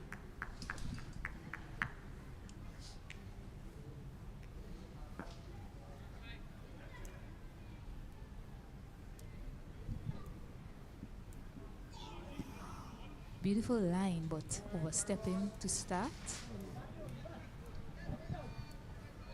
It's a very good line, good start from him. Just need to keep that front leg behind the popping crease.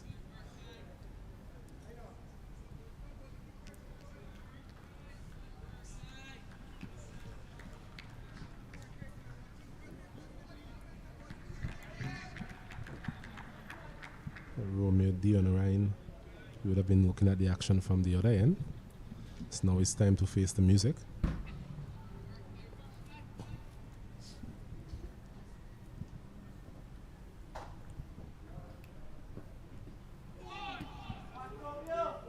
Just getting some movement away from the left-handed batter. Two left-handed batters for Guyana at the top. Osnet, we were speaking about Barbados and the fact that they didn't have any left-handers in their top order. Kyron King, the only left-handed batter in their lineup. And you see two left-handed batters to start here for Guyana. Yes, that's something we made mention of during that Barbados innings. The fact that they had the left arm spinner truly doing very well against the right-handers. Might have been better off to have a mixture of right and left-handers. Of course, the other left-handed batter I'm speaking about is Rampetab Ramnath, who was dismissed second ball in the first over.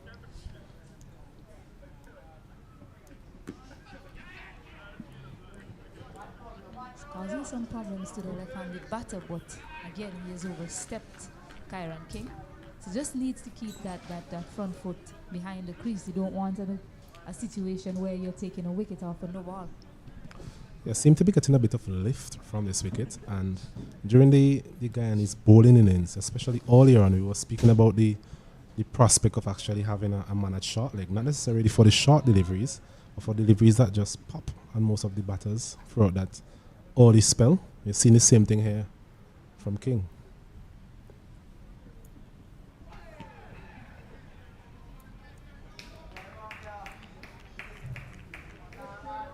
side, we actually also seen quite a few of the top order batters pop when they're batting.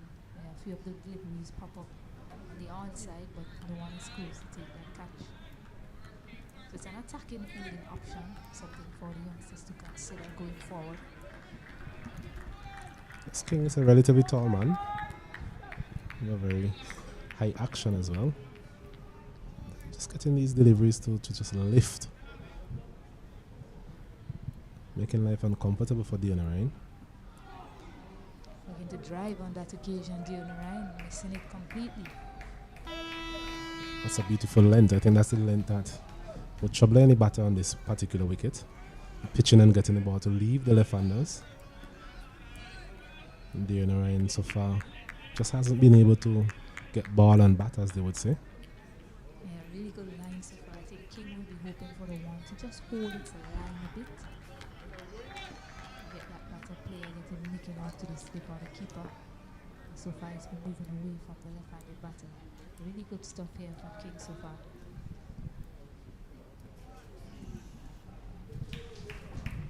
So again, a third no ball in the over. Movement of the surface has been excellent from King, but he just has a problem with overstepping. Yes, a big problem indeed. Not too sure what he can do differently. Maybe he needs to remark his run-up or something of that nature. We see him walking back to his mark, and there's no energy, no pep in his step. I mean, I know he just finished batting, but the start that they have, and the way they finish the innings, you expect to see a bit more energy from the young man walking back. I know he's disappointed. Maybe somebody can have a word with him. Now this one is popped up in the air.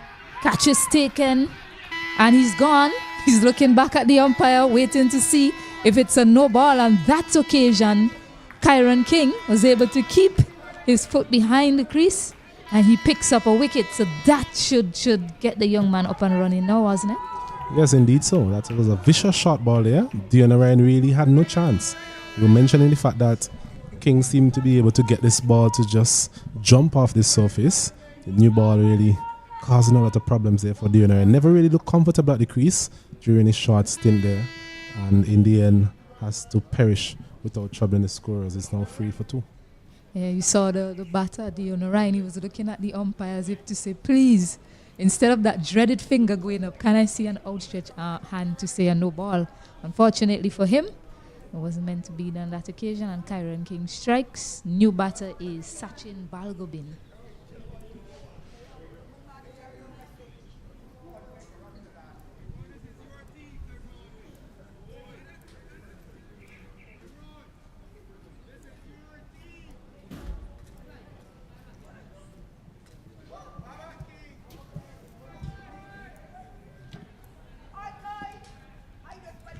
There's no noticeable change in King walking back to his mark, so I suspect he's just saving all his energy for when he approaches the crease and delivers those balls. The way he's been bowling, it shows he's running in quite hard and hitting the deck hard as well and getting that extra lift off the surface.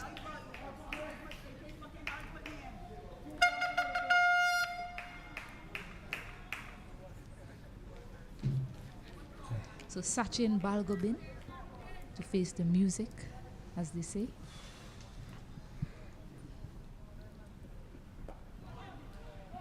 Nicely bowled, squared him up on that occasion. Good fielding effort from the slip. A packed slip called in as well for King. Rightfully so, given what we have seen so far from King. He's getting that ball to move as well as getting a bit of bounce as well. Really making life uncomfortable here this afternoon. The sun is out in all its glory, so good visibility for the batters. But King is making sure that this ball talks the way he wants it to talk. Yes, the score is 3-2. No runs yet off the bat. Two batters have been dismissed without scoring. Another decent delivery to finish the over. Just 3 no balls from it. The score is 3-2 after 2. It's not the best of start from the Guyana team. We spoke about momentum, and the Barbados team seemed to be the one with the momentum at this particular point in time, having finished their innings very well, declared after being in early trouble. They really came out with a vengeance, as they would say, bubbling in the field. A lot of encouragement for the bowlers, and so far they've looked very threatening.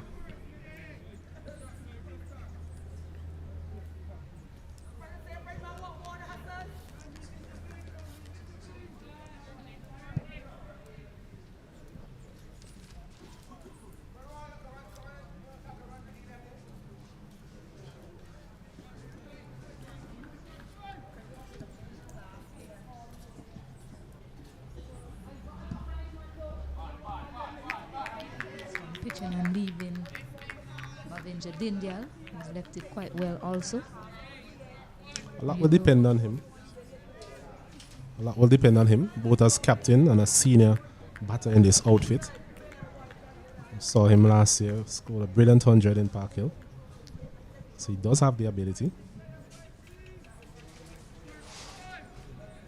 Just has to get himself in, give himself a chance, try and get through this difficult phase.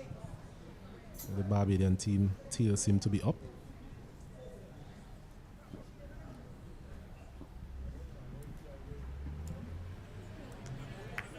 Good pace generated from Raniko Smith and Bongs as well so far.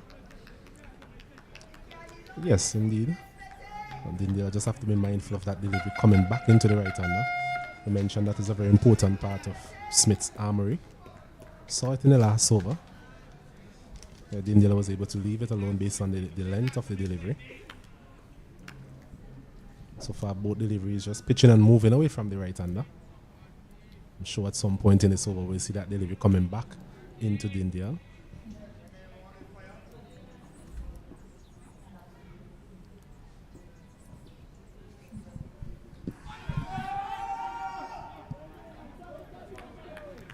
Sure you get an appeal for almost anything now, but that was clearly hitting the leg. Let's that deliver a bit straighter, a bit high as well. Lots of pressure here for these Guyanese batters. Similar situation to what the Barbados top order found themselves in. Having to dig themselves out of a deep hole.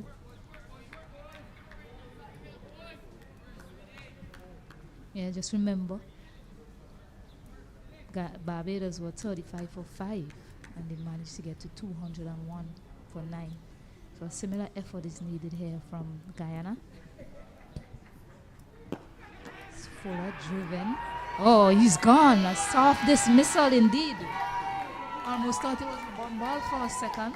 Driven straight back and easily accepted by Raniko Smith. So a third one goes without scoring. All that talk about ducks earlier by Kesrick and Allenson, I mean, it's really gotten to the Guyana team. Very soft dismissal there from Dindia. We were expecting so much of him. Mentioned the fact that he's one of the more experienced players in this outfit at this level, and that was really disappointing from him. But in the end, very good bowling from Smith, and the Barbados team continued to really put the pressure here on the Guyanese top order. Yeah, fuller delivery on that occasion. I mean, Dindial probably thought he was in business to get off the mark, but just drove it too uppishly and straight to Raniko Smith. So a new batter is Shahid Vieira.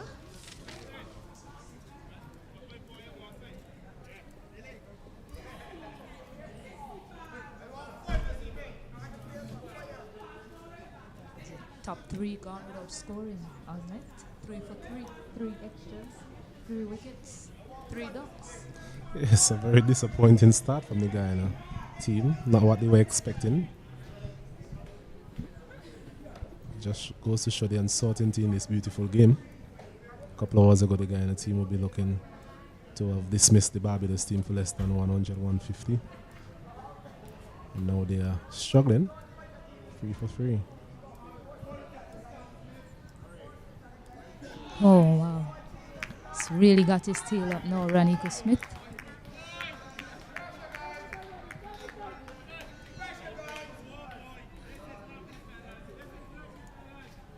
Another beautiful delivery there from Smith.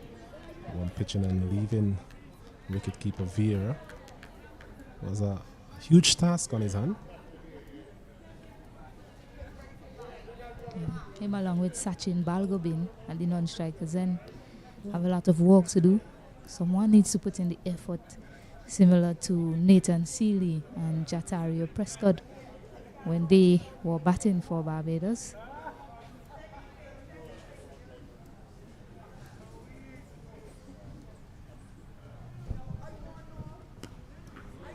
High on his toes, played nicely there to finish the over. Shahid Vieira, and it's 3 for 3. It's After 3. Another successful over there from Smith. Continue to do the good work for his captain here. And Guyana, they're struggling. 3 for 3.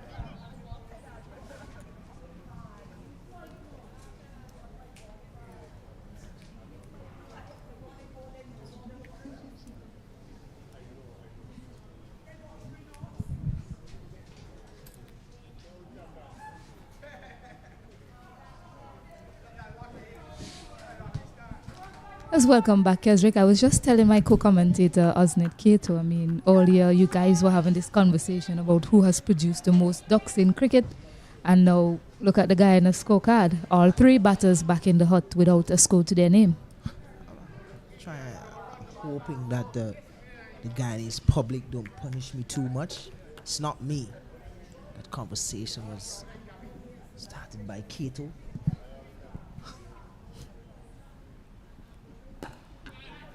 So King to continue. Something that I find about all these fast bowlers out of Barbados is the height.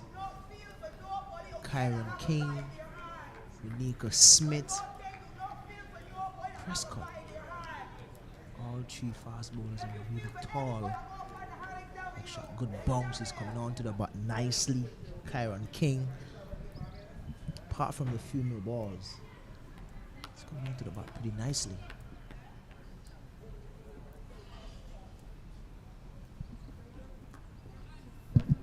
Too much pace here for the Guyanese, I would say.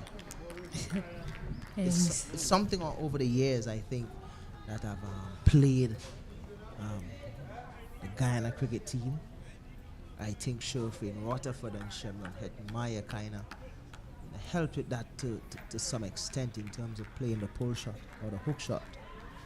But now this is a new era of Guyana cricket, Guyanese cricket, and we're seeing they're having short ball problem again with the short balls.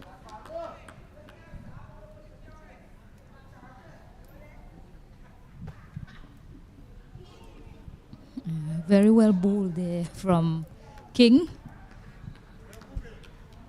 Hands and head.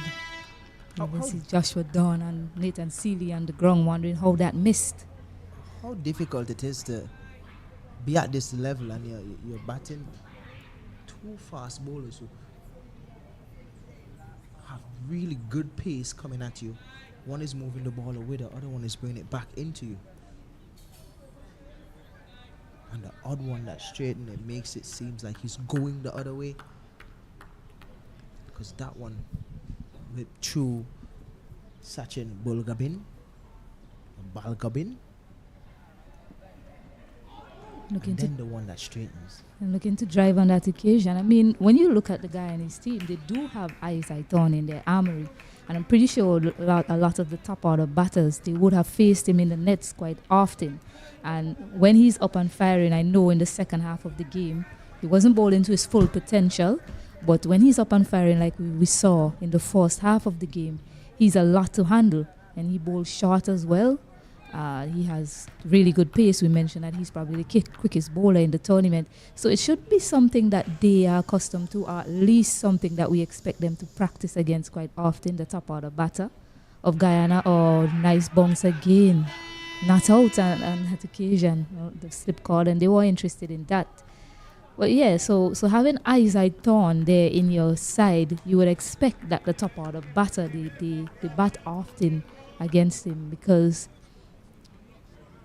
as the top 3, you expect to face a lot of pacers in the tournament. Yeah, definitely, and I don't think in St. Vincent here there's any demons in the pitch. So there's not a lot to be scared of, or you should be worried too much. But these Barbados on the 19 bowlers, they're showing different. King, Smith, and Prescott. Yeah, so 4 overs bowled, Guyana 3 for 3.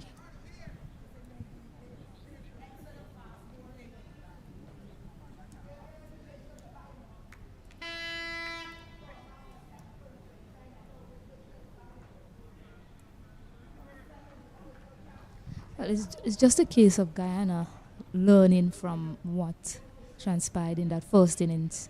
From Barbados, we saw that the first half, the first 20 overs or so, it was near unplayable, if you might phrase it like that. And then it got easier for batting after lunch. So these two should try to just survive this new ball burst from these two bowlers. Of course, when there's a bad delivery, you put it away.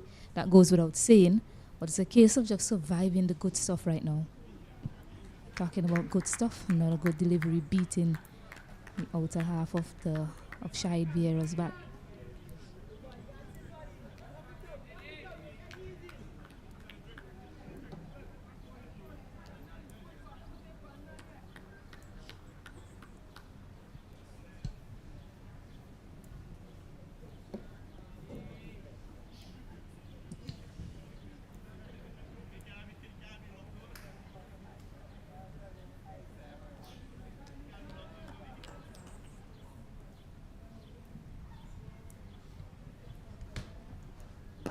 Driven. It's nicely driven. A good foot there, a bit of confusion in the middle, but they come through for a single in the end, and that's the first run off the bat in the 5th over. There's a lot to be admired about Nathan Seeley and how he has marshaled his troops. Nico Smith obviously is not really pitching up a lot of deliveries. Probably the first delivery he has pitched up for this innings.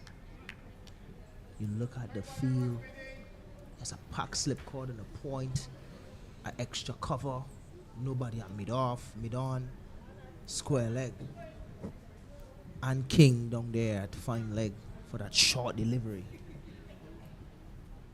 So no drives on offer here. Back on target again, Stacey. Yeah, and as you mentioned, you have to admire Nathan Seeley. I mean, he has experience in this. He's been captain of Barbados team for quite a long time, and he's given the support to his bowlers. They have a good start, so he's looking to attack. There's no time to be defensive right now. He's thinking wickets. I mean, Guyana, their backs are against the wall at this moment. So he's thinking, I'm going to give my bowler the most attacking feel as possible to try and pick up as many wickets this evening before the end of the day's play. And exactly so.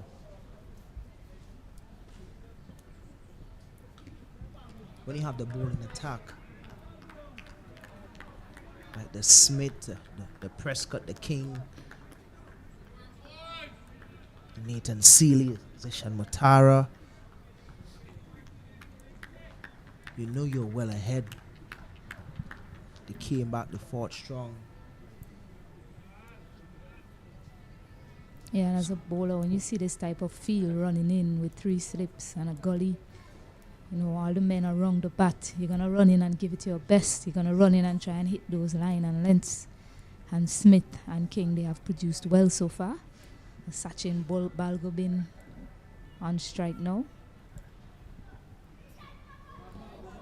Something that we have seen all second innings in the last game from Nico Smith. I was sitting in my seat here and I had to go for a bottle of Island Sip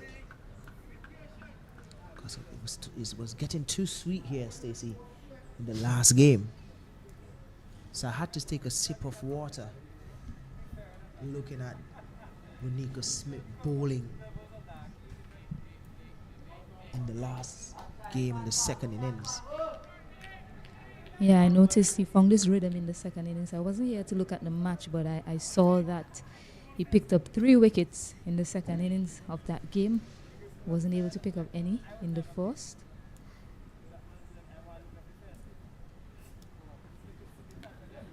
Again finding the outer half of the bat. No run. Dot ball to finish. Score is 4 for 3.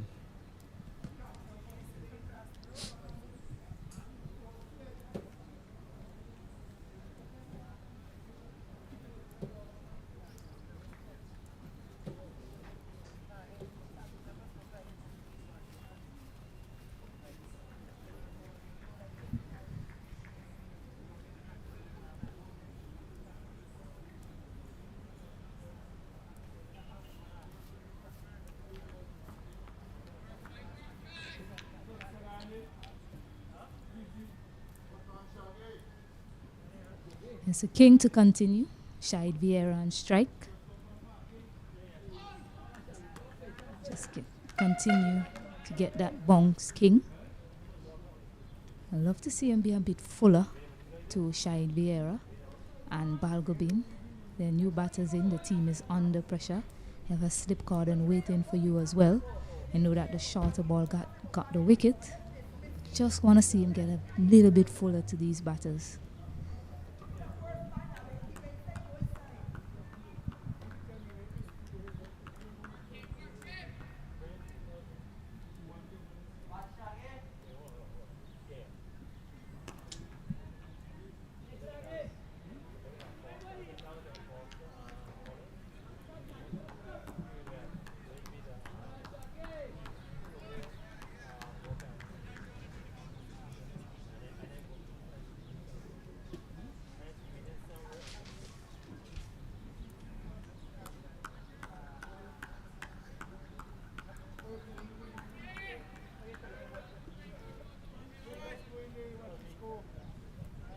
Just some information from the other game.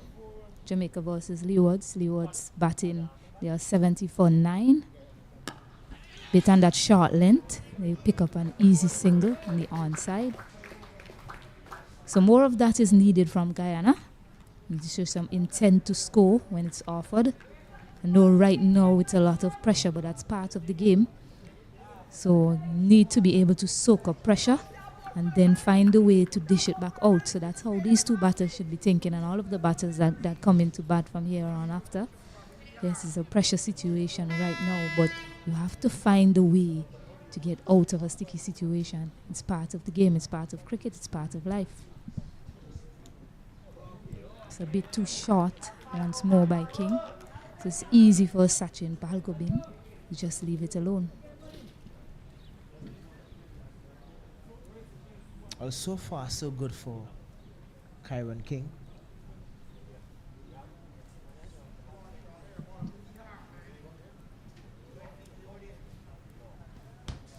So far, so good for Kyron King. Very impressed with what I've seen so far. Prescott really was the mainstay in terms of the batting. Haven't seen him as yet with the ball. Good carry, good lift. Like, I'm sure the ground staff here at the Arden'sville Cricket Stadium would be happy with what they're seeing from these youngsters. Good carry, good bounce, consistent bounce. I would definitely love to have a conversation with the ground staff here at the Arden'sville Cricket Stadium to find out exactly what they did, what they put in leading up to the World Cup, and then after the World Cup into this West Indies Under-19 tournament. Finding the edge again, King. Almost played through gully, and this could be 4, and it is 4. Thinking the shot was a bit. It's good gap. Really wasn't in much control of it, but he did find the edge. Didn't really get on top of it how he would want to, but still got 4. So it's a good shot. Could have probably been in more control of it, but it's a 4 to finish the over. It's 9 for 3. Yeah, importantly, he managed to find the gap and keep it down. So 4 valuable runs to Guyana. And the first boundary of the innings as well, of the bat of Sachin Balgobin.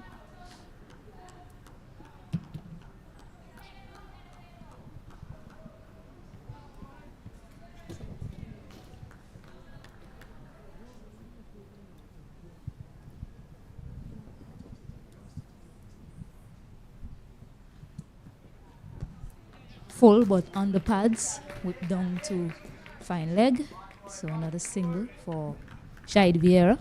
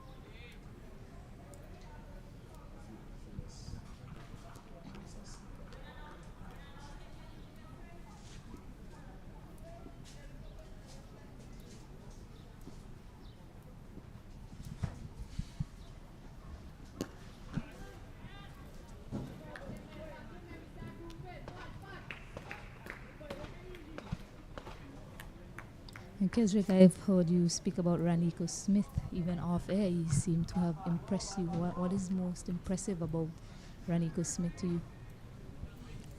So far, in terms of the maturity he has shown in the last game and this game, being able to hit the areas more often than not, out swinging the ball, occasionally bowl that in swinger, good pace as well. And he's very smart. He knows how to weigh down a batter. He seems like he's in control whenever he has ball in hand. So there's a lot of positives I can take away. I can take with Raniko Smith. He bowled to his feel as well. Yeah, and you also like the fact that he was a better batter than you in your career. Yes. I would support you there. Especially at on the 19 level. I was a different caliber of fish at the international level though. But Allenson and Keto, Morris would not support me, but it's just one of those days. Your best friends don't support you, huh? I wish for better friends for you, Kesrick. Yes, definitely. And more runs, as Alan said, rightly said. Oh, that was on the cards. That was on the cards from Raniko Smith. Fuller that time. We saw Balgobin. He wasn't getting forward enough to the Fuller deliveries. He had two to drive. But he wasn't getting forward enough. So they were just checked into the surface. On that occasion, Raniko Smith hitting the line spot on, Fuller straighter, and bowling Balgobin. So another batter goes. Guyana in a bit of bother. Mentioned a couple of deliveries ago that I love the fact that he can outswing the ball, but that in swinger, good line, good length, full. And I think it's the fact that he's so accustomed to bowling that outswinger on that length or that line of uncertainty as well. That one was a little bit fuller coming into the batter. I told you, Stacey, this guy has something you can work with. Yes. And he's showing that even more.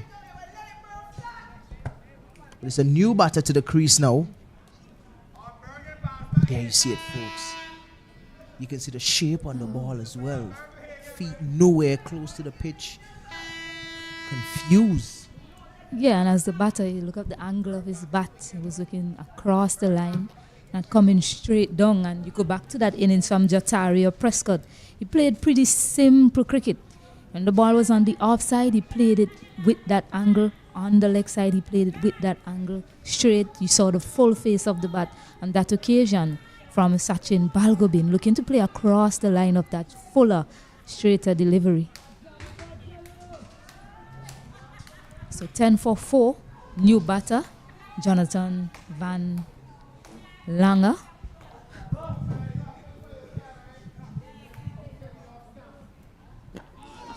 Right away in the block. Bang on target there from Raniko Smith. But it's the end of a successful over. Score is 10 for 4.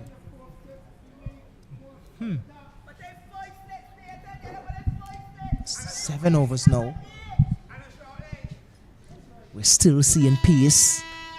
This is good signs. I'm pretty sure if my colleague was sitting next to me, Mr. Cruikshank, this is something that he would have really be happy with as well. And I'm pretty sure that we would see pace from both ends going past the 10th over. But you know what? I don't want to speak too fast, Stacey. So I'll wait. You do have the likes of Jatari or Prescott to come into the attack as well. Another pacer. So Shahid Vieira on strike. To Kyron King was a bit too short to the batters in his previous overs. Just hoping to see him get it a bit fuller.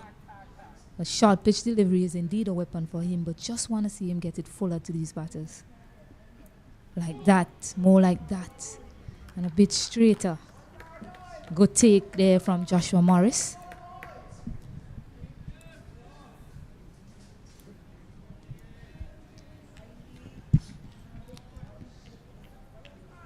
still, when you have this crop of fast bowling, Stacey, I mean, I'm not really too surprised because over the years, Barbados have produced some good fast bowlers. You see the likes of the Pedro Collins, the Ian Bradshaw, the Malcolm Marshall, Tino Best, and these guys. But every single year, we're seeing new fast bowlers being born in Barbados. The Shama Holders, Akeem Jordan now, McAllister, and now we're seeing King, we're seeing Smith, we're seeing Prescott. You add Johan Lane to that list as well, who Johan recently Lane. just finished under 19. I don't know what are they doing over there in Barbados. That's a good shot, just ease out to extra cover. Good stop there by Zion Braffett. Brings my good friend Justin Van Long to the strike. Yeah, Jonathan Van Lange, he has 53 runs in this tournament. He has shown some promise with the bat, hasn't really gone on to get that threatening score, that big score if you might say that. So a lot for him to do, Shahid Vieira and himself, in terms of recovery effort here for Guyana. 11 for 4. Big effort needed from these two.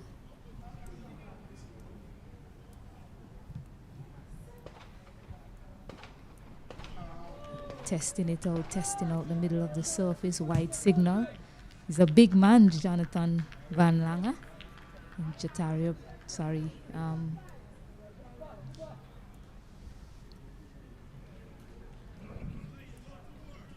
Kyron King, I beg your pardon.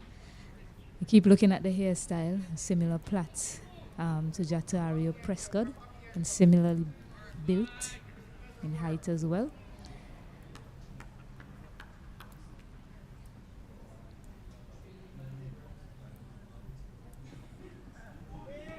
Still good bounce, good carry from these Barbados bowlers.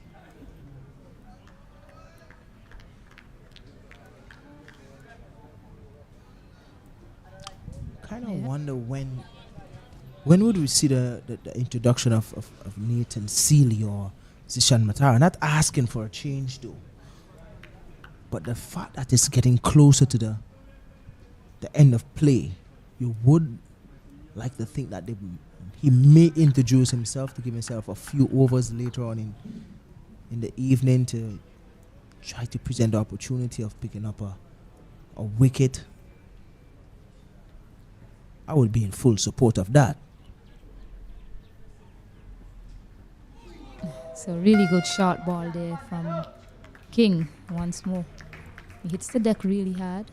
King, well played as well from Jonathan Van Lange, getting out of the way of that sharp delivery. And it's a fair point that you made there, Kesrick. I mean, if you want to extend this session longer, make sure you get as much out of it as possible. Get as many overs as possible in the day's play before we lose the light. You want to get a spinner into the attack at some point in time, but the Pacers are doing a wonderful job so far. So you don't want to lose that venom that you're seeing produced from these Pacers. So one kept a bit low. So maybe you'll see shortly spin from one end and pace from another. It's the end of the over again. End of another good over here from Kyron King.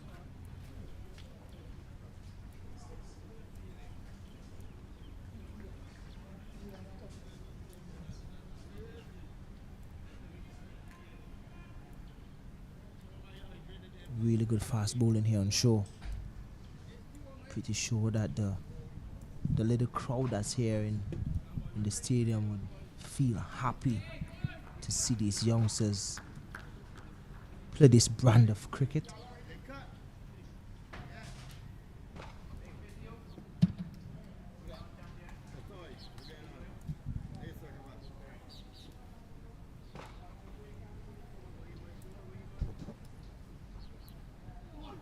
Full but ill-directed. And that'll be 4 byes. So 4 much-needed runs there from Guyana's perspective. Just off his line there a bit, Ranico Smith saw him apologizing to the captain as well. With a bowler like that, sometimes these things do happen. Not really one of those bowlers that really sprayed all over. So you can accept an apology from him.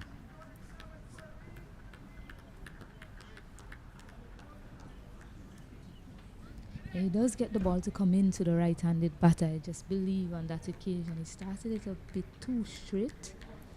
So he'll look to tighten up his line here to get that angle into the right-handed batter. This time that one leaving him. So when you look at the points coming into this match, Keswick Barbados team, they were well aware of what they needed to do. They came into this match with 19.4. They were in 5th place on the table. But if you look at the persons above them, you have Leeward Islands, they are 24.8 points. The next is Windward Islands, 23 points. 21 points to Trinidad and Tobago. And there you had Barbados with, there's Jamaica with 20 points and then Barbados with 19.4 points. So I'll continue after this, nicely driven. I think that might make it way to the boundary. No, it just holds up. It's a bit heavy out there, so they pick up 2. So they came into this match with 19.4 points, well aware that if they come into this game securing a batting point, which they have done, and also getting bowling points and even looking to take it a step further and probably winning outright, that they will be leading the top of the table at the end of the 2. And so far, they are in good standing, Barbados. But that's all they need to do is just continue from here to secure those points.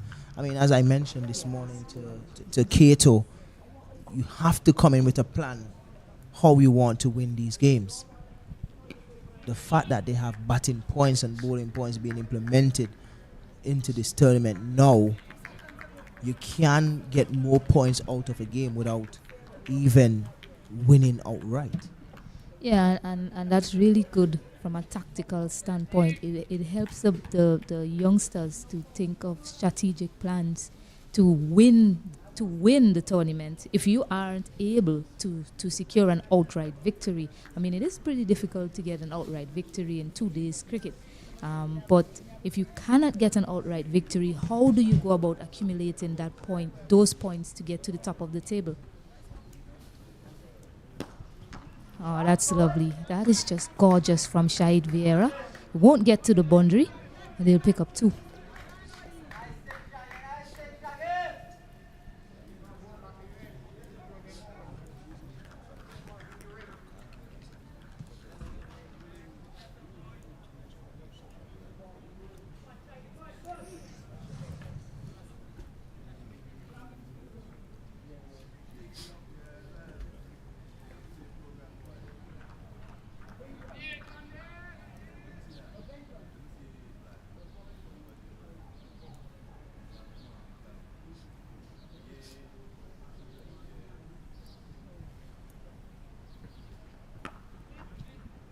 Good short one again from Smith.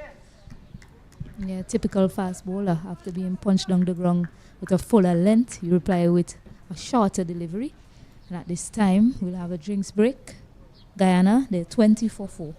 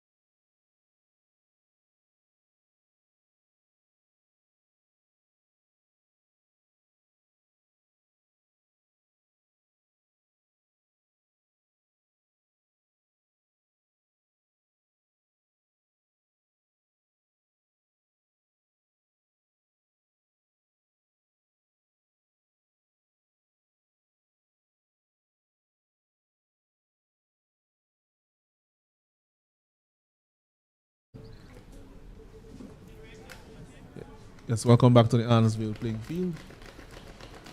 Guyana under 19, 20 for 4 in response to 201 scored by Barbados. 201 for 9 declared.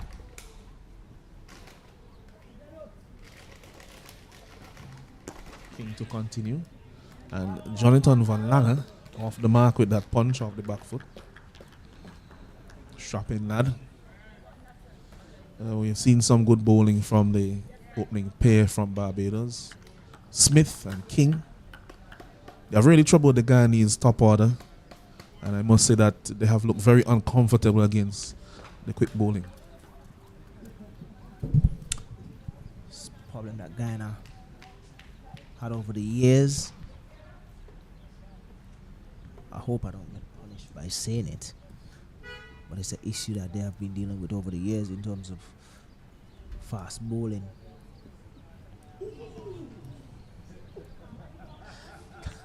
Where did that one pass, Keswick?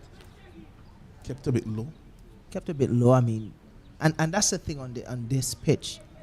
Just asking to be consistent. That's all you're asking for, because some may keep low. We still haven't seen Prescott as yet. You're right, Alan. So what did it miss? Saw a bit more consistent bounce on the other strip in the previous game. This one, a nice punchy drive again from... Really good cricket out there. Good cricket from the youngster. Good shot. Fielded by Mr. King. Saw that from Vieira holding his head with his hand. Something I always wondered about growing up, why people under threat of being hit by something in the head put your hand around your head. Don't think your fingers are going to really do much in terms of protecting your head.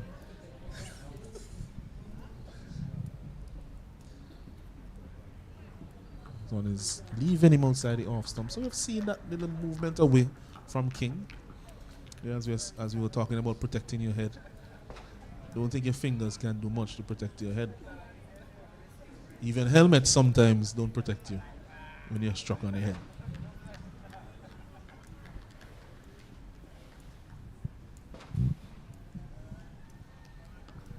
Having some sad news here that Royal Kane from Bayabu has passed away. No ball called there. He has been over the years. He has been around Ratcliffe cricket for a while. Yeah, very involved in cricket in the local context here in St. Vincent. That brings two Ratcliffe stalwarts, I would say, passed away. Irvin Warrington and then Daiketo now. And then so that's three actually. Three of them, yeah. So fairly quick condolences to the club, to the family and friends.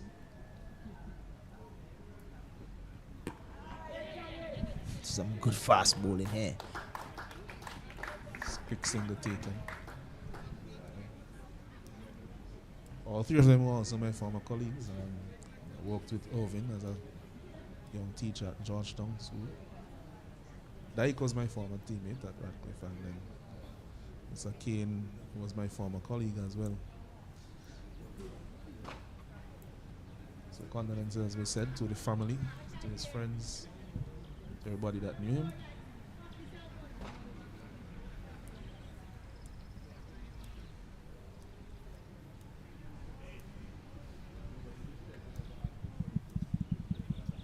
Have a short pause in play here as wicketkeeper Vieira has his laces tied by Prescott at mid-on.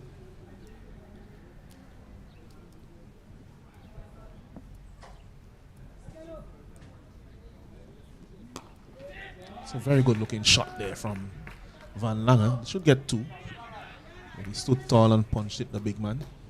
Easy too as well. Matara wearing his flops out there. It's the end of the over. Just two to finish the over. Score is 25 for 4. A long way to go for Guyana. Yeah, these two have to put together a very strong partnership. Based on what we have seen from them so far, they have shown the gumption and the mentality that is required to play against these fast bowlers. Um, as we mentioned before, some of those who have gone before them in the order didn't look that way.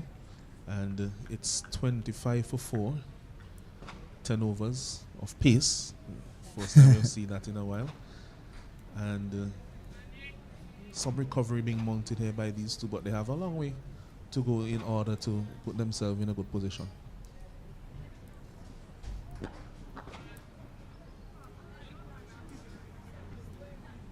Smith is bowling a very good spell here for his team. 3 for 6 off 5 overs.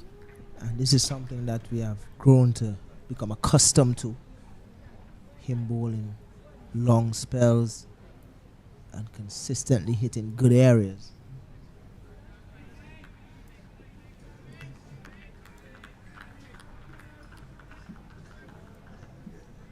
The only change that we may see this evening is probably having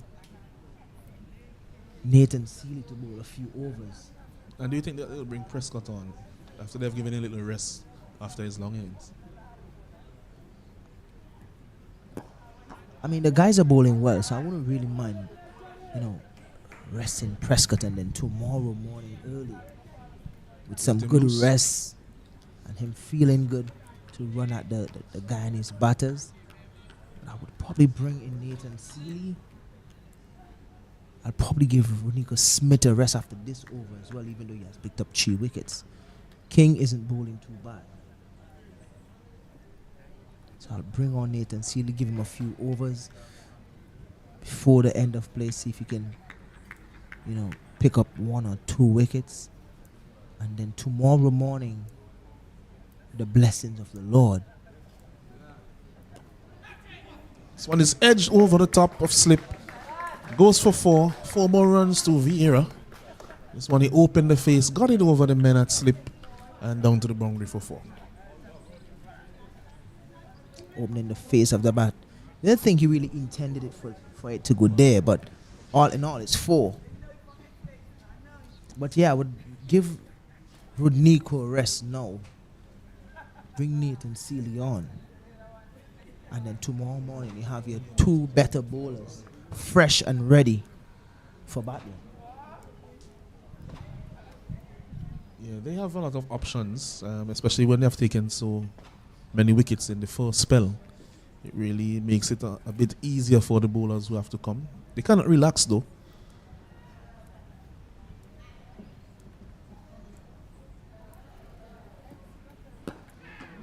It's another good drive here from Vieira. Should get a couple. What I like from him, he has played with more or less a very straight bat in this innings. He has used his height as well to combat the short delivery. He has gotten on top of it on most occasions.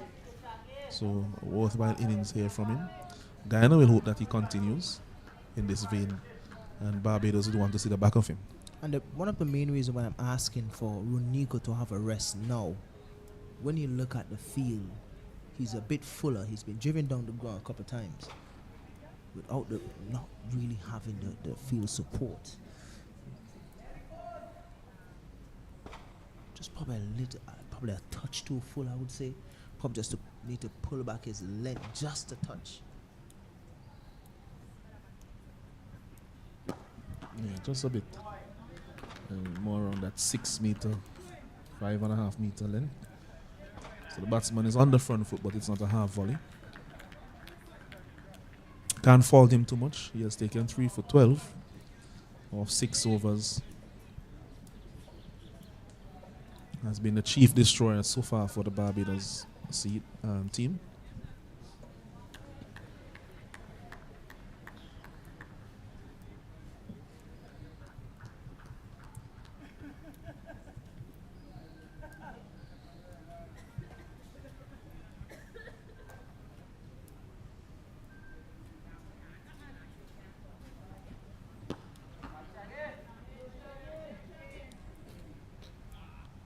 This is the end of the over. At the end of over number 11, the score is 31 for 4. Guyana on the 19 at the crease.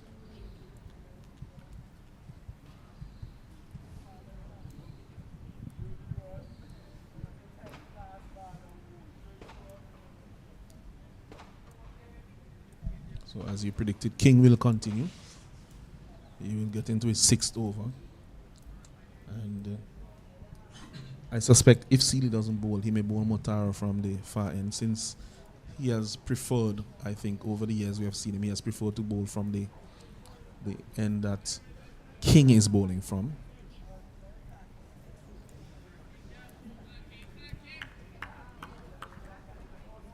It's the former airport end.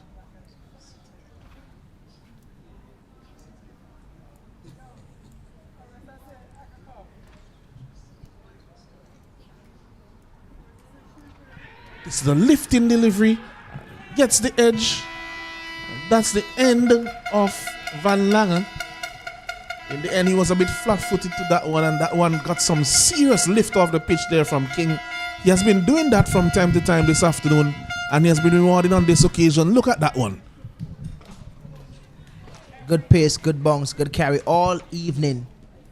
Vera showing the disappointment there. But Van Long, sorry, have to go. You have me saying De Langer. Van Langer, he has to go. That's a really good delivery. All evening he has been bowling that nagging length. Picked up a wicket. That's a 5th wicket to go. The score is 31 for 5. Guyana still trailed by 170 runs.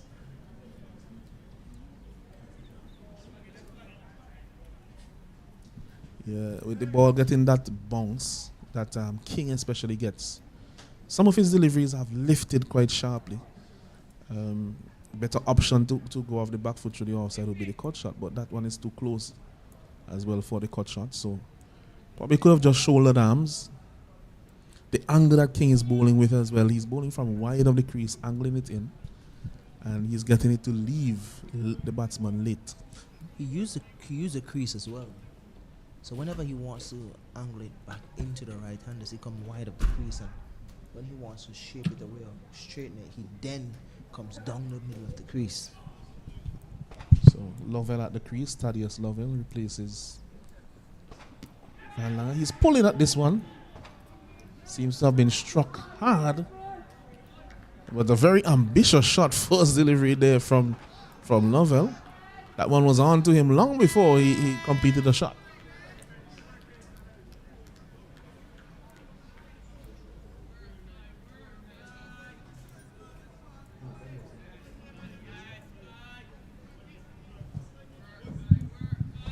So far in the tournament, he has the most runs for Guyana, 86 runs.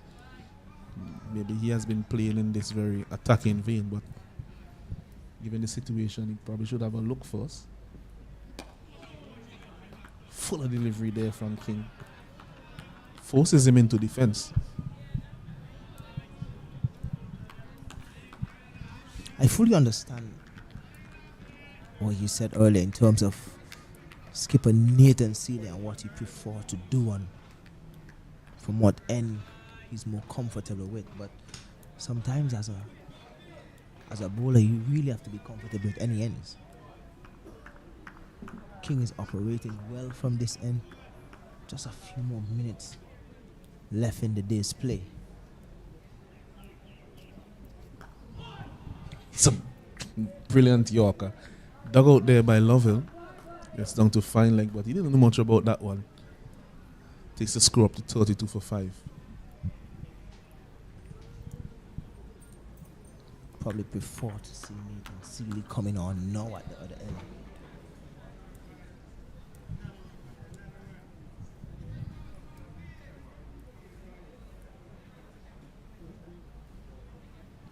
Give Ronico that rest that he deserved. He's bowled a good spell this evening, but shorter delivery again. This is what we have seen from Vera in his innings. He gets on top of the delivery, uses his height, seems to be over 6 feet in height.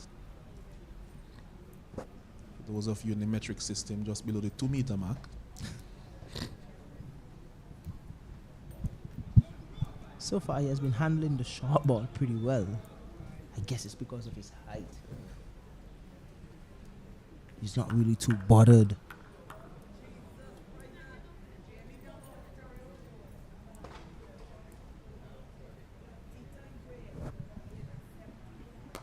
again gets on top of that one. And what we have seen from him as well is that he stays fairly side on, but even though he's staying side on, he's making that movement across to get very close to the line of the delivery. So he's not playing away from his body, and he's not squared up either. So he's doing quite well so far. At the end of the over, it's 32 for 5. And we'll see a change in bowling. Prescott replaces Raniko Smith. Smith having taken 3 overs in his spell. So did the damage for his team earlier on. And giving a rest, a well-deserved rest after his 6-over spell.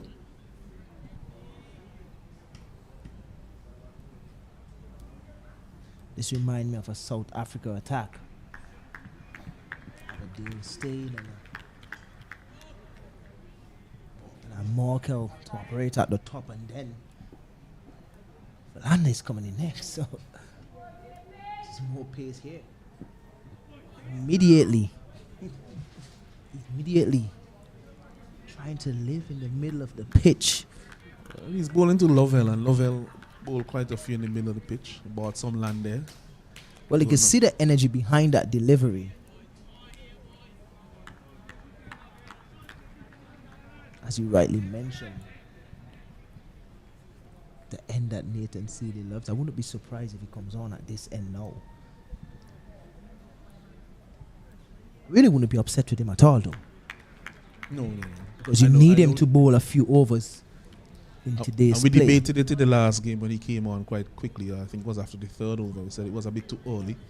But I think now, and the situation of the game, you need him to bowl a few. Yeah. And it's just like the last game when we were asking for him to bowl when Leeward Islands was sort of running away with the score. The bowler that they needed at that time was that Seeley type bowler, but that's a good delivery. Was that Seeley type bowler, that defensive type bowler.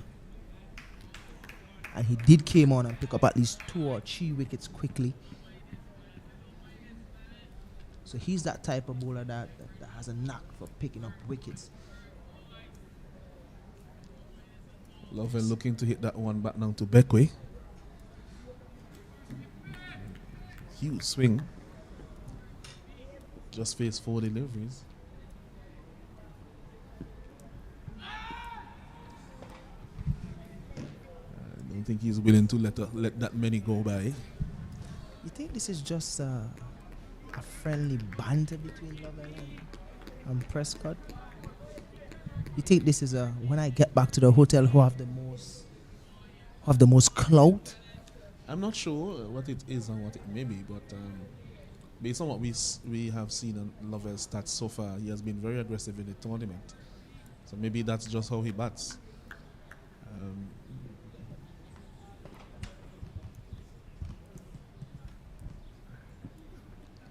Again, he's going after that drive, but quite flat-footed. Didn't really get across to the line. That one was full enough for the drive, but his front foot did not go across at all.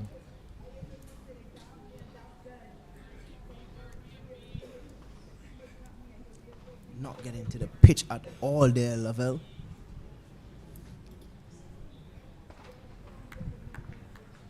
Didn't really move, just hands alone. Needs to get closer to the ball.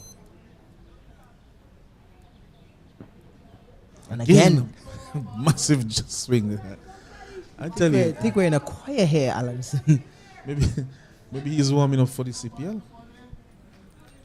I don't think I saw his name in any of the teams, but I don't think I saw it either. he's very aggressive. His batting partner, Shahid Vieira, coming down to have a little word with him, quite rightly so. We were saying probably to him, you're better than this, man. Come and stay with me. Let's come back tomorrow. Defends the next one. That last delivery reminded me of Willie Jacobs. Willie Jacobs used to just drop the ball on the offside and start off running. I think that he ran out a few of his teammates like that in some of the games that He played at international level. I guess when they got accustomed to batting with him, they would wait to see if he was really running or if he was just jogging down a bit.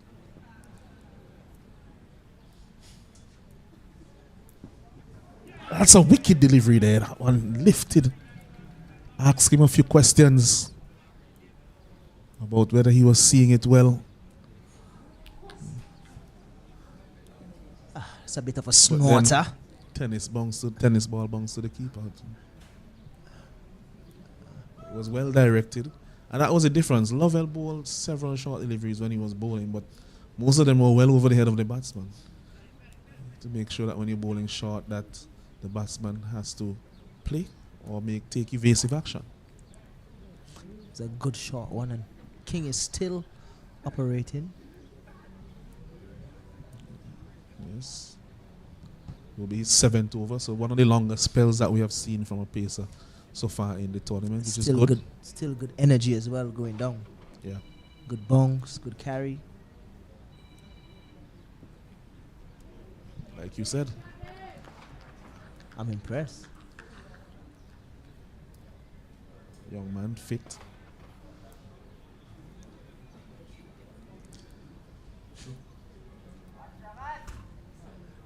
Yeah, I was gonna mention that I think he has bowled about 7 overs because of the no balls, but he also takes very long to get back to his bowling mark. So I think that slyly he may be just using that to gather back some energy.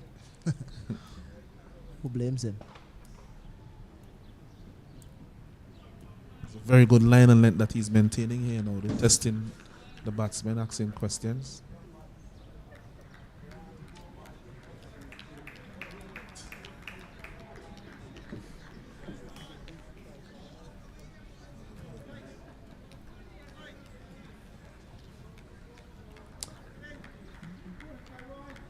That's what they usually tell us, when we're in a commentary to be as positive as possible. But some of the scores that we're hearing in this competition, and then when we look at the senior level, is it that we are supposed to do the obituary for Caribbean batsmanship?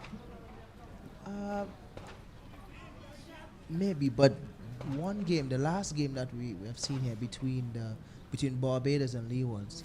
Yeah, there was some promise in that one, but it's almost as if we have gone back to the status quo. You do have a point, but looking at the last game, I could stand for that one and say, listen, it was good bowling. I mean, Leewards got bowled out for 91, and then bowled out Barbados for 82 or so. I mean, it was really good bowling, so I can't really hit them too hard with that one. Again, we're seeing good batting so far from Vieira, though. And I like his approach and his mentality. I've not seen a shot in anger from him. He got one edge down to Tallman, but the ball was there, just mean his execution on that occasion was a little awry. But I think he has played the ball on its merit, and that is what you're asking the batsmen to do. That is what most of the batsmen are not doing. It's almost as if they're playing percentages and premeditating. And surprisingly, the first 2 games that was played here, the pitch started to play better on the second day. This is the first day. It does. And it's playing really well today. So I'm expecting a better playing surface tomorrow. So hoping to see more bounce, more carry. Very impressed with what I'm seeing with the pitch today. The consistency in bounce, the pacing. This pitch is actually really good. Yeah, it has a bit of juice in it, more so than the other 2 surfaces that we have played on so far.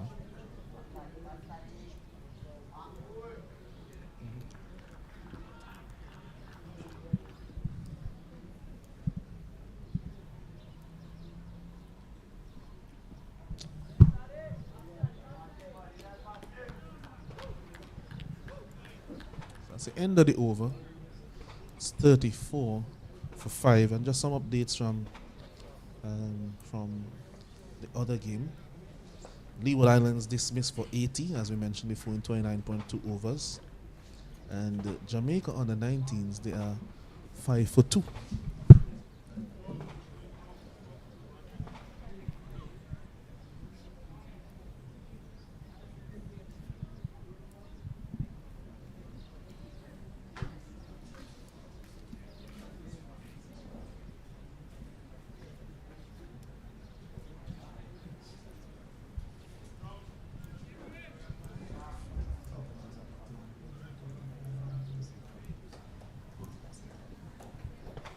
Prescott to continue. Bowling to Vieira. Nicely over it.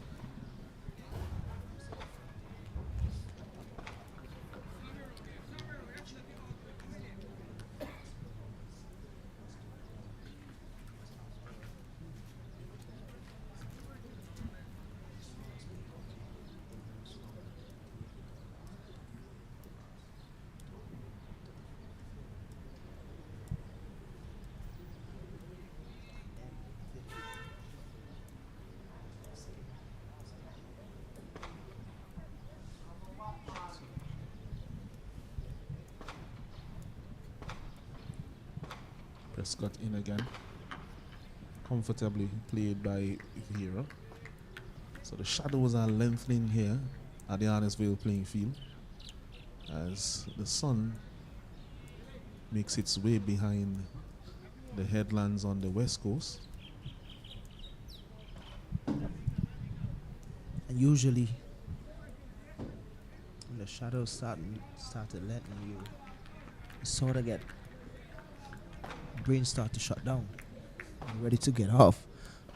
But the energy that we're seeing here from Prescott and King, something you have to be happy about, because that's a problem that we have had over the years playing 4-day cricket, even senior team at the senior team level, from around 4:30 to about 5:30, the brain starts to shut down and the guys get like a dizzical and they don't focus well and stuff like that. So it's good to see Prescott and King is still running in hard, hitting the deck. And Vieira as well is not giving up. This one is edge. Like it fell of short of that man there at gully. a little bit of excitement there, Alan. Well, after some time. But he was looking to shoulder arms and just was a bit late in doing so. And That would have been a came off the disappointment back for face. me, Yeah. seeing that he's not letting up. Just a little bit late in removing his bat from the line of that delivery.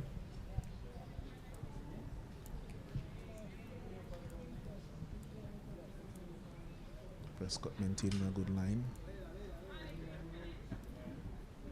Left alone.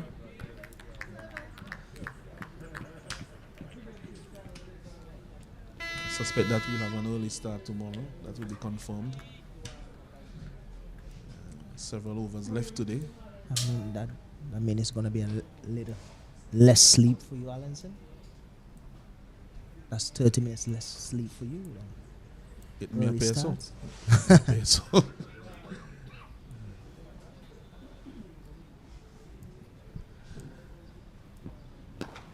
Nice looking drive again. That's a very good shot there. But you will get only 2 runs. As we have said before, the outfield is quite heavy. But he has played about 3 or 4 of those. Very good drives. Quite compact in his driving. Not much of a follow through. Just check drives, but good timing. At the end of the over number 15, the score is now 36 for 5.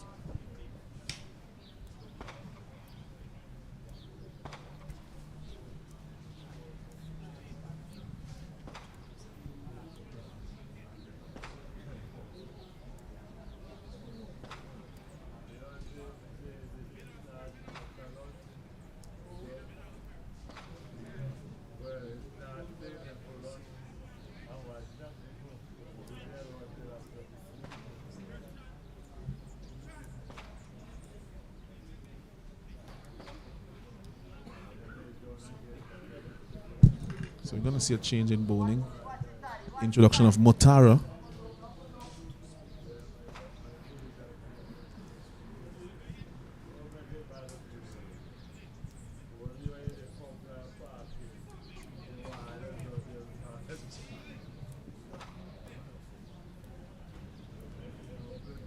So Motara into the bowling. He'll be bowling to Lovell. 2 slips. Man at point, extra cover, couple point, mid off, mid on, mid wicket. Deep mid wicket. Doesn't read that one. Seemed to be the straighter one. Just went through on the line on which it was bowled. No turn there. Not really surprised that they introduced the spin. Probably think they would have done it a little bit earlier. Goes at this one over the man at mid-off. That's 6 runs by Lovell.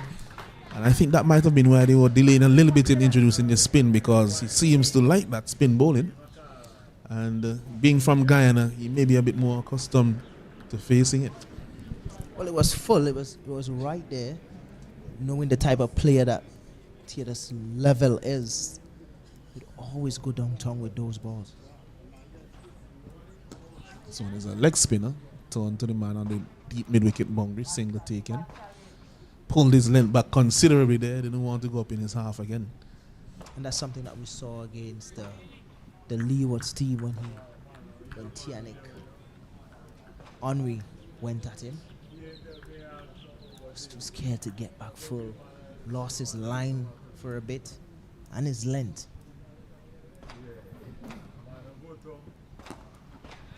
She's good batting. They're just waiting on that shorter delivery, turning it into the onside for some easy singles. Again, you have mentioned it, and you have hit the nail on the head. He needs to be a bit fuller. Not much time left in the day. They are in an advantageous position. Maybe he can buy a wicket or two.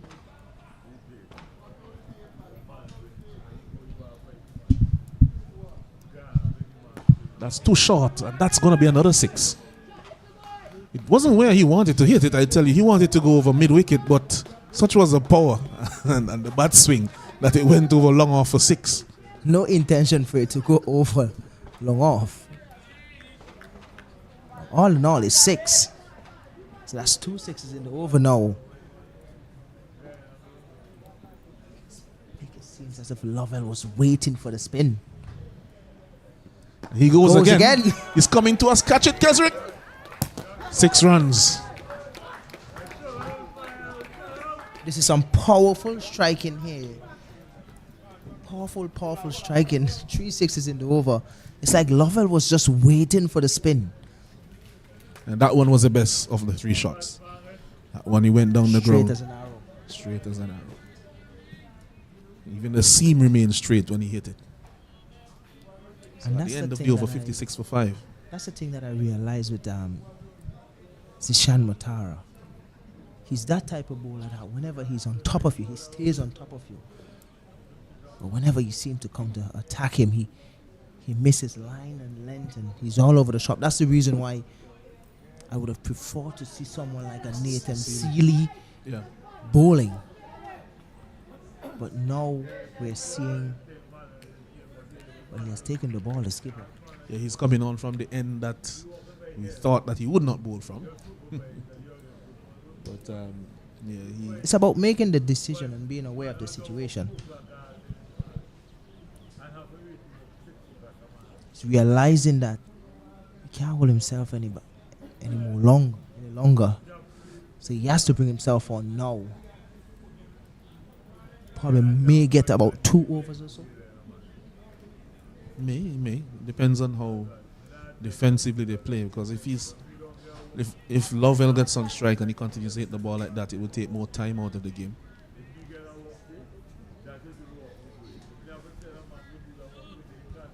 So we're nearing close of play. Close of play will be at 6:10.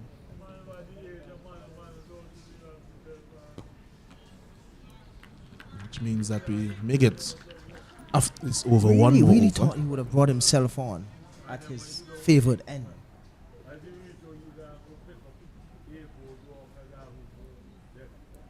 And the other thing is, he was actually going to bring on Zion Bradford at that end. But decided not to bowl himself, which was a smarter decision.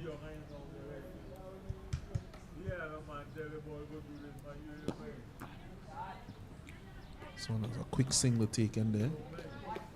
Safely so in the end, beating the man a short extra cover. Our boy is on strike here now. What is he going to do? I don't think he's too concerned about close of play. Lovell. Looks like a C-ball, hit ball type of batsman. Lovell with the leveler willow. It's a good length there from Seeley. I don't tell you what. I don't think Seeley is going to go in his half. He should not.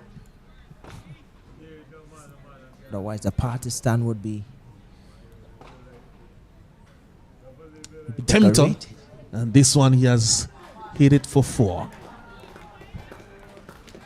Yes. I think the man there in the deep didn't pick it up, but in any case, it wasn't close to him. He's looking directly now into the low sun.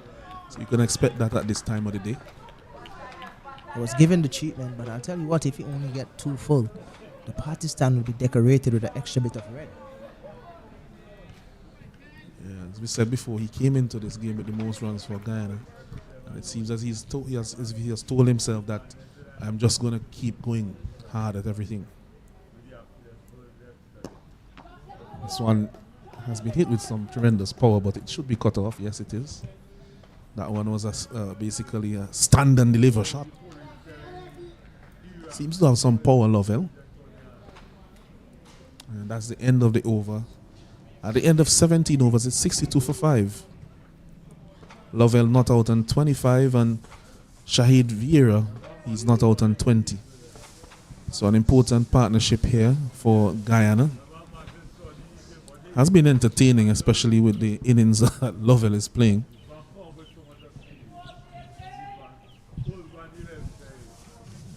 Change of ends here for Prescott.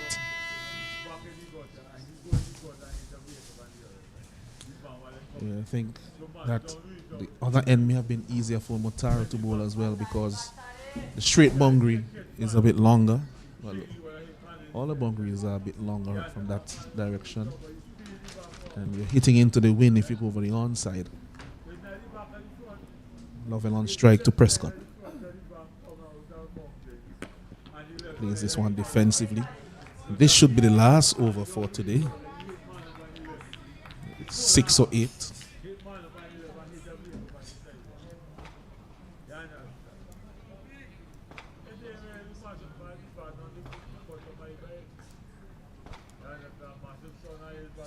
Still quite sunny here, but having some murmurings in the commentary box about the light. Can you see the ball from here, Alanson? Yes. This dropped it. That was a very good delivery there from Prescott. Squared him up as he looked to defend. And it went to the man there at basically it was a fine gully or maybe a 4th slip, because there's no 3rd slip. And he had it for a few seconds, it looks like Jordan, and then he spilled it. So that may end up proving to be quite expensive, especially if Thaddeus Lovell bats. If the way he bats, if he bats for 40 more deliveries, he'll have 50 more runs. So it might end up being quite costly. He will give you a chance, because he's living dangerously. I could picture the coach Dexter topping in the place pavilion now. So when he plays defensively into the offside. So 4 deliveries left in the day.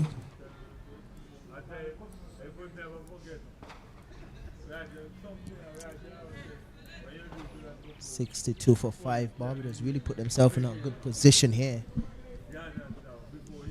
to get an outright win. But firstly to win first innings and get some bowling points.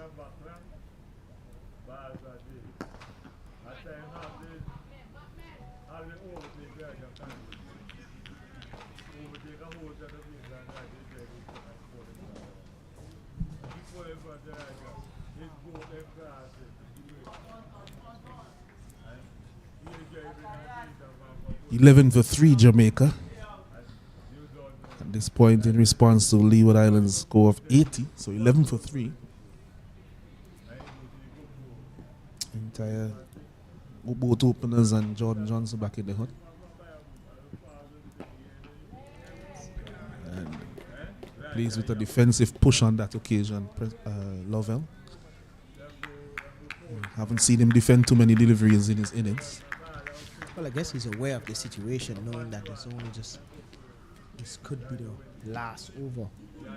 Pretty sure that he's in discussion with the umpire, and the umpire has communicated that with the batters and the skipper for the Barbados team. Just one delivery left in today's play.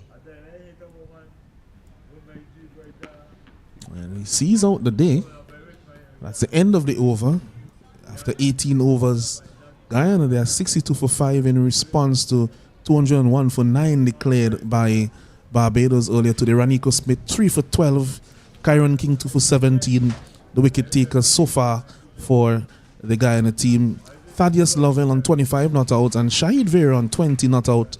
The top scorers thus far for the Guyana team. And that is where we stand at stumps today. No play was possible in the game with the Windward Islands and Trinidad and Tobago in Park Hill.